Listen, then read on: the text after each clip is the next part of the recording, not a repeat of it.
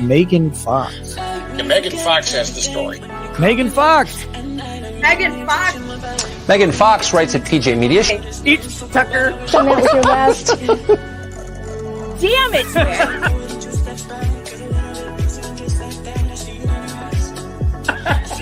I cried for 2 days. Megan, thank you very much for that. So, I can explain the bed thing.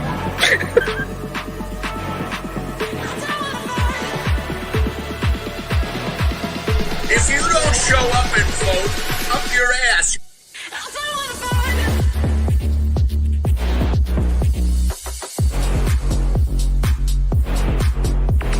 I don't care if you're in the hospital. Crawl to the stake. Crawl there. It's like Jesus going to the temple. He's like, I got a whip. Get out! Get out! The lovely and wonderful Megan Fox. Not that one. Not that one. Not the weird one that drinks blood in his toe thumb.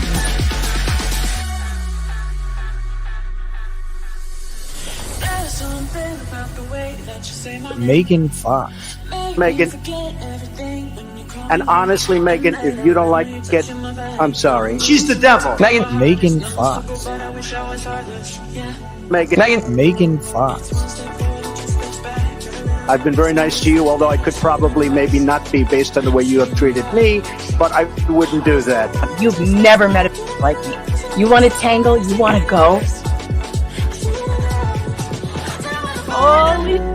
Holy sh**. Too much cussing on this. I guess we didn't bleep it, so we got to turn it off. But it's You pissed off the wrong woman. oh my God, I have been assaulted when Megan Fox runs wild on you, brother. She's the devil.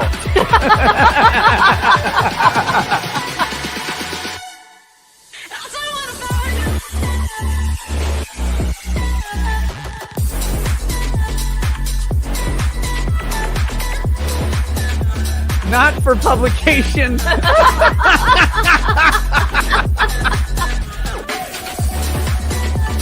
The story. I'm Megan Fox.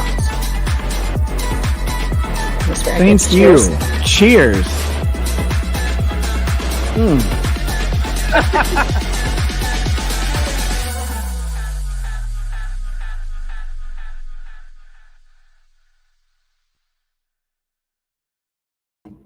Hey, everybody. Welcome back to the show. This might be one of the only shows on the internet that you are not going to hear about Steven Crowder's divorce today.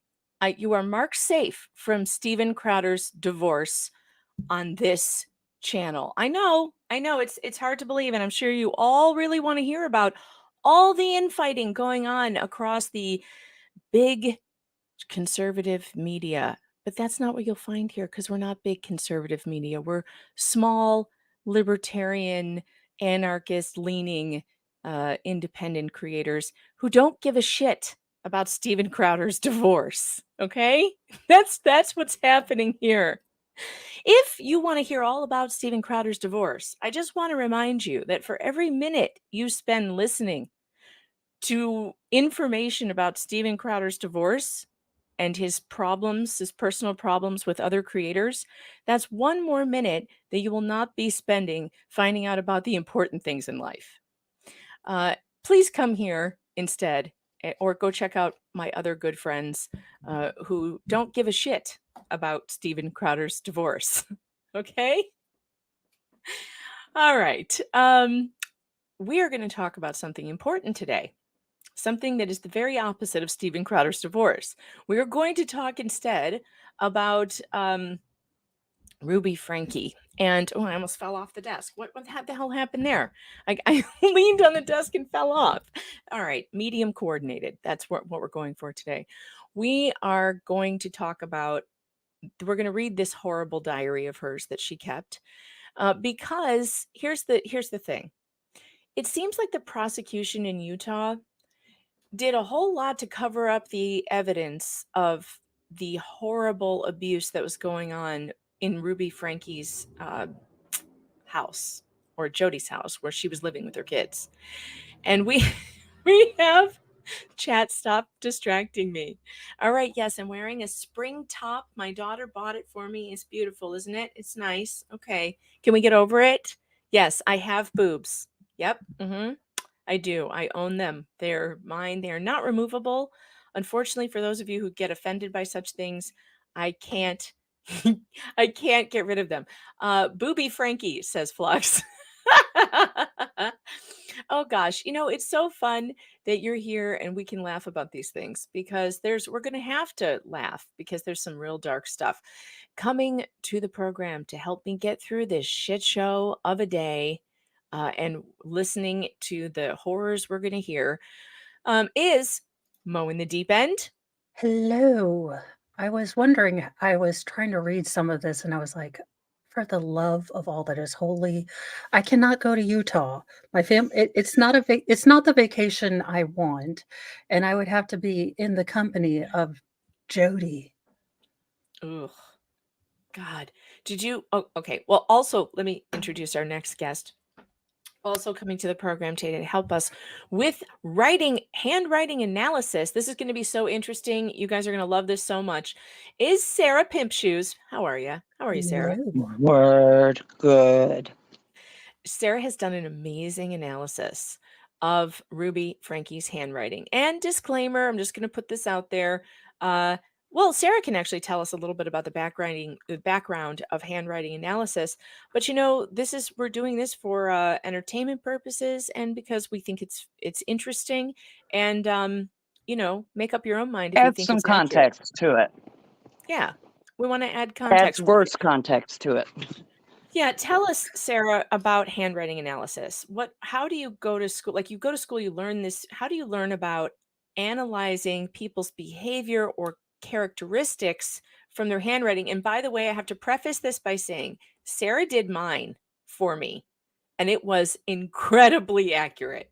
It was incredibly accurate. I would say it was in the 90 percentile accurate. So, And I like to profile typically people I know nothing about so that you can have that result and, see that it's actually working. But to answer your question, it's not a real easy answer, but a lot of it has to do with just certain strokes in your handwriting. And the thought process behind looking at those things is that as humans, we're trying to tell the truth, and that when we lie, there is some type of a leakage of the truth. So that's what handwriting analysis kind of deals with, is looking at the strokes, looking at the slant, and then you can deduce certain things from those, if that makes any sense at all. Yeah, and you actually study this. You go to classes for this. I've seen this done on I think I played a little bit of a handwriting analysis class that was on YouTube. It's kind of interesting. Like, is this connected to behavioral health and medicine in some way? Okay. Yes. How do you? It can be where do you go used to do this? If you had, okay, let's say Ethan Crumbly had been taken in for an assessment, for instance. You could take 2 seconds and look at that handwriting and be like, Jesus Christ, this kid needs help now. Really? Oh, he had weapons, and like sex and violence was all through his handwriting. And when you say weapons, you don't mean he was drawing weapons. You mean the way he writes his letters appear like weapons. Yeah. Correct. You can see things like knives, throwing stars, felon's claws, all kinds of different things in there. Yeah. So you've come up with this. You've looked at Ruby Franke's handwriting, and unfortunately, the insights that you have given here are just incredible. So we're going to get to it. We're going to open up the journal, and we're going to get going on reading it. I was trying to open it up before I started, but you know me. So while I'm looking for it, Mo, why don't you tell me about, you had sent me a little private message. Were you wanting to read this, but not wanting to read this?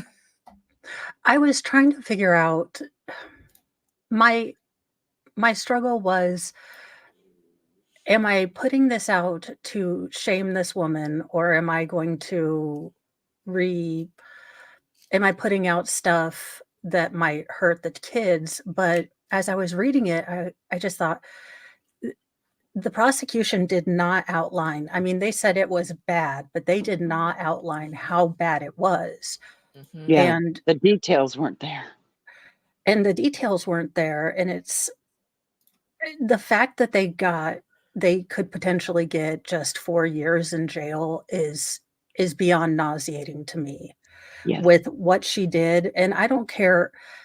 Jodi preys upon people that already have that darkness in them. She was Yep. already extremely controlling, extremely Yes. almost Right on the money. adversarial with her kids. Yep. You know, it was a mark of disrespect if the 6-year-old didn't take their lunch instead of she's 6. And they Didn't took away make her lunch, not Christmas. just take her lunch, make it herself. She wanted a 6-year-old to make her own lunch every day. I can't get my 9-year-old to eat the breakfast in front of him I put there every day. Unless you take the pad away and tell them it's going bye-bye and you're Right? becoming Amish. Oh my God, right? I have to stand over him and be like, put food in mouth, put food in mouth. I can't imagine forcing a 6-year-old to make. So this was what she was doing before she was involved with Jodi. Yeah. Mm-hmm. And she took away Christmas, I think, from 2 of her younger kids because they weren't, you know, grateful or disrespectful or something. So Right. she's giving them the gift of different truth. dinner, and giving them But she different never dinners. explained what disrespectful means or what they did that was so disrespectful. They could have been just existing. You know, sometimes Then my children think I'm unreasonable. You know, even my Mr. Fox will say I'm being unreasonable. Here's an example of me being unreasonable. I kid you not, this literally just happened. I'm unreasonable because I have probably said to my teenage children, I'm talking about a 14-year-old and an 18-year-old, okay? Not the 9-year-old. That one, I'm just, you know, you got to let that one go. But the teenagers, I have said at least 20 times after they have ruined they've put rings on a wood table because they leave wet things there. Glasses, pots, anything that's wet. They just want to put it on my kitchen table that my husband made for me. It was a gift for me. I have said at least 20 times, please don't put anything that is wet on this table. Please, we already have 1 ring. We don't need 2, 3, 4, and 5 rings. I can cover up 1, but I don't want to cover up anymore. The other day, I go down there and I know that I know which daughter it was because I had just asked her to go take care of the chickens. And she took the gallon of water that was full and wet, gave it to the chickens, came back inside and just plopped it on right on my kitchen table, which I didn't see for several hours. I come down, I take the gallon off, and there is a ring this size burned into my table. And I'm unreasonable because I gave her the business about it. But after about 20 times, you think maybe my husband is like, you know, I have to fix that table anyway. I'm like, but don't you get it? Once you fix it, they're going to do it again. Oh my God. Okay, Megan, did you say it in my house? We do nice mommy will ask you about maybe 10 times. Then annoyed mommy will ask you about 5 times. Then pissed mommy will ask you about 2 times. Then Samuel L. Jackson snakes on a plane mommy comes out. You know what? I haven't even been to the Samuel L. Jackson stage of this yet. I'm still just mean mommy at this point. Like, this was my tone. Like, do you not understand the words coming out of my mouth that say don't put wet things on this table? I want to know. You need to say, if mommy ain't happy, nobody is happy. And I get it that it's just a thing, but it's my thing and they have no respect for my things. If I did that to one of their things, oh, good Lord. You know, you ruin a blouse of theirs in the wash and it's the end of the world. But they put massive rings on my wood table. Okay, you can tell I'm upset about this. But this is this is me being unreasonable. Me being unreasonable. And so Ruby Ruby's expectations for her children, though, are like so far beyond wet rings on a table. And I'm like, I'm not grabbing wire hangers either. I'm not like, No. no water on table. I'm That's just my like, mom. I'm just asking, Yeah, like, that was- have I not communicated this to you in a way? Do I need to tell you that it hurts my heart to see rings on this gift that I was given by my husband? What do I have to cry? What do I have to do? I have asked up Mr. a Mo sign. if I'm speaking English. I'm like, are you hearing what I'm saying? Can you translate this to your children? Because they become his children. Right. I'm like, look, they're boys, they're yours. I don't even know how this happened. So I can't Do even you hear really English? comprehend. I can't really even comprehend, though, the level of unreasonable, because that's really the height of my unreasonableness is, why can't you stop doing the thing I've asked you to stop doing and hundreds of times? I don't get it. And we're talking about telling a 6-year-old, expecting a 6-year-old to make and take a lunch to school every day. And if they don't, you're not driving to school to give them a lunch. Do you know how many times I've driven to school to drop off homework, a guitar?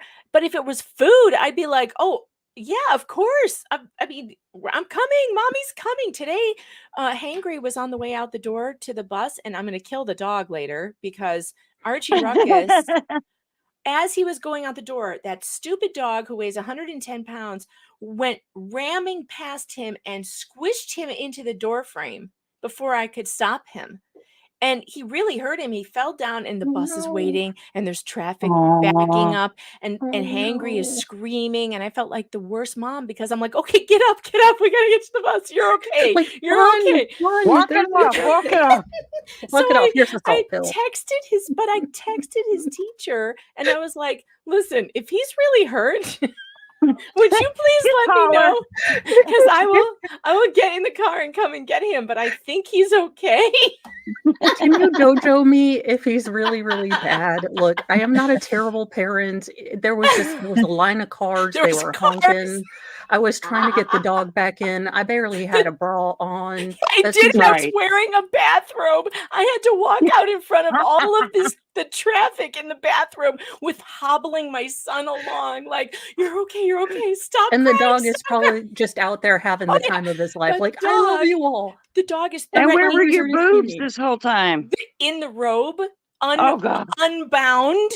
Oh, just my. flailing Flying. around. I mean, and What the a dog was disaster. threatening to go into the street. So I'm screaming at the dog with one hand. I'm going, you stay. Okay, you're okay. You get on the bus. You don't stay. You better not go in Wait, the did you road. say the dog threatened to go in the street? Yes, he's very threatening about going in the street. He Okay. comes right up to the edge of the wall where he's not supposed to come into the driveway. And he leans toward the road like, I'm going to do it. I'm going to do it. You can't stop me. I'm going to do it. And I should have streamed it. Clearly psychotic, yeah. Yeah, people in the cars are going, isn't that Megan Fox, the journalist? Barefoot in the bathroom with rollers in the hair, boobs flailing around. You know, it only happens at the most opportune times. Like, Right. you know, and she doesn't get CPS called on her when she refuses to take her daughter lunch. Can you believe that? I- And then Nope. she says, I find that she actually said, I knew that I didn't want to do it. I didn't want to do it because she said something like, I didn't want anyone to take pity on her because then she won't, and give her something because then she won't learn her lesson. It's like, Yeah. ma'am, she she's is 6. 6. By the way, and for those of you wondering, Hangry is okay. His teacher texted me immediately when he got there, and she said, we checked out his leg. He has a small bump. He's not limping. We gave him an ice pack, but we think he's fine. And I was like, okay, good. But if he wasn't fine, my ass would have been in the car and on the way to school. The stream would be, done. We wouldn't be doing it. I'd be going to get him and take him to the x-ray. But my goodness, like... I will admit that there's been 1 or 2 times where a kid has forgotten something they needed, like a musical instrument that I had reminded them the night before, put it on the walkout spot, where then they tell me, I forgot my instrument. And I will say, I'm sorry, I'm working. I can't come and bring it to you. So you'll have to take the whatever it is that you're going to get from your teacher for not having it. But lunch? That's a whole nother level. And again, she's 6. And I believe that might be her last child. I mean, she's been through this 5 Yes. times. Whatever perfectionist part of her that needs to be reflected into her children, that's a hole in you. Your kids are going to be kids. They're going to be human. That doesn't make them demonic. That doesn't make them possessed. That makes them children. They test out their boundaries, and we are the soft barrier that says, hey, right now you're getting a timeout, but in the real world, you'd probably go to jail. So Right. how about we not, run around without pants on? Just I like that word soft. That's a I good do too. idea. Yeah, no, I do Well, too. yeah. I do too. Well, we're And supposed to be that, Yeah. hey, these are normal rules, but we're not. It's supposed to be a cushion where you can make mistakes and you get wisdom. If I have any, sometimes ask my teenagers, I don't. But you give wisdom and you say, hey, maybe next time you make a better choice, but for right now, you're grounded. Right. Herschel says, hell, my wife brings me my lunch if I forget, and I'm 50. Yeah. It's what loving people do for one another in families. My school would not allow my son to go hungry, by the way, because there No. have been times when he has forgotten a lunch, or, he didn't put it in his bag, or I didn't put it in his bag. And they'll call me, or they'll call me and I'll say, okay, I'll come bring him something. And they'll say, well, or we could give him, we have, they have like little mac and cheeses that they keep in case somebody forgets yeah. something. So then they'll feed him. But I I'm mean, glad they do that now. yeah, they're not going to let him go hungry. That would be insane. And to ask a teacher to let your child go hungry that's abusive. It's abuse. And make her deliver the message too. Oh, It's only going to get worse. Oh yeah, yeah, no, it's going to get much I've worse. read. Okay. All right. I have one thing to show you before we start it. Jason J, thanks for the super chat, said, which is more important, Crowder or fried chicken? Oh, there's no fried chicken. The Colonel. KFC. Don't say Have you Colonel. ever tried extra crispy? Now you started it. You said Colonel, and the corn. I can't say comments- Colonel because I damn went it. to Oldham County High School and we were the Colonels. And now the corn jokes. Ironic? No. I am almost tempted to get the full harvest basket of adult sculptural objects just for the cornucopia of stupid for my office for Thanksgiving. Cornucopia of stupid. That's I hilarious. love that.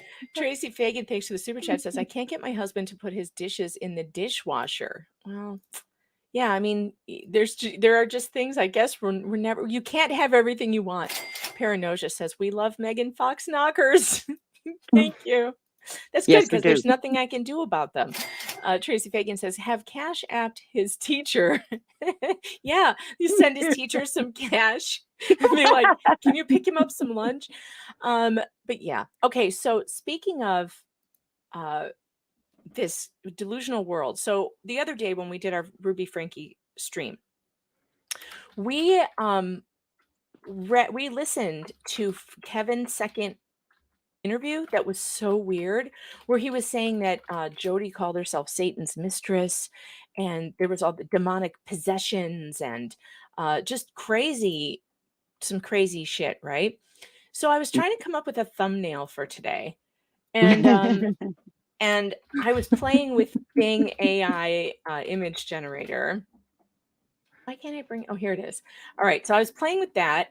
And my God, it nailed her so well. So here is the prompt that I put in, because you have to get around their unsafe content. You can't put anything in that sounds like children being in danger, let's say. So here's what I put in as a prompt. A thin, menacing blonde white woman with wavy shoulder-length hair sits under an umbrella shaded, writing in a journal in a hot and sunny desert landscape. She has a cold drink next to her. She is angry. She is supervising 2 small devil skeletons working in a rock garden or a rock I have field underestimated you, near Megan. That's her. brilliant. It's a hellscape on Earth. Ominous feeling. And then this is what came up. And oh my God, I had so much trouble. I had so much trouble like picking one because so many of them were so good. Oh, here's wow. here's the first. Here's one. It's pretty awesome, right? I mean, I'd see that next Pixar movie. I mean, to be honest. Look at this one. Oh boy, there you go. It's so good. That one is a little too funny. That's good. That one's a little too. I liked this one. I almost chose this one. I like her boobs. I like that at one point it just started making her into a skeleton too. Like before, like this is the one that I ended up choosing because if you notice, I didn't even say anything about there being another woman involved. But look behind her. There is a demonic succubus behind her. There's a dark force. Look at this with bat wings. It's Jodi. AI knew what I was doing. She's flying. You are better with AI than I am because I have dabbled in it. And let's just say not safe for work women. Apparently you have to say not sexy so-and-so, you know, so you don't get the sort of the shorty shorts. Oh, look at that. Well, I think I said thin and menacing. And look at this one. Oh, that's good. I almost chose this one. Do you see that? Is that Jodi behind her? It could be. It could. There's someone back here, which is weird because it's not a demon. And I asked for devils or demons, but this is just some random guy walking through the rock field. So I don't know. But I do like this one a lot. I thought this one was great. This one was a little strange. I didn't love this one. This one didn't quite. She should be eating donuts or something with a stopwatch. Then this one I wasn't. Frozen grapes. This one she's too pretty. But I loved the background of this one because they made them little child devils. Look how sweet. Oh, that's how she sees them, so that's accurate. It is how she sees them, but she's way too sweet looking in this. I didn't like it. She is. And they're too grown back here. The devils are too grown. But yeah, the AI is so weird. Now these were good too. Look at this one. This one has a creepy. That's why I was late today. Look at the creepy hand holding the umbrella up. Isn't this bizarre? That looked like her when she got arrested, right there. I know it does. This one's pretty good too. Creepy. Good. Oh, I like this one with the skeletal hand. Yeah. So anyway, that was what I was doing. That's why I was late today. If you're wondering why I was late, blame the ADHD and, forgive me. But that's what AI is just so great. I'm sorry, but I love it. I don't care if it takes over the world. I don't care at this point. I'm ready for it. Like, I don't know. I don't know that they'll do a worse job than anyone we have currently running. So. Right. Well, that's also a good point, Mo. Thank you for being so reasonable about all of this, because that's certainly a very good point. What are our other alternatives? I mean, everyone else is an asshole. So, all right. How much worse could AI really be? All right. I do have the locals chat pulled up today. I also have Rumble somewhere here on my screen. If I could. Yep, there you are. Hi, Rumble. I have not forgotten about you. I know that you're there. All right, let us begin this terrifying journey. Here we go. Let me see if I can make this a little bigger and easier for us to read. Okay. All right. I'm a little horrified that her handwriting kind of looks like mine. But I don't. Uh-oh. You don't want to say that. I assure you, it does not. Small. I write very small, so my teachers always got on me like, you need to use the entire page. I was like, no, if I write in 0.4 font, then I can get my paragraph done. That's actually related to wanting to be seen. The smaller the writing, the less visible you want to be. Well, that was me. So if you're like an introvert, that would make sense. In the back. Yeah, Mo's a total introvert, so I could believe that because Mo is an introvert. That makes sense to me. All right, so this is where it begins. There were some redactions before this, like huge CIA level redactions. Yeah. I shudder to think what they have redacted. Oh my God. Probably I all of her know. accusations against her children, the unfounded Maybe. and terrible ones. Let's hope that's what it is, because if it's anything that they're just hiding from us, I don't agree. I don't consent to that. Nope. So June 13th, Jodi goes to SLC to meet with Jeremy Jaggi and Brad Wilcox. Are those like Bishops. anybody we should know? Are they bishops? Yeah, they're higher ups in the church. Oh, wonderful. Okay. Uh-huh. So Jeremy and Brad ought to be on notice. We're watching you. 6:30:23. R refuses to do wall sits. He says he is done. Good for him. Oh, you're gonna love R in this, man. He didn't take this. Oh, good. And by the way, Oh. Sarah, jump in at any time that you see something that you want to, point out. Oh, don't tell someone with ADHD that. Jump Well, in, whatever. That's why you're here. So we Okay. want to know what you see. 7:1:23. R is to stay outside, sleep outside, only come in to use the bathroom and shower. Oh, this wicked bitch. What, am I going to Let get her angry outside. immediately? I thought I'd have some time to like ease into this. Can she get, can we make her sleep? You know where she needs to go? She's in Maricopa County.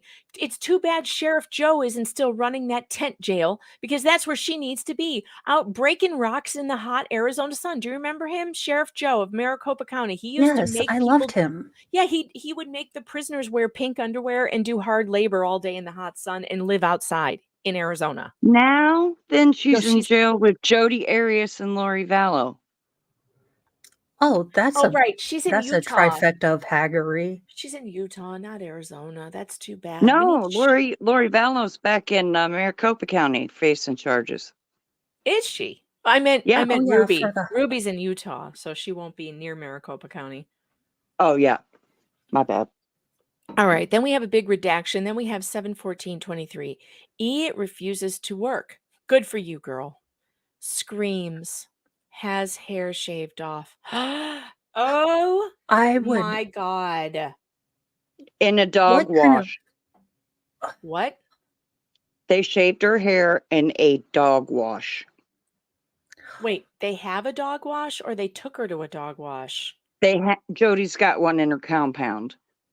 Oh, Oh, great. okay. I was like, if you took a child to a dog wash and you were shaving their head, Yeah, no. She's Mo got is gonna all the have a- privacy in the world. Disgusting. what kind of dehumanizing, depersonalizing Right. a-holes that aren't part of the, Luftwaffe are doing this? Right.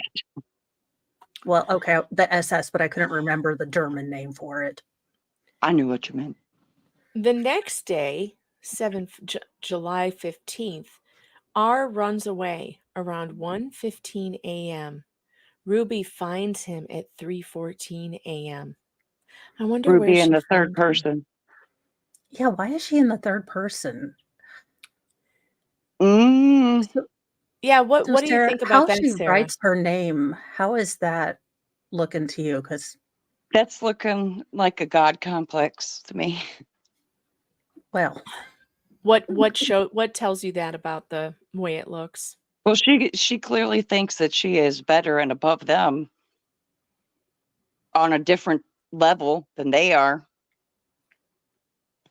Well, is there like a specific thing that, a specific stroke or a letter, I don't know how you say it, letter coordination, like the way or she forms the things. way she forms things. Yeah.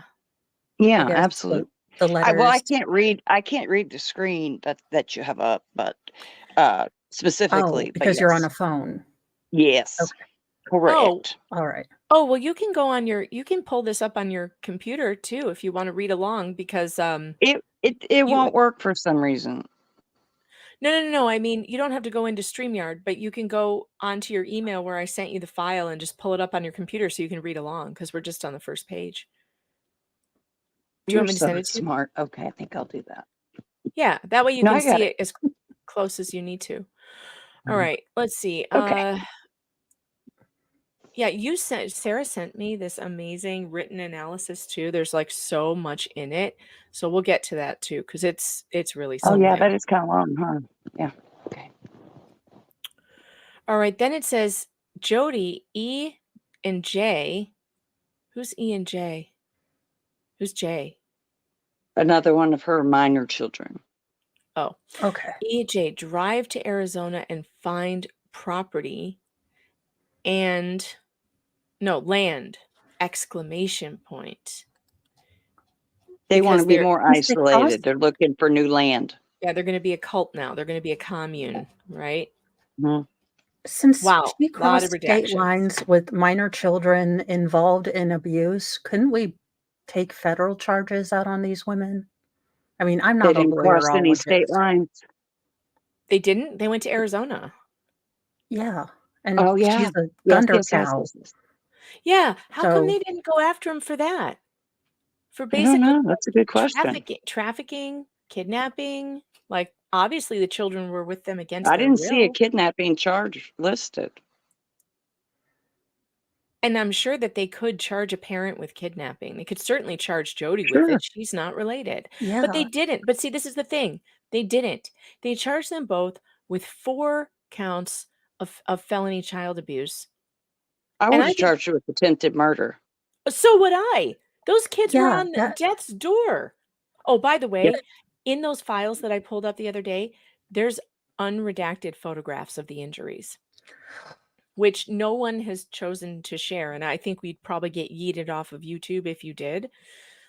You don't want to see. There's nothing. But I will tell you There's- that those wounds were as severe as they get. Open gashes, huge, this big on ankles. Could be septic, could be yeah. so much bacteria, and who knows what could happen there. Those injuries alone could have killed them. And I don't They think didn't that have they much had. time left. You said, No, Sarah, one of the things you said in the written analysis that you gave me was that you believe, based on what you've seen in this handwriting, that she knew death was a possibility and that she was okay with it. She would have to know that by the Mhm. physical condition of her children. Mm-hmm. God. it But is you can interesting that justify it.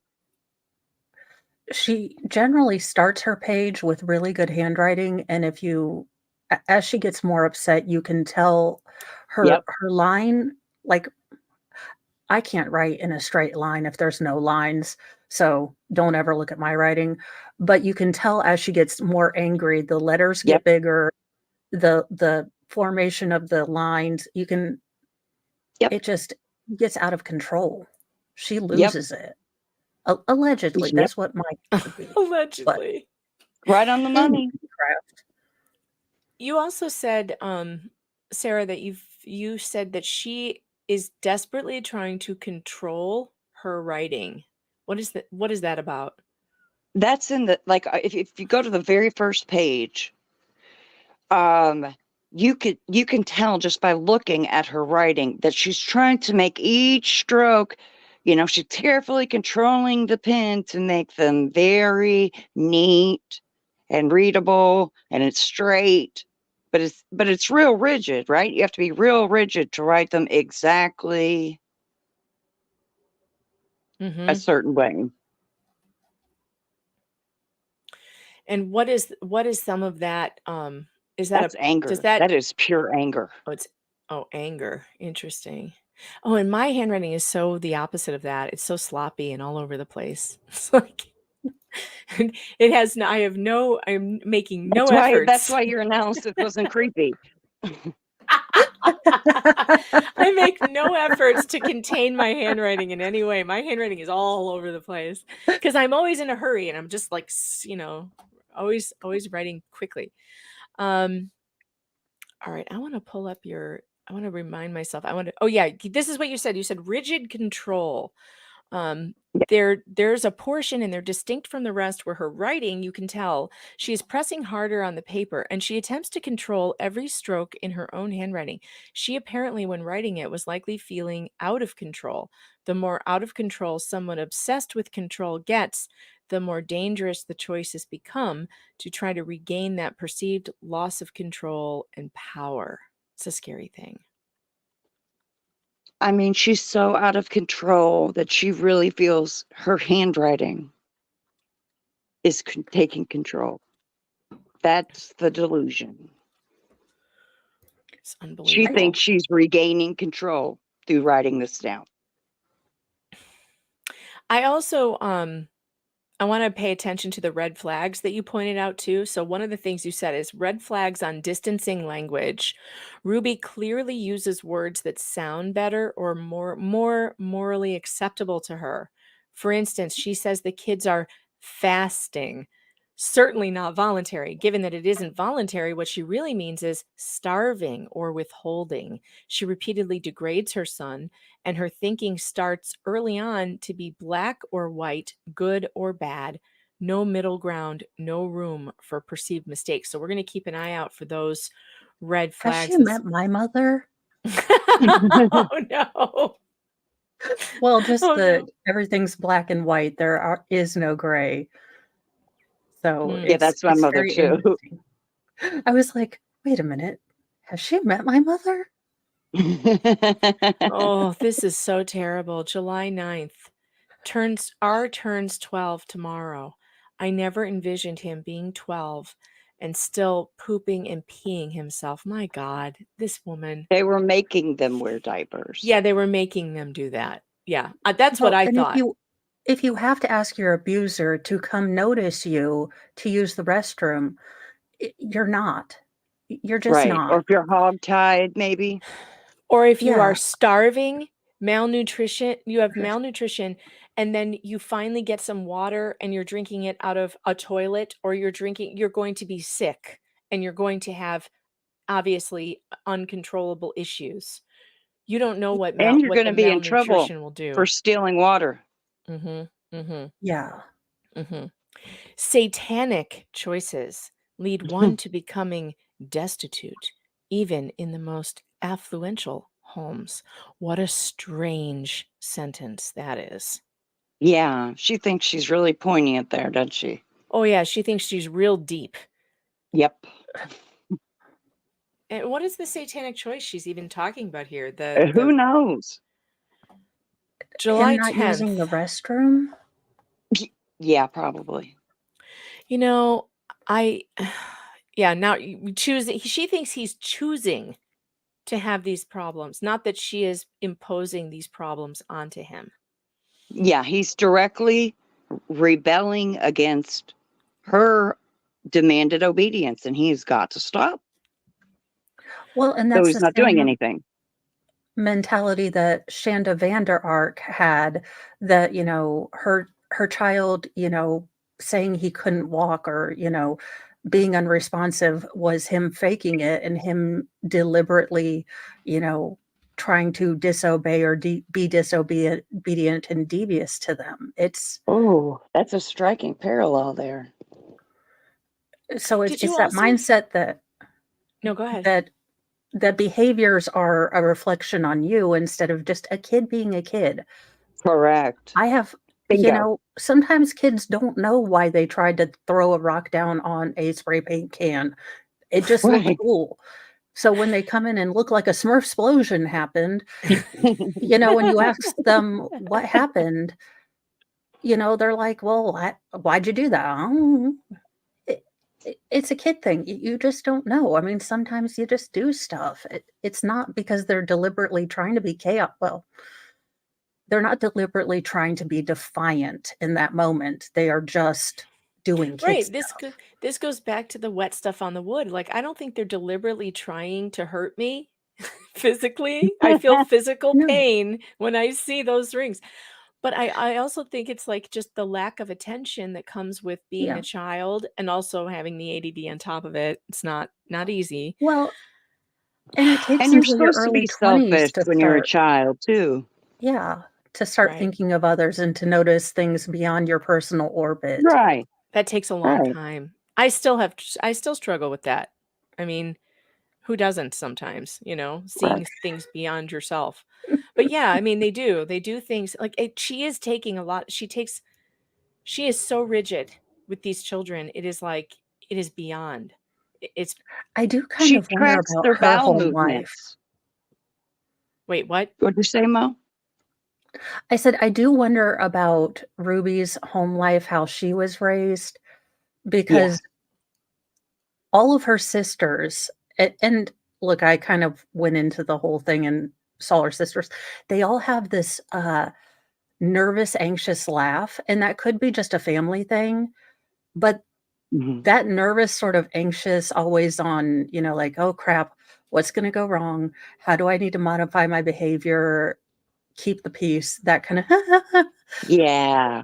They all kind of have that. And it really bothered me. So I It do want bothers to me know too.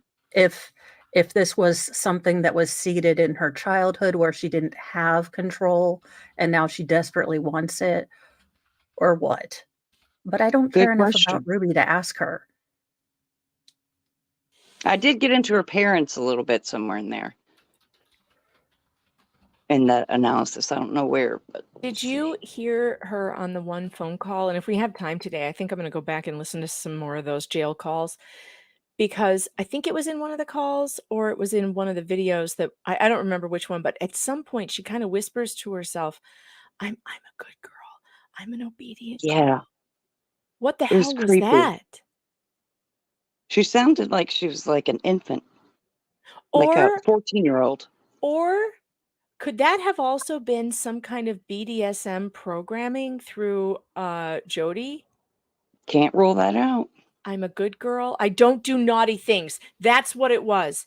I don't do naughty things. That to me sounds like a I sex have game. wondered through doing this if Ruby was being abused as well.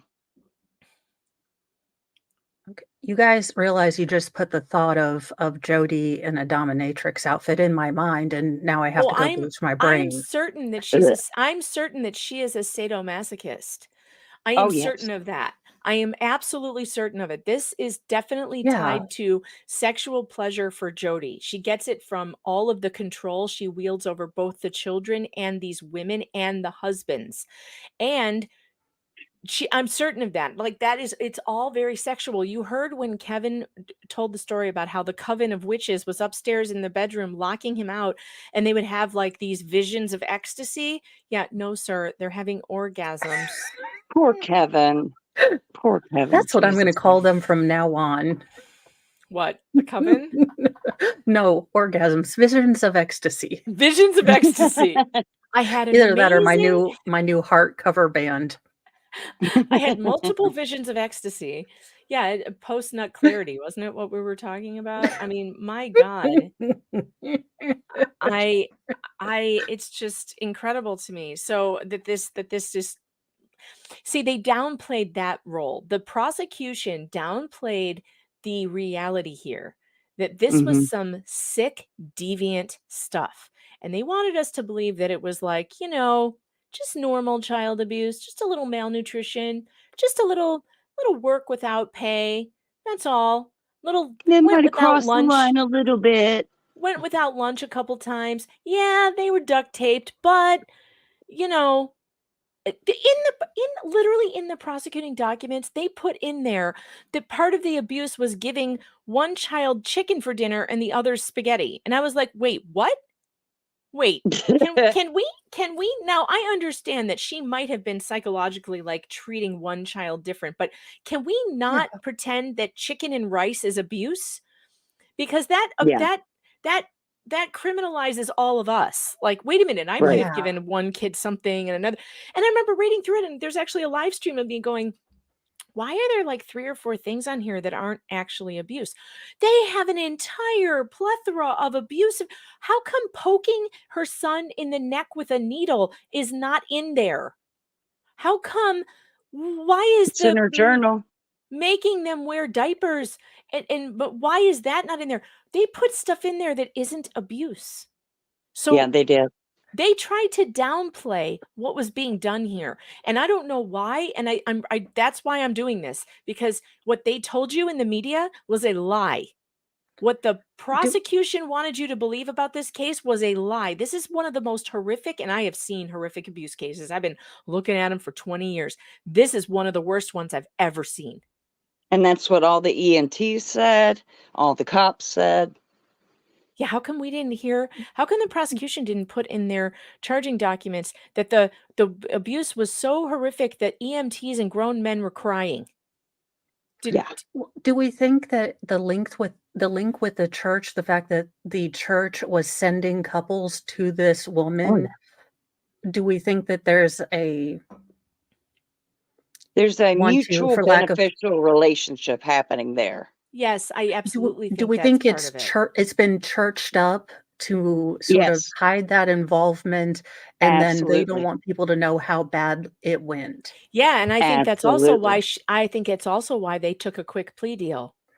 I think they took that quick plea deal so there wouldn't be a trial and the evidence wouldn't come out. And I don't know if somebody in the Why were they offered a plea deal? There was so much evidence. I think they were told to give them a plea deal. Utah is run by Mormons, period. This is true. The entire state. So the church is totally up to this in their necks, and they don't want to admit it. They don't want to admit that they have been referring people to Jodi Hildebrant, an actual sadistic abuser, for years. And they, 95% of all referrals went to Jodi. So how many families were actually abused by this woman? And how come no other charges have come out? How come no other people have come forward to say, hold on, she abused my children. She abused me. She abused my, there's way more to this. Jesse made a police report 14 years ago.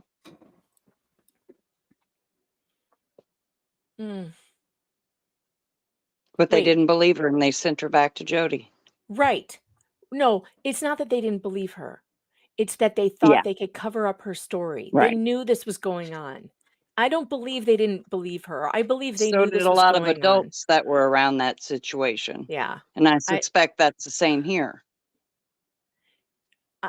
People need to start coming forward. The children need to come forward.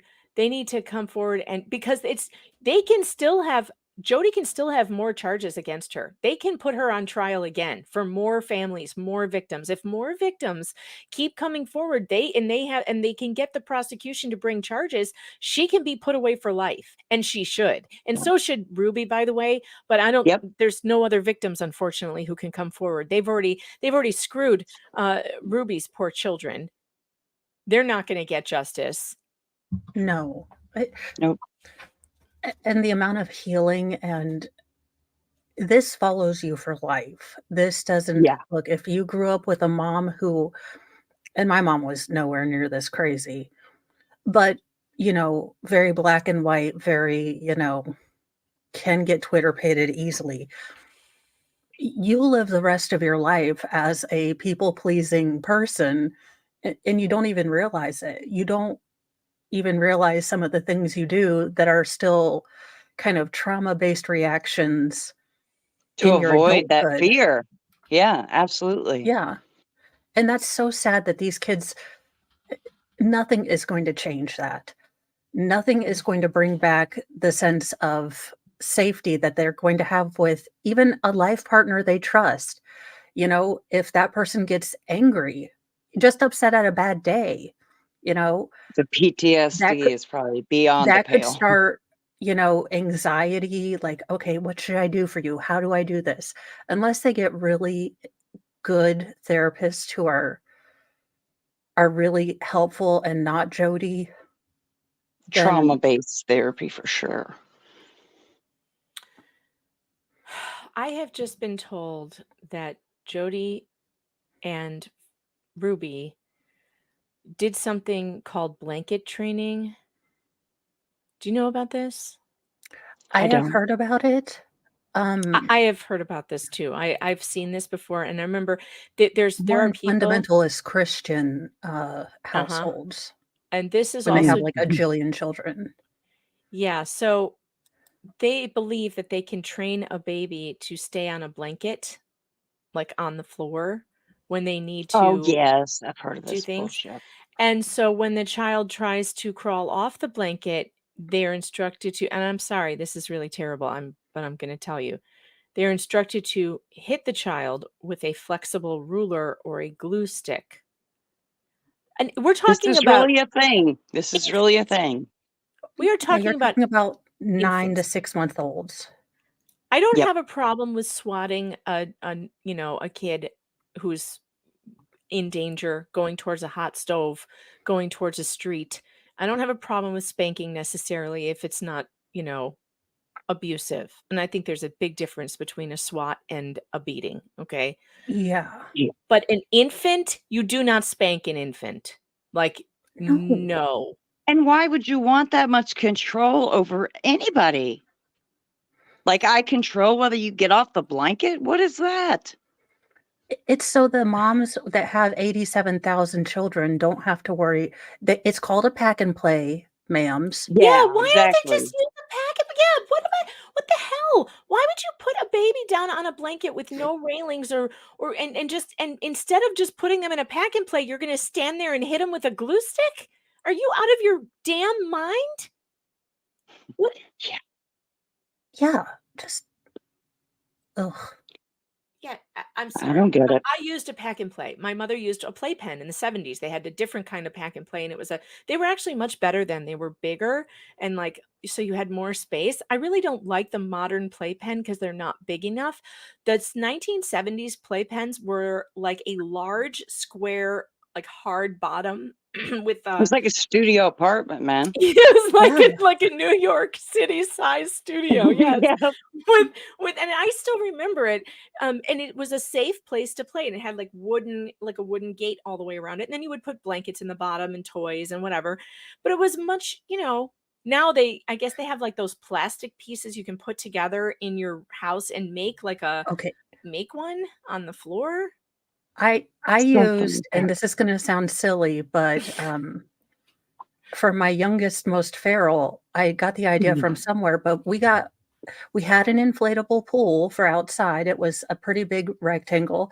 So I just inflated that. We had that's room a good idea. and put blankets on it because, the younger or the older toddler could be, when I was with them, could be toddler gentle with the smaller child, but the smaller child couldn't get over it.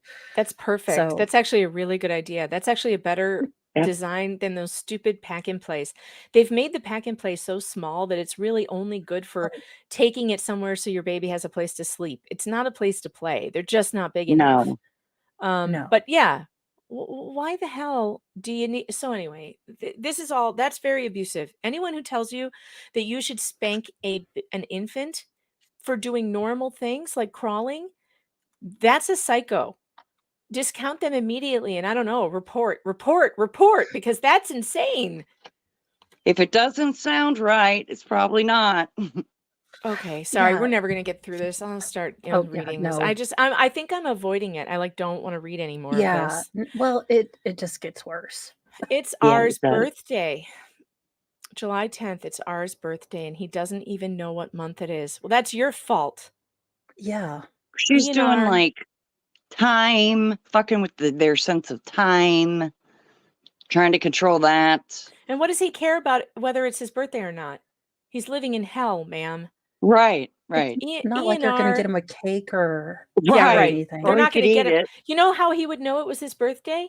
You would hug him and kiss him and give him a cake and some balloons and a party, and you would have his friends over and you'd give them fun favors and you would play party games and pin the tail on the donkey. You would not have him out in a rock garden sweating his ass off barefoot while you sit there eating brownies and berating him. That's how he would know it was his birthday, ma'am. Yeah.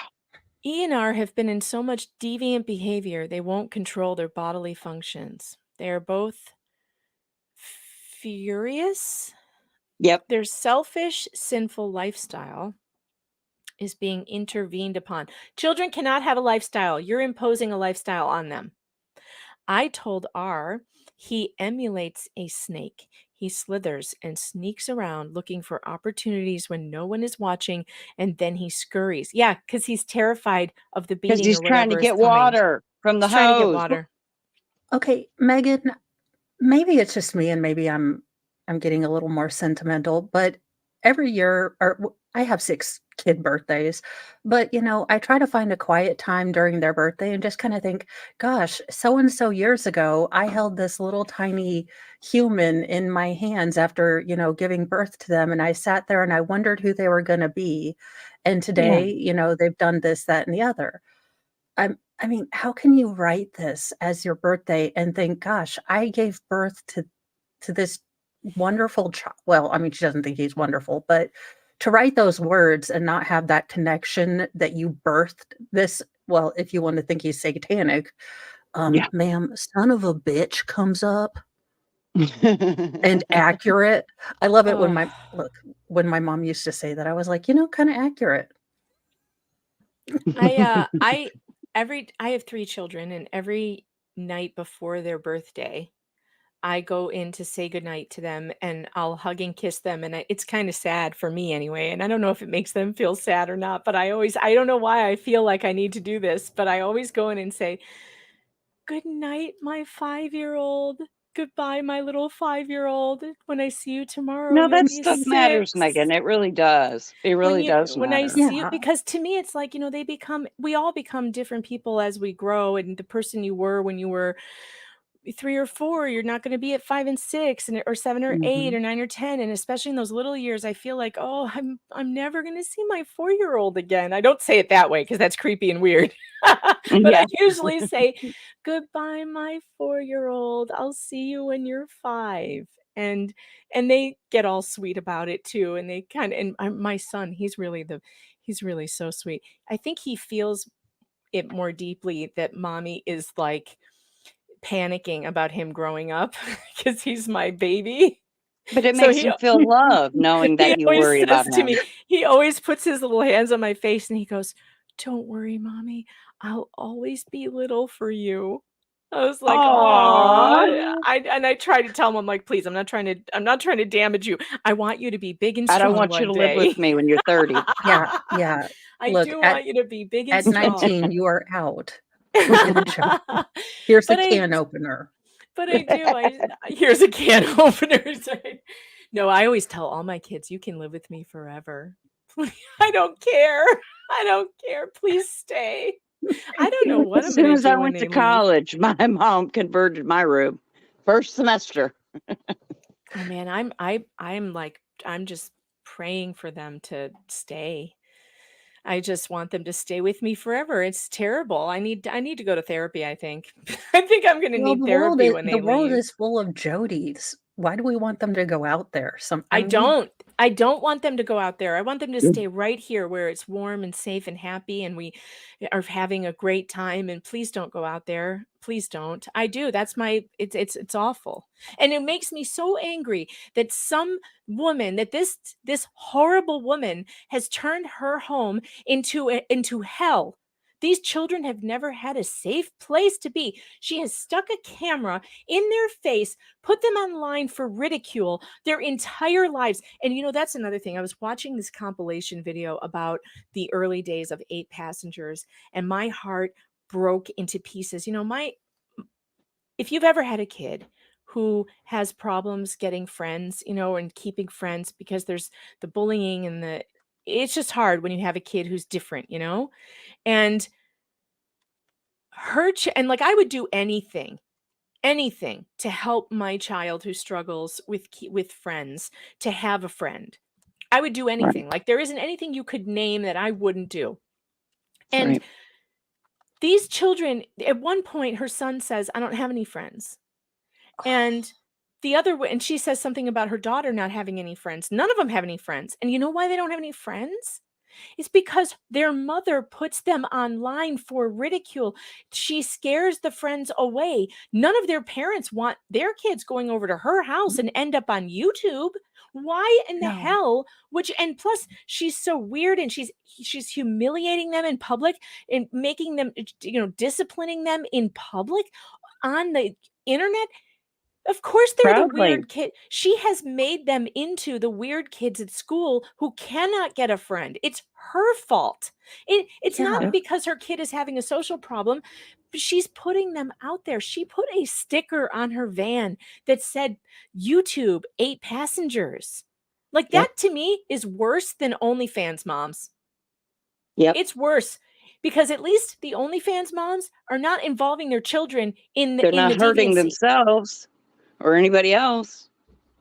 I mean, no. they're hurting their own reputation, but at least they're not putting their kids online and humiliating them.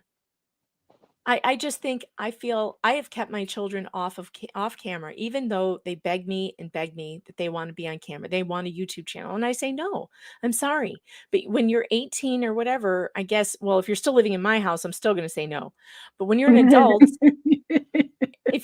when you're an adult, I did let Spawn host my stream when I had to run and do something in an emergency once. And I made her wear a Spider-Man mask.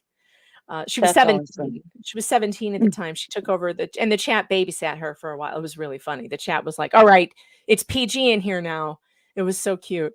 It was during the Gwyneth Paltrow trial. So she sat and watched the stream and that's hilarious for a while in a Spider-Man mask. But I would have come on in my Tupac mask had I known.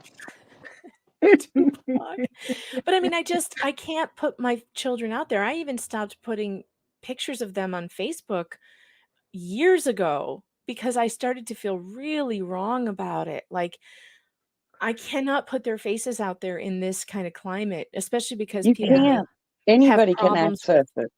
And then people can have problems with me and take it out on them, and it could affect them for the rest of their lives. And like, I cannot allow that. In fact, I'm so sorry that I ever showed my face, to tell you the truth. I wish I was smart like Tug and sat behind a cartoon image of myself, but it's too late for that. Cat's out of the bag. Tits are out of the bag. You're stuck with me and my boobs too. I don't have any boobs. You guys are out of luck over here. Well, see, as Meatloaf said, 2 out of 3 ain't bad. Oh no. Meatloaf. Oh my God. Oh, let's see. What is this? Ginger with a Soul member for 3 months. Thank you so much for being a Fox Den member. No one lets hangry go hungry. That's right. No one lets hangry go hungry. Fat Yoga, thanks for the super chat. Where's my little button? There it is. Remember to look at this journal as a reflection of Mormon mom extremism. Yeah. Yep. Oh God. You're well, any fundamentalist. I mean, the Duggars are not Mormons, and they did some of this stuff too. So it is like it's like a fundamentalist or high control. What are we calling it? High maintenance. High maintenance, high control. With all this out, apparently it's rocking the community. I saw a post on Reddit talking about it. M169. I started this comment because I wanted to make sure that I told you to send that to me. If you have seen something like that, I would love to look at it. So please put it out there for me. Send it to my email. Oh no, I have the hiccups. Send it to my email or whatever. Elsa Optaholt, thanks for the super chat, says it's been proven that the change on children's bodies, it is not being noticed by the parent because they see them every day. Show them a picture a month later and they would be shocked of the physical body. Oh, sure. That absolutely is true. Like, my son. This is only a 3-month period of time. I look back at my son's pictures just from a couple years ago, and the way his face has changed from baby to little boy is just, and quickly turning into what I can see as a future man is unbelievable. It happens very fast, which is probably why I'm like, don't grow up. Beth Valleys, thanks for becoming a YouTube member. Welcome to the Fox Den. It's super weird in here. I apologize for that up front. Tammy Fayette, thanks for the super chat, says, WWMLD, what would Meatloaf do? Hey, I need to get a tattoo. Anything but that. Anything but that. Anything but cheat. All right, we're going to get through some of this now. But yes, let's actually get through the paperwork. We are going to get through it. If he wants to emulate the Savior, he needs to be 100% obedient. No one's 100% obedient. That phrase is the most frightening thing in there. With exactness. No wavering. No hiding. This is just terrible. Terrible. Our lies. I mean, I all can the tell her time. writing is definitely changing Oh yeah, what's it on doing? the small. But like I see bigger spaces in between the words. Uh-huh. That's separating from herself. There's a little bit of disassociation in there. But And she's losing, not writing like she was on the first page. I could tell that. and she's losing the control over it. Yes, Uh-huh. correct. Our lies, and I mean all the time. He is a compulsive liar. She doesn't know how to spell liar either. L-Y-E-R. I never would have suspected this entire experience is a shock to my system. R never would have I never would have suspected the cold, dead heart R has. Oh, can you Does imagine the word telling? dead not stand out there? Yeah, that's not good. That's If scary. you already see your child as dead inside, Mm-hmm. And if that's when you're it gets already scary. seeing him as satanic, he is choosing this in her mind to defy Right. her. He is an adversary. He's not a child. He is now an adversary. He is a combatant, and she needs to fight him. It's so gross. It's crazy. R or didn't know where to look. I would wait if I didn't. If we, I don't know if that says I'd never suspected or something suspected the cold dead heart R has, didn't know where to look. He has always been able to get what he wants, and now that he can't, he is furious. I told him if he divulged everything, he would automatically begin repenting. I asked if there was, and that's all redacted. I told R that he needs God. I invited, way to turn your kids against God and the idea of God forever, by the way. I invited him to fast and pray. I invited? You invite, this is You a really word think Jodi, he's fasting? Really? this is the word Jodi uses. Did you hear Kevin? Kevin said, he said, Ruby invited me to leave the home. He sure did. Good point. He said that's a word. That is a word That's Jodi's talk.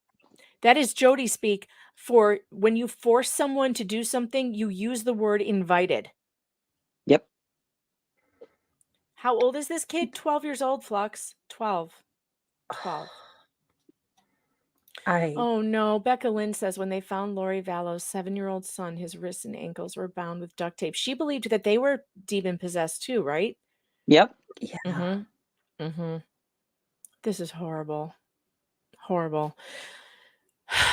R is in and out of possession. He is workable and calm for a bit and then angry and defiant the next. Yeah, because he's trying to escape you. He's probably disassociated as fuck. The only consistent thing about R is that he lies.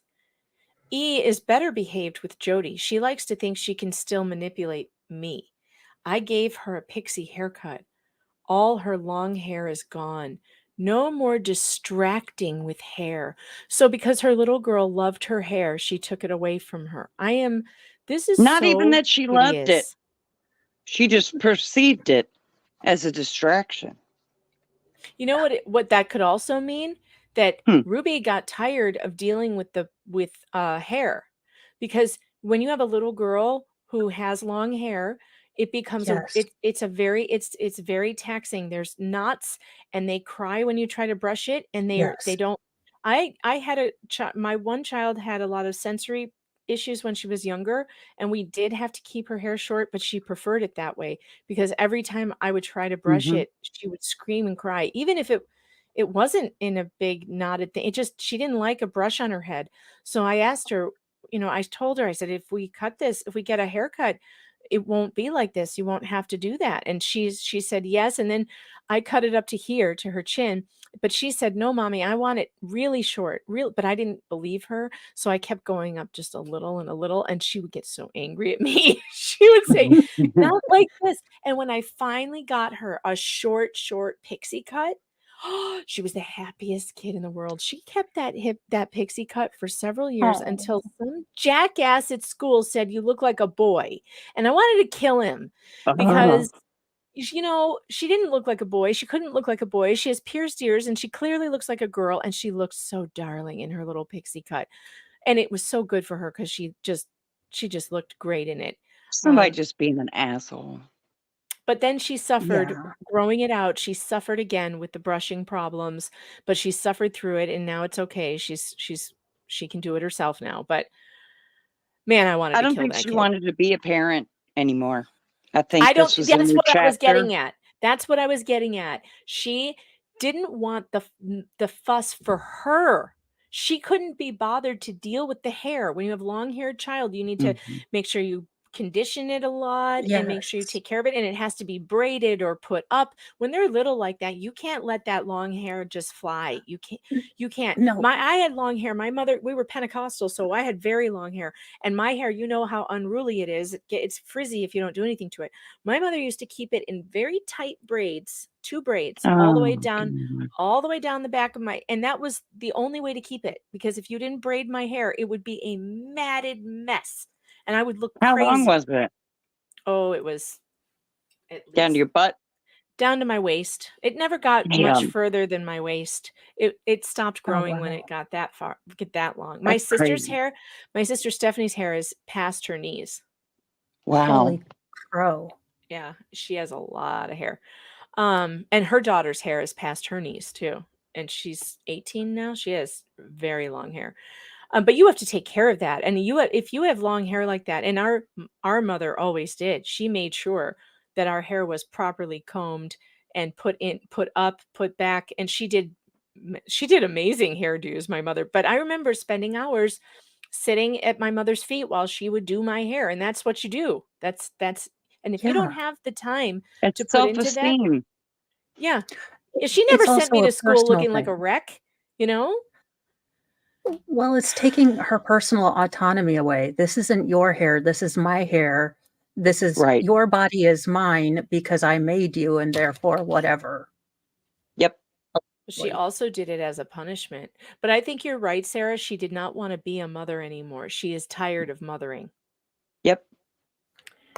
R told me he would rather have a glass of water than me as his mother. Boom! Oh my God. Go, Can I R. get that as a Yeah. t-shirt? Can we get a hell yeah? Can we get a meme of glass of water greater than Ruby as mom Yeah. equation? That would be Better awesome. mother than But Ruby she's got Franke. no insight into that. None. Unbelievable.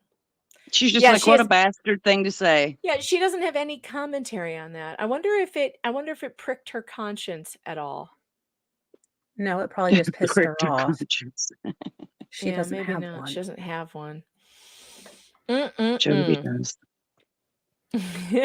7/11/23, Tuesday. Big day for evil. Oh, really? Interesting start. Big day for evil. Big day for evil. I don't remember that July 11th, but I guess I missed the Where were Hallmark you on reading July part. 11th? It's like a fire sale. Fire sale for evil. You get a an big evil, day. and you get an evil, and you Everybody get gets evil. Everything must go. Everything, all the evil was a- must go. It was a fire sale on evil. Big day for evil. E manipulates me. She won't scream when Jodi is around, but with me, she wails all night. Spelled WHAILS. Interesting. Okay, Oh. as a grammar and spelling outlaw, I'm okay with it. There's All night, E screamed, cried, and would hit her head on the tile floor. Oh, this poor child. Oh, you know what? You know what button has been horrifically underused today, and I'm The so sorry. chainsaw. Get the fucking chainsaws ready. That's know. right. I don't know how I haven't used that, but it's about to make a big appearance for the rest of the stream. Today, Jodi confronted her. E admits to putting on a show for her mother. No, E admits to anything they want her to say. Right. Yeah. If Jodi says, "Are you doing this because you're inviting you want sympathy. If scary lady looking like Jodi came up to me and she's probably standing over this child and Terrifying her. terrifying her, you are going to say yes. I have agreed to think, I still do this. Mr. Mo will say something, and if he's had a bad day and I can pick up on that, I will say yes. And he's like, are you saying yes because you want to do this or because you think I've had a bad day? And I was like, well, I don't know. I'm so you just, stupid. I'm so stupid sometimes. Like I can pick up on when my husband's in a bad mood, and instead of doing what I should do, which is like, I don't know, offer him a back rub and maybe a brandy or a bourbon, I say something stupid. I say something stupid instead, like, "Are you okay?" And yeah, that's not the thing you're supposed to say. I'm even worse. I'm like, what is going on with you? You're off. Right. I'll say What's that going on? too. I'll say that too. And my husband Yeah. will look at me and it'll get worse. He'll be like, nothing. It's fine. And then he stomps away. And like that happened last And you're night. like, I know it's not fine. No, And this it's is so not. stupid. You guys know what happened yesterday. Yesterday, my whole basement was flooded. We had 2 floods in 2 days. You know what happened yesterday. So why is my husband walking around in a snit yesterday? Oh, I don't know, because maybe he had to come home from work and suck up water in the basement again. And like, I'm no help. He's trying to keep water coming from the wall. He's getting sprayed. And then at 7 p.m., he's exhausted and he had to go back to work and come back late. And I go, what's wrong? What's going on with you? Well, I'm such an idiot. And then, Yeah. this poor man, he comes back to me 30 minutes later and he goes, I'm sorry. It's just a rough day. You remember what happened, right? And I was like, yeah, I'm an idiot. I'm sorry. I shouldn't have said anything. But Obviously I that's should. okay. You Oh my talked God, it out. Tim. You figured it out. Oh my God, Tim, thank you. This is what I'm going to do next time. Ask him if he sees something funny on left boob. Hey, honey, can you that would come for me probably for a minute? Can you brighten come his see me? day. As my husband There's said, your answer, Megan. Now you know how to comfort him in the future.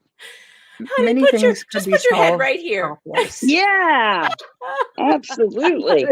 I am such a moron sometimes, but that's the dumb of me. Like those are the ABCs of me. And poor man, that good man knows it. He even will come back and say, I'm sorry. I'm just having a day. I'm like, of course you are. And I'm dumb I'm dumb. I'm sorry. I'm dumb. Medium dumb. Medium dumb last night. Oh my goodness. All right. So by the way, the water is fixed. We are not flooding anymore, but the other thing that we found out, and another reason why he's having, he was not happy when he came home and he wasn't a ray of sunshine like I expected him to be or something. He's decided he has to replace the entire well system. And he hadn't told me that yet, but of course, all he's doing in his brain is math. He's mathing the numbers. Yeah. How much money is this going to cost me? I have to get an entire new water bladder. He's doing all the worrying while Megan's like, woo-doo-doo. Yeah, exactly. And I'm all, what's going on with you? Can't you have fun? Loosen up. Yeah, loosen up, man. Hey, what's the deal? What's your problem? God, I'm an idiot. I thank God he puts up with me. I swear. It's so odd because my husband, we were supposed to have date night last night, and instead he's like, I figured out how to get us out of the higher tax bracket. Let's talk about taxes. And I'm like, why? Buzzkill. And the more he talks about it, the more I just get like, I'm like, we're going to get audited. We're going to get audited. And we don't, I mean, the ATF is going to show up and they're going to be sad that there's no longer a dog here. And I'm just going off on this in my head. And I'm like, I just wanted to watch Hellboy. A dead dog joke. I'm picturing the P. Diddy entourage of agents showing up at your house. I know. And I'm like, he's excited about this. And all I'm thinking is like, I say too much crap on the internet. Please don't mess with our taxes. I thought we were going to watch Hellboy together and just sit down and not be bothered by the children. I didn't realize it was tax and finance night. Way to kill the mood, sir. Mo, by the way, if the IRS is listening, Mo in the Deep End is a comedian and everything she says is completely fictional. There is no truth to any of Yes. this at all. They are staying right in the tax bracket in which they belong. There is nothing happening I here. have never even looked at taxes. I have no idea what I'm talking about. Nope, she's never looked at taxes. I can confirm that. Tim, again, with the good ideas. Mo, role play, accountant and his big briefcase. I am not getting into any Sarah Boone stuff. He is too tall to get into a Samsonite. Oh, you want to talk taxes? I'll be the naughty tax lady. No, he gets so excited about this stuff. He's like, I Agent. have an Excel sheet of our budget. And I'm like, Mr. Mo, just tell me what I can spend and then I can fudge a little bit. You know what? And Can that's we all I just need. can we just shout out to the husbands and partners out there that do the finances? I Yeah, would because be I sure don't. lost. I would be lost if I had to do our finances.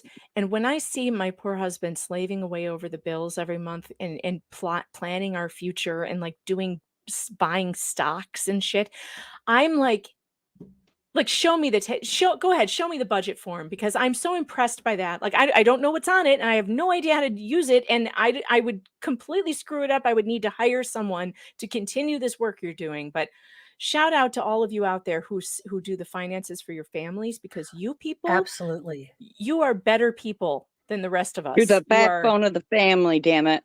Damn. Yeah, you he's like, you deserve- need to start an IRA. And I was like, well, I'm pretty sure they're not active anymore, but I'll check with the people in Ireland. And he's like, "There's no- And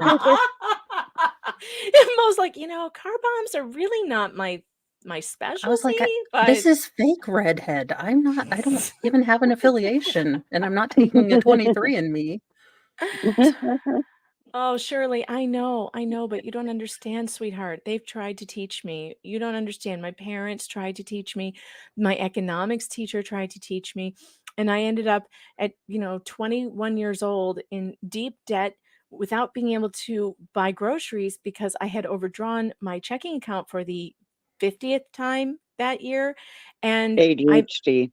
when I met my husband, he saved me.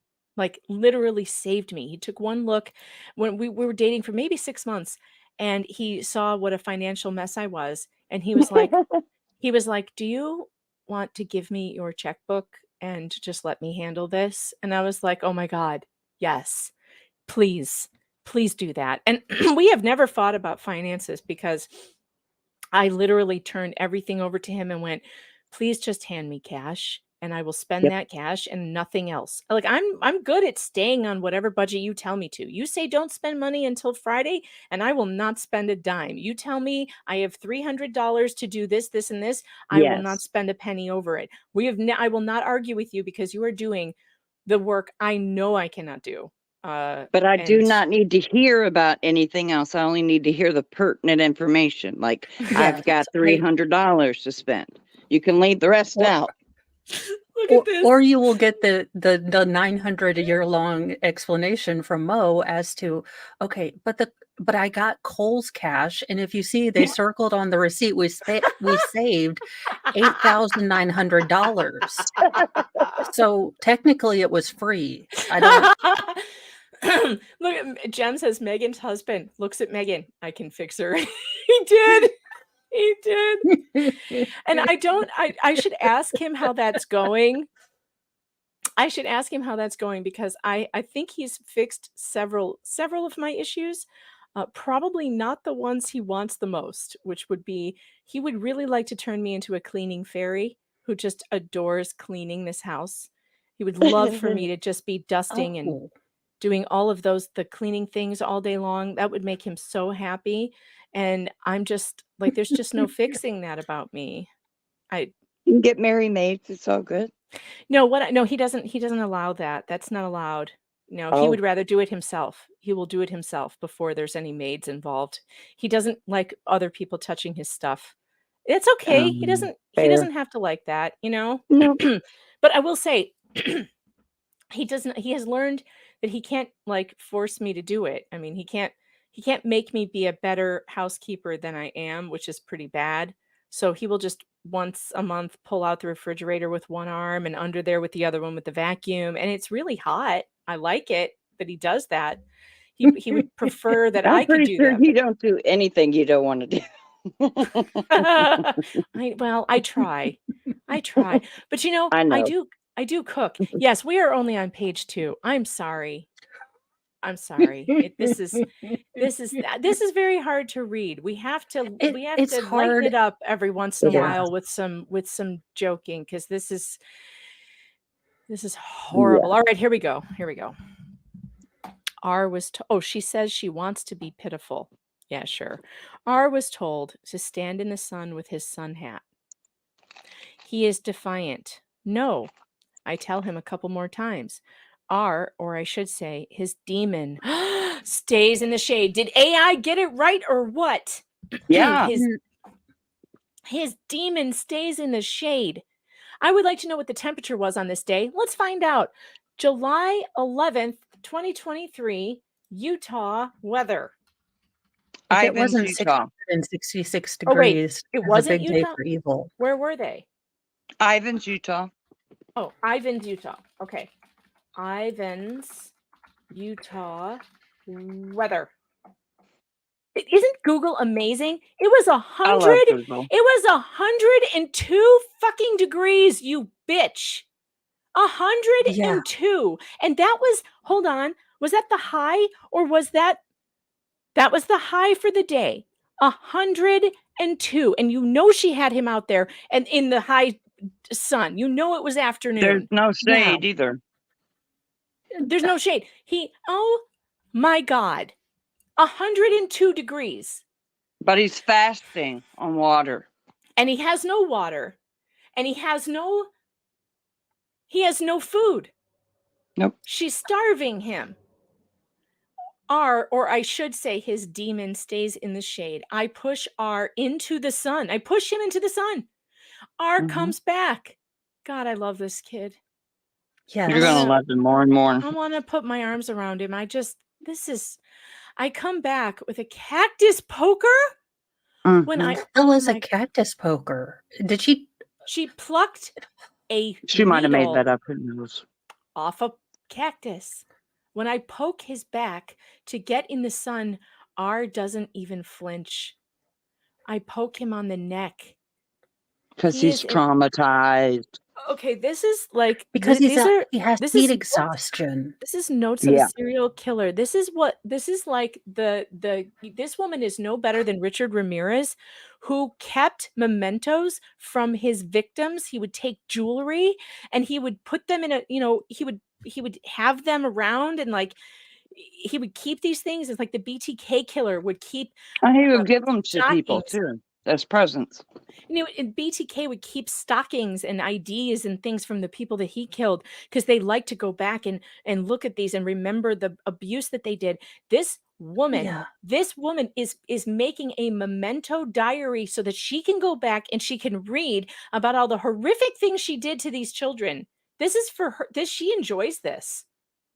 Oh, she's sadistic as hell. I'm wondering if he's even conscious at this point, because he doesn't even flinch. Then she says he's in a trance and doesn't appear to feel anything. Jodi taps him on the cheeks to wake him up. Did he pass out? That's what I'm thinking. He's probably just disassociating. The devil doesn't like when you get your subject to anger to truth? No, to agree? I don't know. Agree to truth? Yeah. Yeah, agree. R. Oh my God, she's going to write this conversation down. R. Ew. You know what I need for this? You know what I need for that? Well, oh God. Day drinking, but I have to drive with children. Yes, day drinking would also be good. What we see. I feel like this is a better voice for this woman. Absolutely. Do you know I love you? Yes, ma'am. Oh yeah, you read that. Do you know God loves you? Oh my God, that's scary. Yes. Also, God is really odd in that one, the way she's written it. Mm-hmm. You're right. It says G-D-O or G-Joe. Oh, G-Joe is what she calls Jodi. Ew, Oh, okay. God. Ew. Oh my God. Okay, that's even worse. I'm gonna have to read that Like again. G.I. Joe, the American hero. Ew. Do you know G. Joe loves you? Yes, ma'am. Do you know the Savior loves you? Not apparently right now, but yes. R wants out of his outcomes. Ew. What a What are horrible his woman. outcomes? I don't know. That's Well, what she's she's doing to couching- what she is doing to them. Yep. She is couching this in the sort of normal parent parlance, like where Megan and I would say, hey, you didn't do your homework, you're failing a grade, so you're getting your iPad taken away. That is the outcome of you choosing not to do your homework, or the consequence. She is couching this all as these are things that he has chosen to do, and she unfortunately has to, correct this. Because they're defying her, whatever they're doing, which could be nothing at all. God. I'm sorry to those of you who are having trouble listening to this. It's really hard. I know. It's really Well, I told hard. you last night I was having a hard time with the handwriting. Yeah, you did. And I just have to say, I mean, the only reason why we're doing this is because our law enforcement did not do what they were supposed to do. They did not take care of this. These two They did women, not show us any of this. these two No. women who did these things did not get what they deserved. They got way, way less time than they deserved. Yeah. They got 1 to 4 years. That doesn't even, it's not even defined. It's not even a punishment. It is, and they got to And avoid plea this. deals. They got to avoid this when the mainstream media, hey, you know what? Let's go and look at Law and Crime right now. Are they even talking about this? I guess they are. They're doing stuff. They are. I think yeah. Okay, so they are. Okay, that's good. Because I just realized, yes, I found a lot of the videos on there. So thank God they are. But when this news broke and it was national news, none of this was in here. It was all so nebulous, and these women, if people knew what they did, there would have been an outcry. A Yes. total outcry for Mhm. these two to be brought up on every charge we could possibly throw at them. Agreed. I mean, at this point, every parole I don't know how they do it in Utah, but every parole, meeting or things, someone needs to go there and read this and say, this is what they did to those children. They I need to stay agree. in. And Mhm. they are going to re-traumatize these children because, let's say, 1 to 4 years, every year, don't they have to, decide whether they're, repented enough to go out? Every Yep. year her children are going to have to sit and shake in fear, worrying that she will get out and that she will come for them again. Because you know what? I hate to tell you this, but my years of studying, of being involved in child custody cases with abusers often get their children returned to them. Often. Yes, repeatedly. She will, unless Yes. they terminate her parental rights, and maybe that's what we should be advocating for. Unless they terminate her Absolutely. parental rights, she will always be allowed to try for custody of these children again as long as they are minors. I think that the custody of the children going back to the father needs to be contingent that they don't have to see their mother, and that no outside I'm not sure they should go influence. back to him. I I'm don't not sure think they should go back to him. I don't But think he's mentally well. I'm afraid that in the, repentance and forgiveness thing, they are going to be forced to performatively accept apologies when they don't feel like that they're ready to accept them. That's Look, what I Kevin fear is that you're Kevin might be a loving father or whatever, but it doesn't matter. He has been brainwashed into this cult. He still loves and trusts his wife. He will absolutely 100% reunify those children with her. He's actually filed for divorce. I know he filed for divorce, but he had to. Yeah. I'm afraid that he's going to say, she's still your mother, instead of, it is your I hate choice to tell you this, whether. but that's what the court will say. The court will say she's still your mother. I know. If they have not, and they will try to reunify. Have you ever heard about reunification camps? Oh, believe me, I know the stupidity of the child protective counseling people. I'm worried. I'm worried about this. I don't know where the children are now, you guys. Most likely, I don't know if they've given them back to him. I don't know, and I don't think they would tell they're in us. state custody. Are they still? I don't think they would tell us if they did return them to him. I feel like because they're minors, I don't think they want to protect the children and where they are and whatever, because this has been so public. But I hope to God, if you are a CPS agent in charge of this within the sound of my voice, please, I beg you, do not put these children back with their father. What this is, I don't think this is, he's not well. I have seen, you've seen him. He's going to have to make a complete turnaround in therapy. His brain needs to be fixed. He's still, did you see that interview? It's insane. All right. Okay. Yeah. I can't. All right. We're moving on. It's amazing one person can do so much damage in so many ways. I mean, it's not that I think they should never have a relationship with him. It's just that they need to be very careful and make sure that he's gotten some serious therapy and really sees reality for what reality is before he can pick up and be the parent to these kids. I'm worried about that. All right. Yeah. I take my old mop water and go to R. I show R the water. Then I pour the water on R. Old mop water on a kid that has open wounds? Yep. It's hot. In the burning sun? Are you? To cool him down. It's hot outside. It feels good, doesn't it? Yes. That's sadistic as fuck. An hour later, Jijo take R on a little walk to the pool.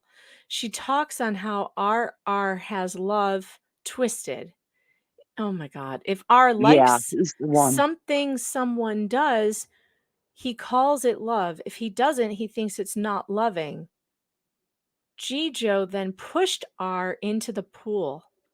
R swam to the side. Jijo pulled him out. Feel good? Refreshing? Yes, ma'am. I went out a couple hours later and asked if he wanted the pool again. Yes, ma'am. Will you let me push you in? R laughed and then tried not to act too excited. R cooled off and went back to his spot, just standing in the sun. Yep. I put my hands on his face. R, have you ever heard someone talk underwater? This is going to get scary. Jesus. Yes, ma'am. I know R is in there somewhere. I know deep down under all this anger, you can hear me. It may sound like I'm underwater with you, but hear me. I love you. R got teary. Then I put my hand tightly. Oh my Jesus. Jesus. Yeah. All right. I have a Ford Red Transit. I got 10 passenger room. We can all go to Utah, y'all. Let's go. Our MG Law the other night said something like, I am tempted to travel to Utah, commit a crime, identify as a woman to get put into this prison. And take care of it myself. This is what the prosecution kept you from. In their charging documents. In their charging documents, they never said she put her hand tightly over his nose and mouth and says, I'm coming to you in this water, putting my hands on your nose and mouth. The devil lies and putting says him underwater. The devil lies and says I'm hurting you, abusing you, but what am I really doing? Oh my God. You are putting oxygen on me to help me breathe? No, she's suffocating him. Is she That trying to goes to that rebaptize God him? complex again. Now she thinks that she can put oxygen on someone. They did not tell us this, you guys. The prosecution did not tell us this. They did not tell us that she tried to kill her son in a pool. Why isn't she charged with attempted murder? I don't know. R looked like he wanted to beat me up this morning. Ma'am, Wonder why. we all I want to can't beat you imagine. up. And then he Yeah. was intrigued and interested. And then 2 hours later, he drinks water from the hose, steals water. Steals water. You're my gonna God, get back, man. I have never denied my child water ever in my life. I have denied them Gatorade because it's full of dye, but I have never denied my children water. What the hell? Especially after standing in the 102-degree sun for hours and hours and hours. My parents mean, live in Arizona. I don't let my children go outside in the high heat of the day there in the summer. You And- don't go outside. And he could have seriously gone into shock. You imagine being overheated and then you are pushed Yes. into a pool. He's already, malnourished, open wounds. He could have gone into His shock. You're body right. is Overheated. so worn at this point. And now mom's putting her hand and mouth over his face and going underwater. Like she's trying to baptize him. Yeah. You are not Saint, John the Baptist. Need you to quit. Although if you got the John the Baptist kind of treatment, I wouldn't be too upset. You mean like this? Where's my book cover? Let's see. Where is it now? Oh, what did I do with it? Here we go. Here's the John the Baptist treatment in case you didn't know what that meant. But there it is, right there. Well, I mean, you don't call the queen a hoe all the time, It's kind of one of those things. It's one of those things that is it's a dangerous game to play. All right, let's see. R is compulsive. He feels no remorse. You need to put the journal back up. Oh, whoops. R is compulsive. He feels Good job, no Mom. remorse for his choices. He shuts down and says he wants to go to jail. Yeah, I'd rather be in jail than be with her, too. R says he worships the devil and has no interest in changing. I want the outcome of being changed, but I don't want to do the work that it requires. Yeah, I'm sure he said that. I'm sure he said that, Never right? said that ever. Here's how it went. Here's how it went. Jodi said to him, R, you want the outcome of being changed, but you don't want to do the work that it requires. Isn't that right? And he said, probably yes, said, yes, bastard. and he probably said, yes, ma'am. And he said, and she probably said to him, you worship the devil and you have no interest in changing. Isn't that right? Yes, ma'am. Because that's all they were allowed to say. Yeah. And then they turn it around and say that he said those words. That is crazy. R doesn't actually know what jail means. He has no comprehension what throwing your life away means. He just wants the immediate gratification of sitting in an air-conditioned car ride to juvie. He wants stimulus. R is so back and forth. R stole water. He was angry and looked like he wanted to fist up. I put my hands on his shoulders and told him I love him. I told him he has no idea what he's doing, but I do. I can help him. I told him, give your demon friend a message for me. I will not rest. Oh, this is so scary. I will not stop. I will not leave. I will fight him until the day you die. What? Not the day I die. Not the day I die. The You day die. you die. This is premeditated murder. Yes, Well, ma'am. if she can't beat Satan, then I guess, heaven will sort it out. Yeah. I have the power of God and he must obey. I beat Satan. I win. Are you a translated being? Just asking for a friend. It sure sounds like it, Lori Vallow. Then I looked in R's eyes with the power and authority commanded, get out now, go. R immediately smiled, cried, slumped, softened. He's gone. He left, of course, because he wants her to believe he's not possessed. Maybe Ooh, I this will could see that stop. writing changing there. It's getting smaller and crazier. Yeah, Where she's after that? You mean right after that? Or It looks in like it's the second paragraph, maybe. right, it's getting closer together. Mm-hmm. Yep. Mm-hmm. What do you see there? Well, anytime the words are too close together, and they sure look like it to me, that's a person has no boundaries at all.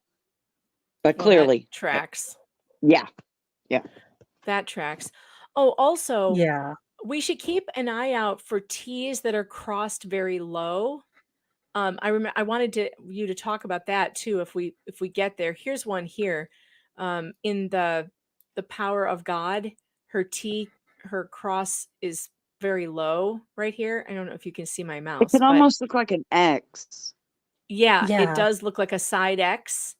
So That's why a don't you? throwing star. That's a Oh, weapon in handwriting. Oh, interesting. well, she does think she's the instrument of God. Her and Daryl Brooks, same level Yeah, of sainthood. look at her T's. So many of her T's have the cross very low where it looks like a sword. It makes the T look like a sword. Here's another one.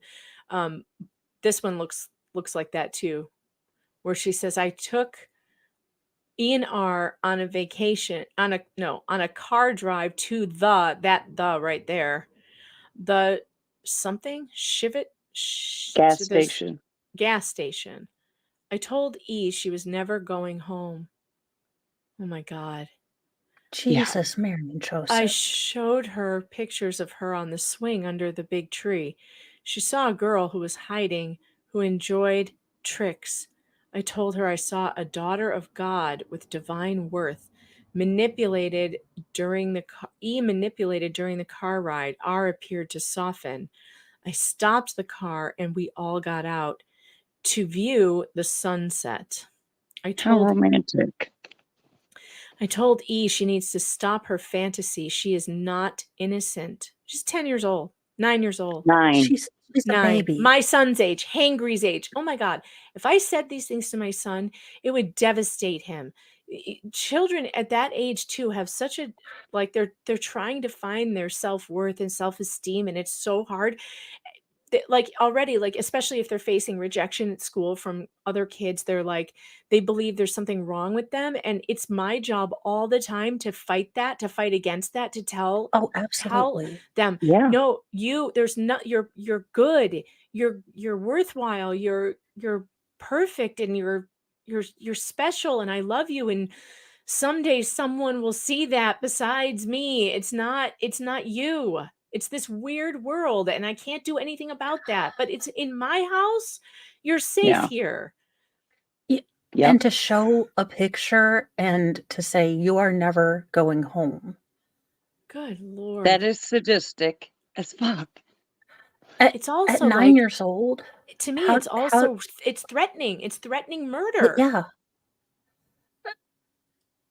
It's just, this is so ugly and gross. It's control on steroids. She can become innocent through repentance. Don't waste more time. R and E have been counting days. That scares me too when she says stop wasting time. Well, what's going to happen if time goes on? Right. R and E have been counting days. R did know yesterday was his birthday. Oh, so he did know. She thought he didn't know. Thunder cow. E told me she figures they had been here 8 weeks. They're prisoners. They're probably keeping a somewhere hidden marks in the wall or something. Yeah. I asked E if she felt like she had made progress over the 8 weeks. Yes. I told her she was delusional. Oh my God. She has projection. She has made no progress. Her handwriting has changed quite a bit here. Yep. She continues to lie. It's getting messier. To lie and manipulate. Last night, her screaming and trance headbanging were evidence of no change. No, Wow. she's going crazy because you have her stuffed in a closet, and that is considered cruel and unusual. We shouldn't do that to prisoners, and you definitely don't do that to a 9-year-old girl. She's had no stimulus. You cut off her hair. She can't even play with her hair now, which must have been a comfort thing. She must do one of these things when her mom's talking to her like I used to, you know, and I bet that pissed her mom off. So you've taken away all of her comfort. I couldn't deal with that, and I'm nearly the age I am. You do that to a 9-year-old. Look, these women need to have a line of mama bears just as they walk out. I mean, I would much rather be accused of babying my son, which is what my girls are always telling me that I do. But you know what? I would much rather be accused of babying him and giving him too much of what I think he wants or needs than to have anything near this kind of hideous. This is so hideous. I really truly believe you can. Obviously, you don't want to spoil your kids and blah, blah, blah, but please go that route instead of this one, okay? Because this is this harshness. And here I am, like, sometimes I beat myself up, like, oh, you were too harsh on them about this thing or that thing. You know, I beat my mom. Guilt is real. Like, you beat yourself up about, absolutely. was I too rough? Did I spoke kind of harshly? I could have used a different tone. I could have. This is just so insane. Like, everyone right now who has the mom guilt for whatever reason, I just want to say, can you please just forgive yourself immediately? Because you've never done anything close to this. And she has no self-reflection. None. Whatever's Zero. happening is because the kids are doing whatever they're doing. Yeah, Mama Ames says, baby him, Megan. He'll tell you when he doesn't want you to anymore. And he still does. So, and he deserves it. Dang it. He's so dang cute and sweet. He does. He deserves it. He's a good boy. All right, let's see. Took the kids on a 4-hour car ride. I'm sure that was just lovely. A blast. We stopped, total blast. We stopped at Gunlock Lake. Could you have found a worse named lake? Like, wasn't there one that was Hell's Doorway Lake? Could you Bloody Corpse, Bloody cavern? Corpse I mean, Lake. I feel like, good Lord, is everything there named something scary? It's like Hell's Basin, Purgatory, Turtle Purgatory. I shared my love for them. We watched a baby cow get loose and walk into the road in front of us. Oh no, please tell me. I don't want to know how she shared her love for them. And I also don't, is there going to be like animal death coming up here? Animal abuse? No. I made the analogy of the not so wise calf to them. Oh, you're such a sage. Shut the hell up, ma'am. You're such a sage, Ruby. I was keeping them safe when they want to run in the road. We drove up to the You mean run away? Right. We drove up to the Veyo. I don't know what that says. I bought a volcano pie. What's that? What's a volcano pie? I have no idea. Probably some kind of treat that they weren't going to get to eat. Is this a gas station? Yeah. Volcano pie. It's got to be like Made a in gas Hell's station Kitchen thing. It is I don't know. It's like a dessert of some kind. It doesn't appear to be anything. Wait.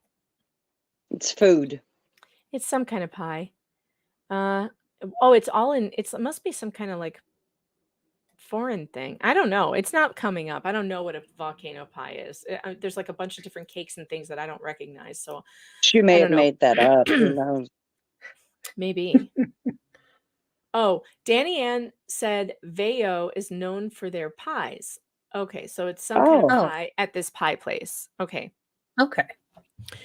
I bought a volcano pie. I told the kids the pie was to thank Jijo for her home, care, and time. Sure, because it's not for them. They don't get to have it. They have to give it to their abuser. Well, they need to appreciate their abuser, damn it.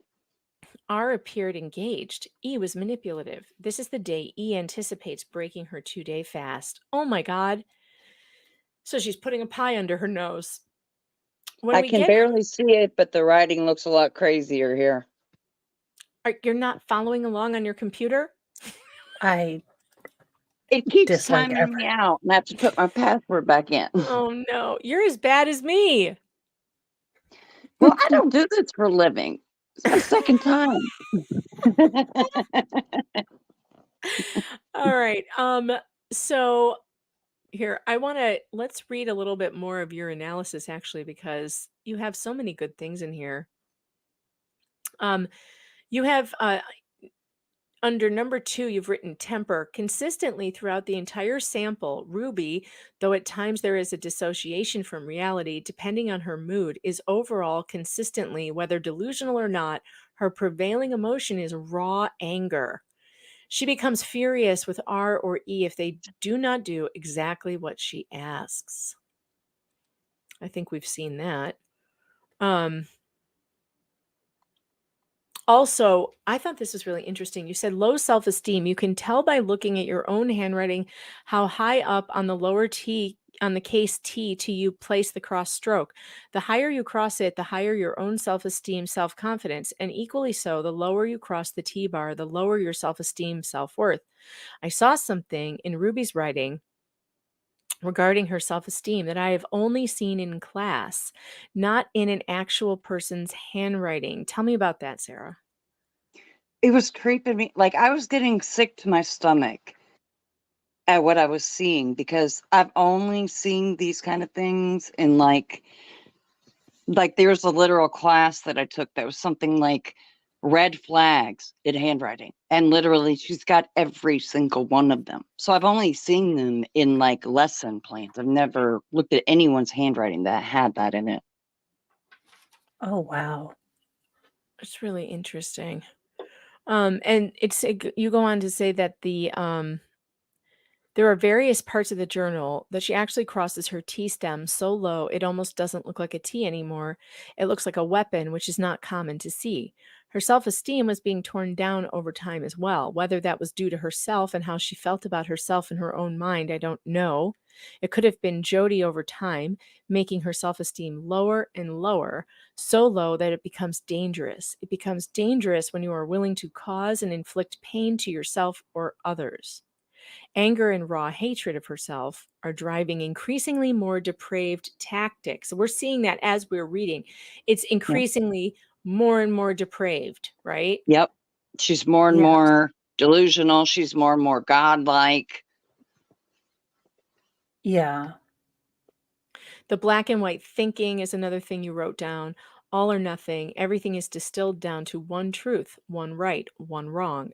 And this kind of cult thinking is another way to justify any choices she made. She convinced herself that she was furious with both her children because they would not repent. Jodi's tactic is to get a person to tell you everything and make them vulnerable to emotional exploitation. We saw that in Nexium. That was that's how the Nexium cult works. Even after you've told her everything, if she or Ruby just believes there is more unsaid, they feel justified to start the torture all over again. This will repeat until perceived perfection is achieved. And Ruby has what she calls 100% obedience with absolute completeness, a standard of perfection, one that does not exist. In other words, expectations were unrealistic or unachievable. So once it started, there was no end until death. Why didn't the prosecution see this? She was literally trying to kill these kids. She was going to do it. She was planning to do it. It was You can't in her say plan. it's not foreseeable. It's absolutely foreseeable. foreseeable. It's absolutely foreseeable in this. Until his death, not until her death, which is what I would have said. That was the most frightening thing that I read, I think. Yeah, that part. Until your death. I will fight you until you die. I've never heard anybody say that, ever. So I was like, wait, what did you say? Until you die? Are you planning that to happen? The Veo Volcano Pie is a sweet cream cheese butterscotch chocolate with a whipped cream topping, and it looks very good. And so she's now putting that in front of starving children and not allowing them to eat it. Probably letting them smell it, and you know. When we get home, I go to Jijo. I let R know 8. R know I think 8. that's the page number. I let R know she has hardened her heart and will do one more day. I think she meant E. I let E know she has hardened her heart and will do one more day of fasting to invite her to humble. E. Oh, that language play there. Yep. Like she's choosing, a 9-year-old is choosing to fast. For what reason? She refuses, or she flips out and begins ranting. She refuses to get up, this poor child. She lies on the floor all day speaking dishonest chants.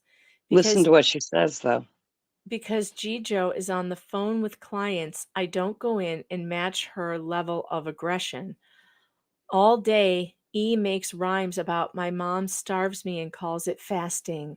My mom won't lift 2 fingers and bring me food because all she does is lie on the bed and eat brownies.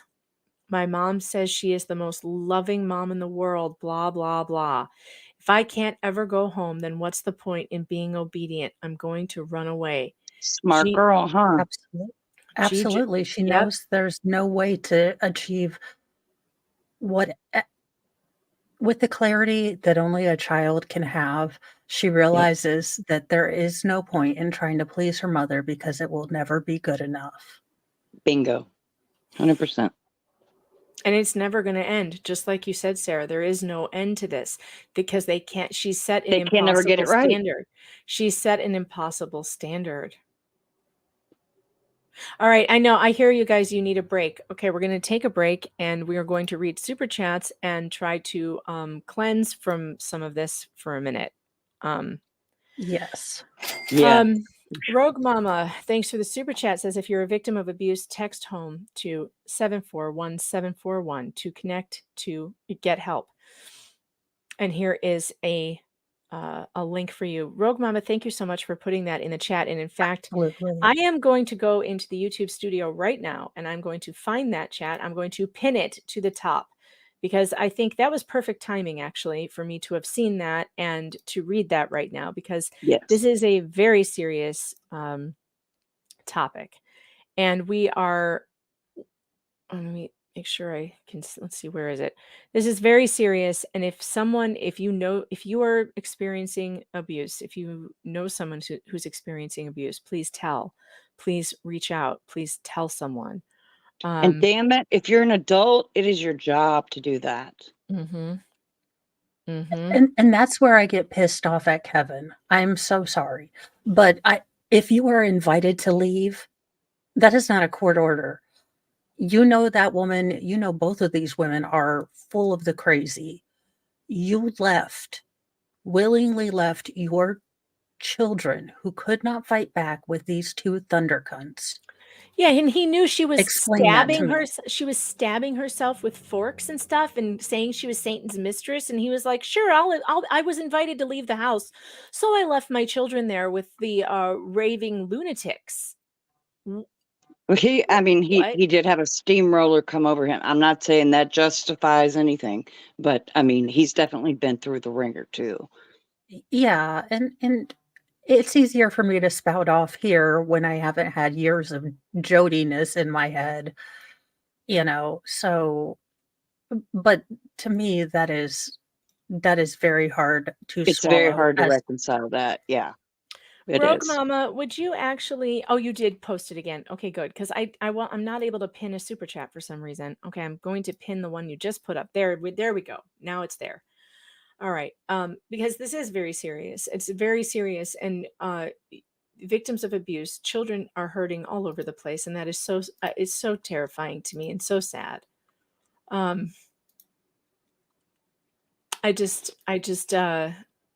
This is so awful. And I'm so disappointed and disgusted by the prosecution that and the media. And if it was police or I don't know, that hid this from us, I feel like this is one of the worst things I've ever seen a prosecutor do.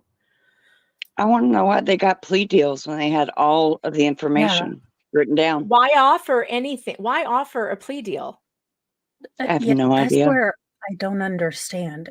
And if the prosecutor was so worried, if he kept throwing out the, Holocaust word and everything like this, then it should have been attempted murder. It should have been medical neglect. It should have been, a bunch kidnapping, isolation. They were kidnapped because Trafficking. Trafficking, just all sorts of things. I mean, what I've just heard here is Obstruction of justice. I can think of all kinds of things. I Yeah. can think a false imprisonment, kidnapping. But there's a ton of crimes you could have thrown at these people so that they would never ever see the light of day again. And they didn't. I don't think they have to give them a plea agreement. I think they could have just pled guilty, and the judge would have been able to impose the maximum sentence. And also, they just didn't give them enough charges. Only 4 counts each. They could only find 4 times that they abused these children, because we've been over how many already? Not according to the journal. Yeah. Yeah. Way more than 4. Rhode Island lady, thank you for the super chat, says, lost my son at 36. I am so sorry. And I I'm would so give sorry. anything to have him back. These women need the same treatment that they gave these poor kids. They Yes. really do. There's not a fitting punishment for that. Debbie Floria, thanks for the super chat, says, Ruby believed the journal would be scripture. Yeah, that was one of the weirder delusions that this woman had, and that Kevin believed or something. Marilyn Leos, thanks for in the book of joining Hell the Fox Nah? Den. I know, right? Thanks for joining the Fox Den. It's sad in here today. Normally we have more fun, and we'll hopefully be doing that later. Tracy Fagan, thanks for the super chat, says, is she going to Gen Pop? They'll probably put her in protective custody. Lil Pill, thanks for the super chat, says, late joining, both Megan and Mo. Your hair looks gorgeous. Sarah, I assume yours looks pretty cool too. Enjoy the Aussie dollars. Already bought my ramen. Thank you so much. Appreciate you. Again, I got a ski cap on. You're wearing a ski cap? Well, we know for a fact you're wearing great shoes. You're wearing pimp shoes for sure. Yep. Sarah has an incredible collection of pimp shoes, which she sends me pictures of almost every day. I should be creating a collage. I should be creating a collage out of all of the pimp shoes that Sarah has. Maybe that will lighten the mood. Let me see if I can pull up some of the photos of Sarah's pimp shoes, because they are pretty hilarious. She has like it's like a thing she does. She collects these incredible shoes. I frankly, Sarah, I've never seen these shoes like this. I don't even know where you get these. Where do you get shoes like this? Amazon. Do you really? I just typed in pimp shoes. You did not. Yep. Not going to Amazon right now. All right, now we're going to Amazon. We're going to Amazon. Hold on, Amazon. We're going to do an online search for pimp shoes and see what comes up, and then you're going to tell me how many of these you have. Yeah, I've got 36 pairs. All right, ready? Here we go. Wait, let me make sure my address isn't on here. Don't you hate it when I'm like terrified Amazon's going to dox me? Because sometimes look at what they do. They put a location up on the thing, which is so dumb. It's like, why would you put my location at the top of the, what the hell is wrong with you? Like, I'm not going to forget where I am. Yeah, why would you do that? Like, what if I want to share my page? All I have to do, I guess I just have to log out. Let me just log out of Amazon. Oh, this has to be a whole thing, doesn't it? Okay, sign out. Sign out, Amazon. Now let's go back to Amazon. No, it's still doing it. It's still doing it. It won't let me sign out. It's just unbelievable. All right, that's all right. I know how to solve this. I know how to solve this. No worries. I don't even need the Brad signal. I don't even need the Brad signal. I can do it myself. All right, here we go. You're going to be so proud of me, Brad. Where is Brad? Brad. Where's Brad? I haven't seen him in the chat today. I mean, he's invited to be here. I wonder, he's probably working, that the real job that pays him money instead of the slave labor over here. All right, here we go. Here we go. This is how we're going to work this out. I figured it out. All right, here we have a Ooh. variety of pimp shoes. Now, which ones do you have any of the ones on this page? I'm trying to look. My phone is small. I believe I have the green pair on the second row Ooh. at the end. I like the ones that you have that have like the little stabby things on them. They're like I've they have got some red not a- ones with spikes, some blue ones, and Spikes. some silver ones. Yeah, you have like spiky ones. Do you have one with Oh, a cool. goldfish in the? Do you have the goldfish in the heel one? No. Heels. I'm a lesbian. Come on now. Here, these ones. I think you have. I think you have these ones. Wait, hold on. Let me see. If I share this, will it dox me? Let me see.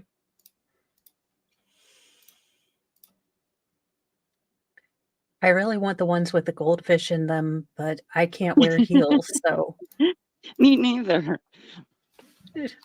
I wonder if I'd break my Birkenstock ankle makes for pimp sure. heel.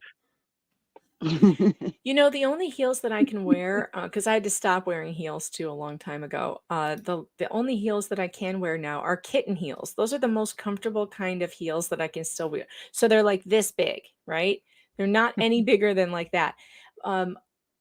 That's about my height now. It's too bad because I do love high heels, love them, but cannot wear them Why? anymore. Why does any woman love high heels? I don't Because they're understand so that. pretty. They make your feet look pretty. Look, these are the Oh, ones. those are awesome. You have these in white, I don't have you? those. I have that pair. Yeah, I knew it. These That are the- goes with an outfit I have. It's every rose has its thorn. You guys, Oh, that's great. Sarah is Yeah. so cool. She has the coolest collection of shoes ever. I mean, I thought it was a joke when we first started talking. I thought that was a joke, and then she started sending me pictures of the shoes she was wearing on a daily basis. She's one of the most interesting and hilarious people. Those are awesome. I know. Thank you so much. That does things to my ego. And you send me the funniest emails. I'm always terrible about responding, but just so you know, Sarah, I'm laughing my ass off at every single one you send me. You like the big font all of a sudden? I do. I love the big font, and I also like how she's always signing off with a different sign off. And the other day it was accidental moderator. She's always offering her services too as a bodyguard should I need one. Which wearing those shoes, I 100% believe you that you could. Oh yeah. 100% With kicking ass would hurt. My homos are the That- best homos, you know, really. Sarah's my number I'm two number homo. Flux is number one because she's my adopted daughter, and I can't put anybody Yes. other homos ahead of She her. I came just first. can't. It's only fair. She came first, but you're my number two. I know. It's like League of Their Own. This is our daughter Dottie, and this is our other Yes. daughter Dottie's sister. Right. That's exactly what's happening. Hashtag my homos. I think you have these ones too, but I don't remember the color you have these in, but I'm certain you have these because I feel like I've seen this picture before. Hold please. Let me add Okay. this to the screen. Add overlay. These are beautiful too. They have a really nice sheen to them. If you don't have these, I may have to buy them for you to say thank you for all the hard work. Ooh, those are pretty. I have those in purple. I knew it. I knew you did. I knew I'd seen something like this. But aren't they pretty? These are actually these are so snazzy. They're just snazzy. They're fun. I got a thing for silk shirts with them too. That's kind of creeped its way in. Oh my gosh, if you get canes, because I am looking, I'm sadly thinking that I'll need a cane at some point, so I'm trying to find the most badass one I can find. You should type into Amazon badass canes and see what comes up. Oh my God, that's funny. Chris Rowland wants to be my number 3 homo. You got it. You're in. Number 3. Number 3 taken. Number 3 now taken. Oh my God. I tried to type in hashtag number 3 homo, and YouTube rejected my comment. I'm not allowed to say that on YouTube. I wasn't allowed to say window licker. They're like, that might be derogatory. And I was like, I know, I meant it to be. Oh my God, American Dreamer has a point. Do not type in ass canes. Do not type in ass canes. On that note, I have to go pick up my kids. So I thank you for having me on. I'm glad that we got to flitter off because this is gross and It is it needs the bad. Yes. sunlight on it. So I'm glad that you're taking the time, that other people are taking the time to do this. It's Now I important. need to go It buy is myself important. some pimp shoes from Birkenstocks, or maybe I can just make my own. I'll just put a goldfish like sticker on the side of one. I'll mail you a pair. I'll That's mail you a starter hilarious. kit. A starter Oh, kit, a pimp shoe starter kit. Mr. Mo will be so excited. He's like, wigs It'll and go with pimp all the new shoes. wigs. Wigs. It'll go with all your new wigs. And I'll that would say, be well, sweetie, amazing. you didn't know I was a theater kid when you met me. I kind of hid that. I'm sorry. Oh, theater kids. Theater Oops. kids are the best. Theater kids are the best, man. I'm telling you. All right, Be Mo, safe, you go Mo. pick up your Thank you. feral little ones and give Yes. them extra love I'm and giving them an kisses. extra hug. Oh, this Alrighty one then. is so gross. Bye, guys. Bye, everybody. Bye. Mo, make sure that you go to Mo in the Deep End. Make sure you go and subscribe there because she does her mornings with Mo and she's so Oh, yeah. funny. If you needed You'll love detox it. tonight at 7, I do nightly newsy news, some leading news stories, but mostly I just make fun of people and I'm snarky. So there you go. If you need to unwind. I love it. Bye, guys. We love you, Yep. Mo. Bye, Mo. Bye. All right. Here is what we are going to do because I'm out of coffee and I really need that. And I need coffee. So, and everybody needs a break. So here's what we're going to do. Well, we could do squats, but that's only 1 minute and 21 seconds, and that doesn't give me enough time. So what we're going to do instead is I'm going to play my dad's hilarious hair video because that gives me 4 minutes. So you guys are going to watch my dad complain about all the hair talk on this channel for 4 Oh, minutes. you so could have played my wife singing. That would have been awesome. Oh, I could. Will I get copyright struck for that? No. Oh, where does she have a YouTube channel? She is so good. Yeah. Yeah. she does. What's the channel? Ashley, and then LILLINOE.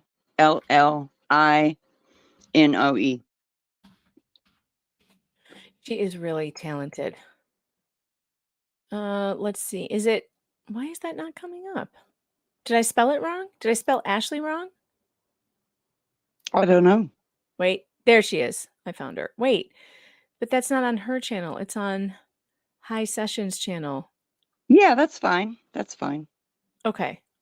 Which is Redemption Song? Should I do Redemption Song or Sure. or Complain? Oh, I think I like Complain. Yeah, Complain's a really good one. She's so cute. Oh my gosh. All right, this is 3 minutes and 38 seconds. So this is good. So Is that enough time?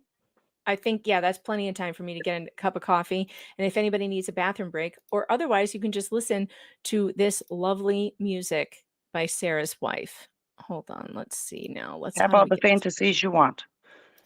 She's so cute too, and she has a beautiful voice. All right, here we go. I'll be right back. Aloha! What's up? My name is Ashley Illinois, and today I'm going to be singing an original for you guys. I originally wrote this piece my freshman year in high school, and I just finished it recently. The song really adds a more bluesy texture to my voice, so I hope you guys enjoy that as well. Yeah, I'm ready for this. Kitty, are you ready for this? Are you ready? I'm ready. All right, cool.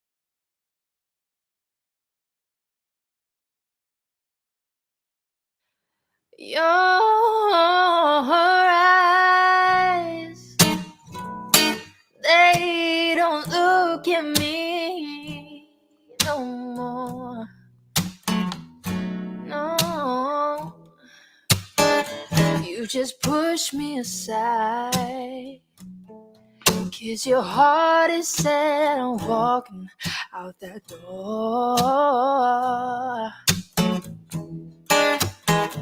I wanna say that I'm tired of going out my way. Yes, I'm tired, making sure that you're okay. Oh, I'm tired of not getting the same. Oh, hey. All right, here we go. Baby, I know you were good for me from the start, but I still went through with my heart, 'cause I know everything that you went through. Want to give a better life to you, and now you're sitting here an arm length away, yeah,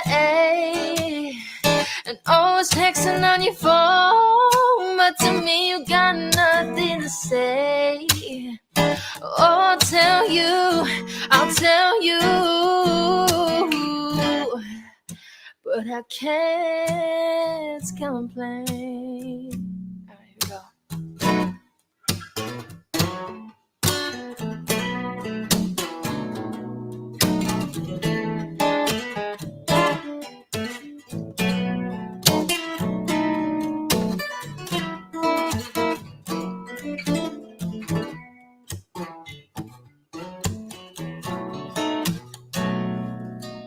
I find it hard to look the other way, but I care too much to see me in pain. For I'm the one who wanted to play. I fell in love with loving you, so I can't complain. No, I can't complain.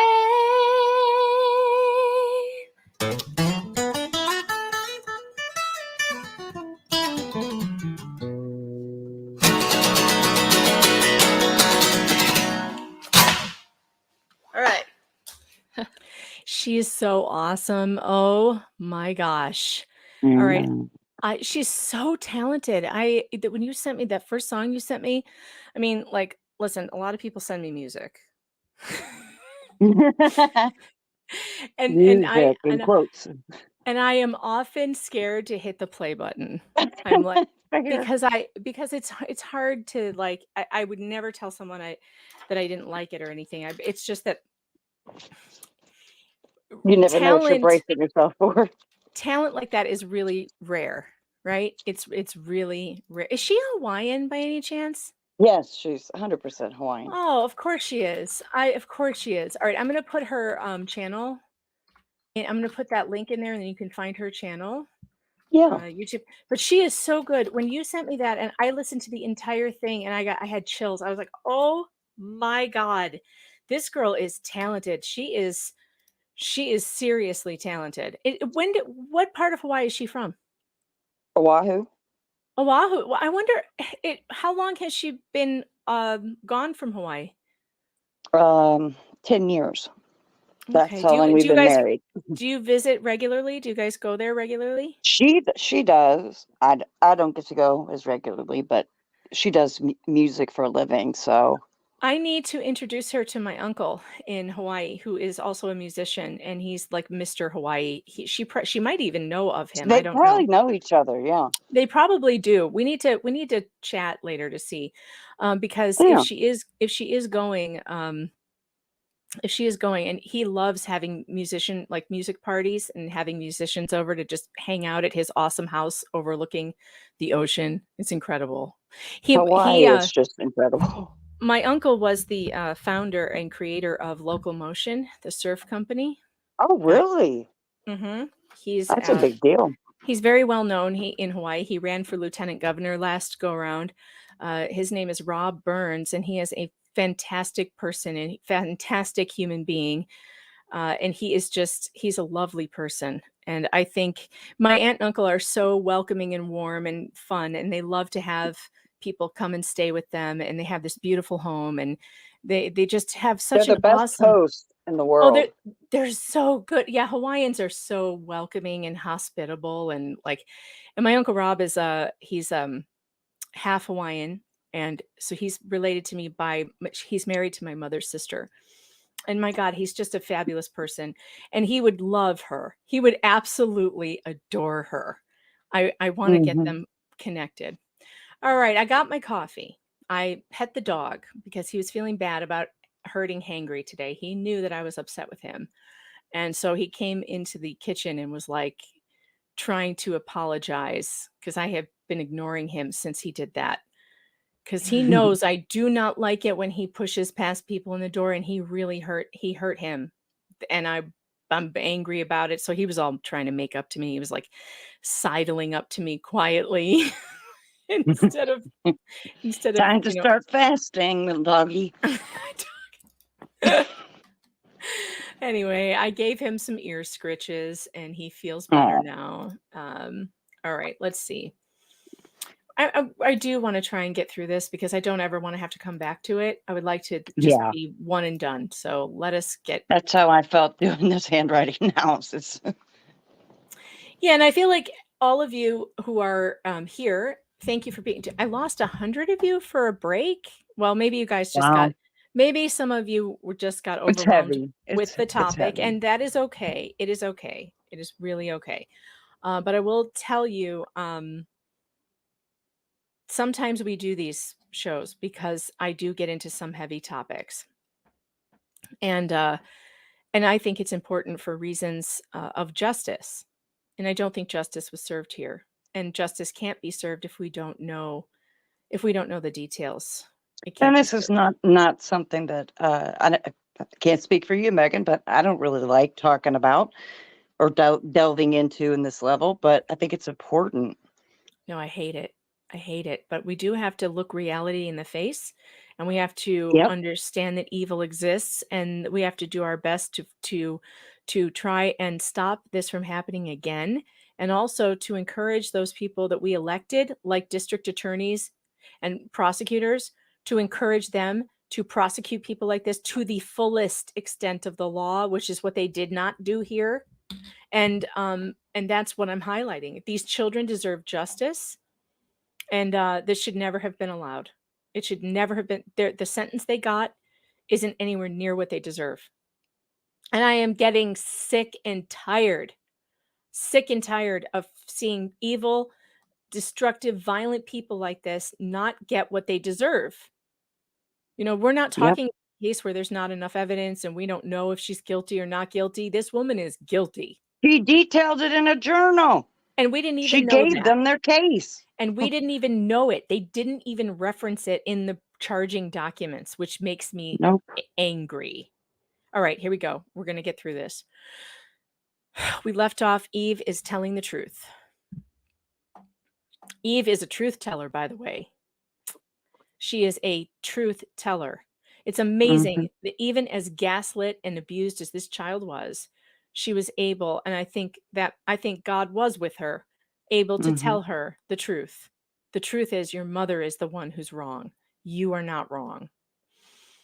All right. Yeah. I was in the kitchen, and I'll tell you, this topic makes me, I'm standing in the kitchen going, I need to text my children just to tell them I love them for no other reason. You know, often my texts are, this stuff makes you want to do that for sure. you know, where are you going? What are you doing? What's going on? And like, I want to drop love notes in their backpacks. I know.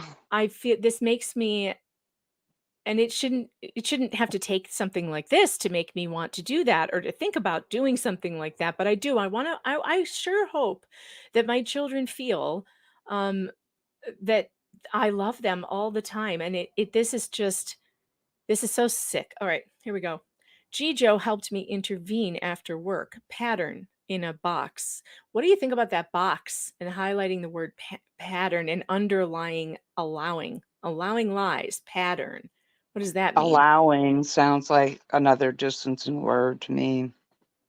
Allowing lies to be spewed. I think it's strange she put pattern in a box though. Like what's with the pattern in a box? Maybe she's pattern just mean to her? Side note, she's noticing a pattern in her, demonic behavior. Those T's look like double swords. Creepy, isn't it? Allowing lies to be spewed gives the devil a platform. Articulating lies reinforces possession. The longer the lies are allowed to be spewed, the larger. She crossed her L like a T. Yeah, it's anger. The larger the intervention, a physical. Oh boy. The intervention. Oh my God. The longer the lies are allowed to be spewed, the larger the intervention and physical the intervention needs to be. Wow, she So can't she's even. escalating, escalating. She's escalating, but also can't even write a sentence. Like, I think, like, she's writing too fast that she's skipping words, or her brain is so. She's in and out there a little bit. She's basically saying the longer the lie, like we're ramping up the abuse, the physical abuse. It needs to be bigger, more. I cut more off E's head. What a strange way to say that. Instead of saying I cut more hair off. That is weird. I cut more off E's head. It's almost like a fantasy too. Like that. It is. It's a delusional fantasy. We doused her with water in the dog wash. E said she wanted to run away. Jodi told E she has no idea what is waiting for her. Oh God. How terrifying. I hate to think what's under here. I hate to think I what can't that imagine. is. Why don't we get to see it? I don't know. 7:13. I may have forgotten to write this. On the 11th, I took R, face in my hands, and spoke to him through something. Love you. I told him to send the demon a message for me. I will not give up. I will not leave. I am going nowhere. Get out. R released the demon, and he has been very workable ever since. She did write that. We did hear that already. So she's forgetting what she's written down. Yep. This morning, the 13th, R broke his fast with brown rice, lentils, black beans, and chicken and water. He broke his fast. Broke his fast. You mean you fed him? A hornet kept buzzing around his chicken. I told R to think of the hornet as Satan. Would you become pals with Satan? Would you sell your soul or chicken to a hornet? He will sting you in the end. R trapped the bee with his sun hat. E broke her fast with cheesy potatoes, steak, water, oatmeal, and water. R is full of piss and vinegar. No, that should say E. Full of water. E is full of piss and vinegar. She is mad as a hornet. She doesn't call the shots. It's been about 90 minutes since That's interesting. She called her a hornet after just talking about the hornet. Yeah, that is strange. And she called the hornet Satan. Right. Yeah. It's been about 90 minutes since R ate. I warned him that food would either energize him to truth or defiance. He is defiant again. He soiled his pants and telling me no. His poop is too watery to be fasting. No, he's sick. He's sick. You're not She's a doctor. basically saying what she's inferring is that she's looked at his diarrhea and that it's watery, so he stole water. Admits to stealing water 3 times yesterday. R lies and feels no remorse. Imagine this woman looking in the toilet to see if you're lying about drinking water.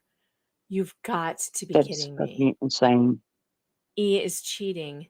These selfish children who desire only to take, lie, and attack have zero understanding of God's love for them. They don't know Jijo is selling her home, this priceless Snow Canyon gem, so she can purchase land where these two can work.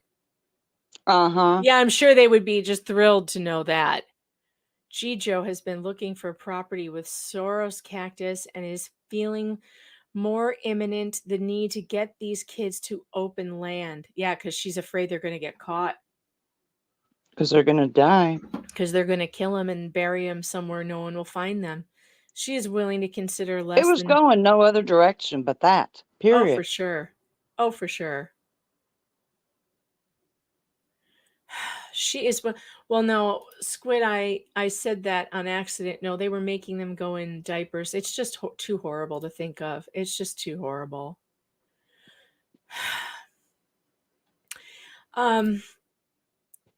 She's feeling more imminent the need to get the kids to open land. She is willing to consider less than ideal property for them. Yeah, it's for them. Oh, how kind. This is a spiritual matter. I can't in good faith leave you with these two gremlins. What?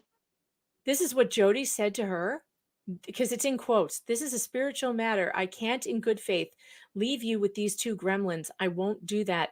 These are God's children. Sorrows don't matter when souls are on the line. Seriously, she's like, I really wanted the cactus, but they don't matter. If I can't get the cactus, it's okay. I'm willing to take something else. Diane, and just perverting the word love is gross. Horrible. I heard they took the plea so the kids don't have to go through the trial and suffer more pain. That's from the prosecutor.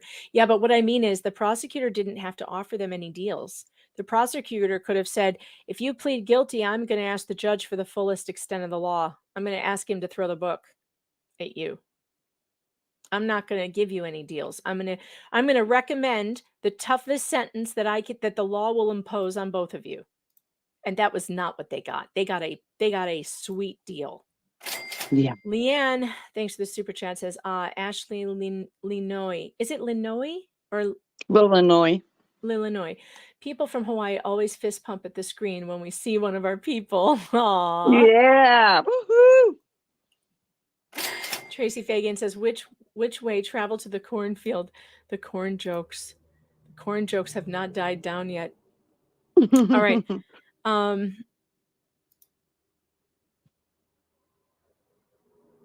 What would put her in trial, Rafe? It wouldn't put her in trial only if she pled not guilty would she go to trial. She could plead guilty, but the prosecutor would say, I'm not offering you any deals. I'm going to recommend, because the prosecutor has every right to recommend the sentence for a crime if there's going to be a guilty. You do not have to give a lighter sentence. I mean, you usually give a plea deal when you're getting cooperation that you have to have from one person to get the other person. And right. Why a plea deal here? She wrote it all down. Right. Why would you even deal with her? You have all the evidence you need. You don't need it. Rafe says, yeah, but why would she take it? Well, she might not. She might say then she'll go not guilty. And then you'd put her on trial. They would have been way better to put these two on trial. I know it's difficult because they don't need the children. They don't need the children to testify. No. She wrote it in her journal. They have wounds on children. You don't need a jury does not need to hear the testimony of these children. The journal would be considered hearsay. She wrote it herself. She wrote it herself. It's a I mean, I understand there would be a fight about it and a defense attorney would try and keep it out. I'm not an attorney, so I don't know how that would go, but they let Beata's journal in. Yep. How come Beata Kowalski's journal was put in? Everything was put in. All of her emails to herself, her journal entries was put in. I didn't think you could do that after somebody died either. Well, they did it. So if they did it to her, why can't they do it? What didn't they do to Beata? Why couldn't they do it to her? Mormon church, I would suspect. Yeah, there's videos, body cam footage of actual wounds in children. I mean, I don't think you would really need to put them on the stand. I could be wrong, but I don't like how this went down. I think pictures would do it. I think pictures would do it. I saw the pictures. If somebody showed me, that's all I would need on a jury. That's all I would need. I immediately looked away. I looked for about 2 seconds. That's all I would need is the pictures. Yep. And I'm putting you in prison forever. Yep. Okay. 1 hour later, we move quickly. Jodi and Jay are going on a road trip to look at property in Arizona. Ruby has some cash in the bank. It's weird she talks about herself in the third person. That's more about her being God. She's not Ruby anymore, see? If the property is right, we can move on financing immediately. We decided the escalation of the kids is not manageable here. The Oh my escalation of the God. abuse. Yep. R is now So they need a sitting, more secluded property than the compound. right, to do worse things to them. R is now sitting angry and defiant. E is lying on the floor. We will bring them in. I mean, they literally R saved them just in Yes, time. he's a hero. He is a total hero. He saved his sister and himself just in time because they were going to kill these children. Yes, they I were. will clean up out in the desert as he has soiled himself. He will then sit on the patio shaded. Now I'll see him from the kitchen. E will bring into the cool house and she can sit in the pantry. They will think they won. They will think they got what they wanted. They will relax and then pop. We will drop them like hot potatoes out in the desert, their new home. That sounds like Hansel and Gretel. You are going to get exactly what you asked for. Oppositional forces required for growth, development, maturity. By the way, Ruby Franke also and Kevin sent their oldest son to one of those work camps in the desert for behavioral teens with behavioral problems. And I Like the one Paris Hilton went to. Yes, and there's a new documentary that I actually think they talked about this particular school that they sent him to. I can't confirm it. Those of you who've seen it, I can't remember the name of the school, but there is a Netflix documentary right now called is it The Program? Oh, I'm watching that. Yeah. Yeah. Watch when you get to pay attention, Sarah, when you get to the end, because it has a Mormon connection. And I think they talk about this school that he was sent to, because that clicked something in my head when I was watching this video of the worst things that the Frankies did to their kids. And this was one of them. Eskenazi, is that what it was called? Eskenazi. I believe it. Eskenazi. I think it's in the Program documentary. Yep. Eskenazi. And I mean, these places and the Mormon, so in the documentary, I believe they connected it back to some Mormon guy who started all of this. Yeah, he came up with all the programs, how it was going to run, and then opened a whole bunch of them. And they made millions. Okay, oppositional forces required, never experienced opposition. They are very weak-minded, she says. Yeah, she made, if they are, it's because she made them that way. I agree. I don't know why this is upside down. I laughed when I saw that. I was like, did she decide to write upside down on this one? I think, yeah, and I'm sure it just turned around, but I can't rotate it, unfortunately. I don't, so we'll just skip that page. Woohoo! We get to skip a page. Good call. The Savior used in his interactions, go sell all you have and follow me. See how the words are getting further apart from each other there? And harder to read. Yep. She's going in and out of fully being there. Go and sin no more. Go wash 7 times. Go and tell no one. Go and tell the city. Go and preach my gospel. Go feed my sheep. If you can engage a weak-minded soul in a physical activity of obedience, you can begin to break the bond Satan made with the weak. This is so much garbage. That's Jodi speak. Physically stop the acting out behaviors and begin physically doing good. Farm work, lifting boxes, exerting energy, exercises, jump rope. Well, those are all wholesome things. That's not what you're having them doing. Right. And you can only do those things if you feed them lots of calories because it requires energy, you dumb bitch. Milking cows, weeding a garden, digging trenches. Satan cannot be where there is good, but she's not good. So begin doing sweating for good, hearing heavy physical intensity capture your attention.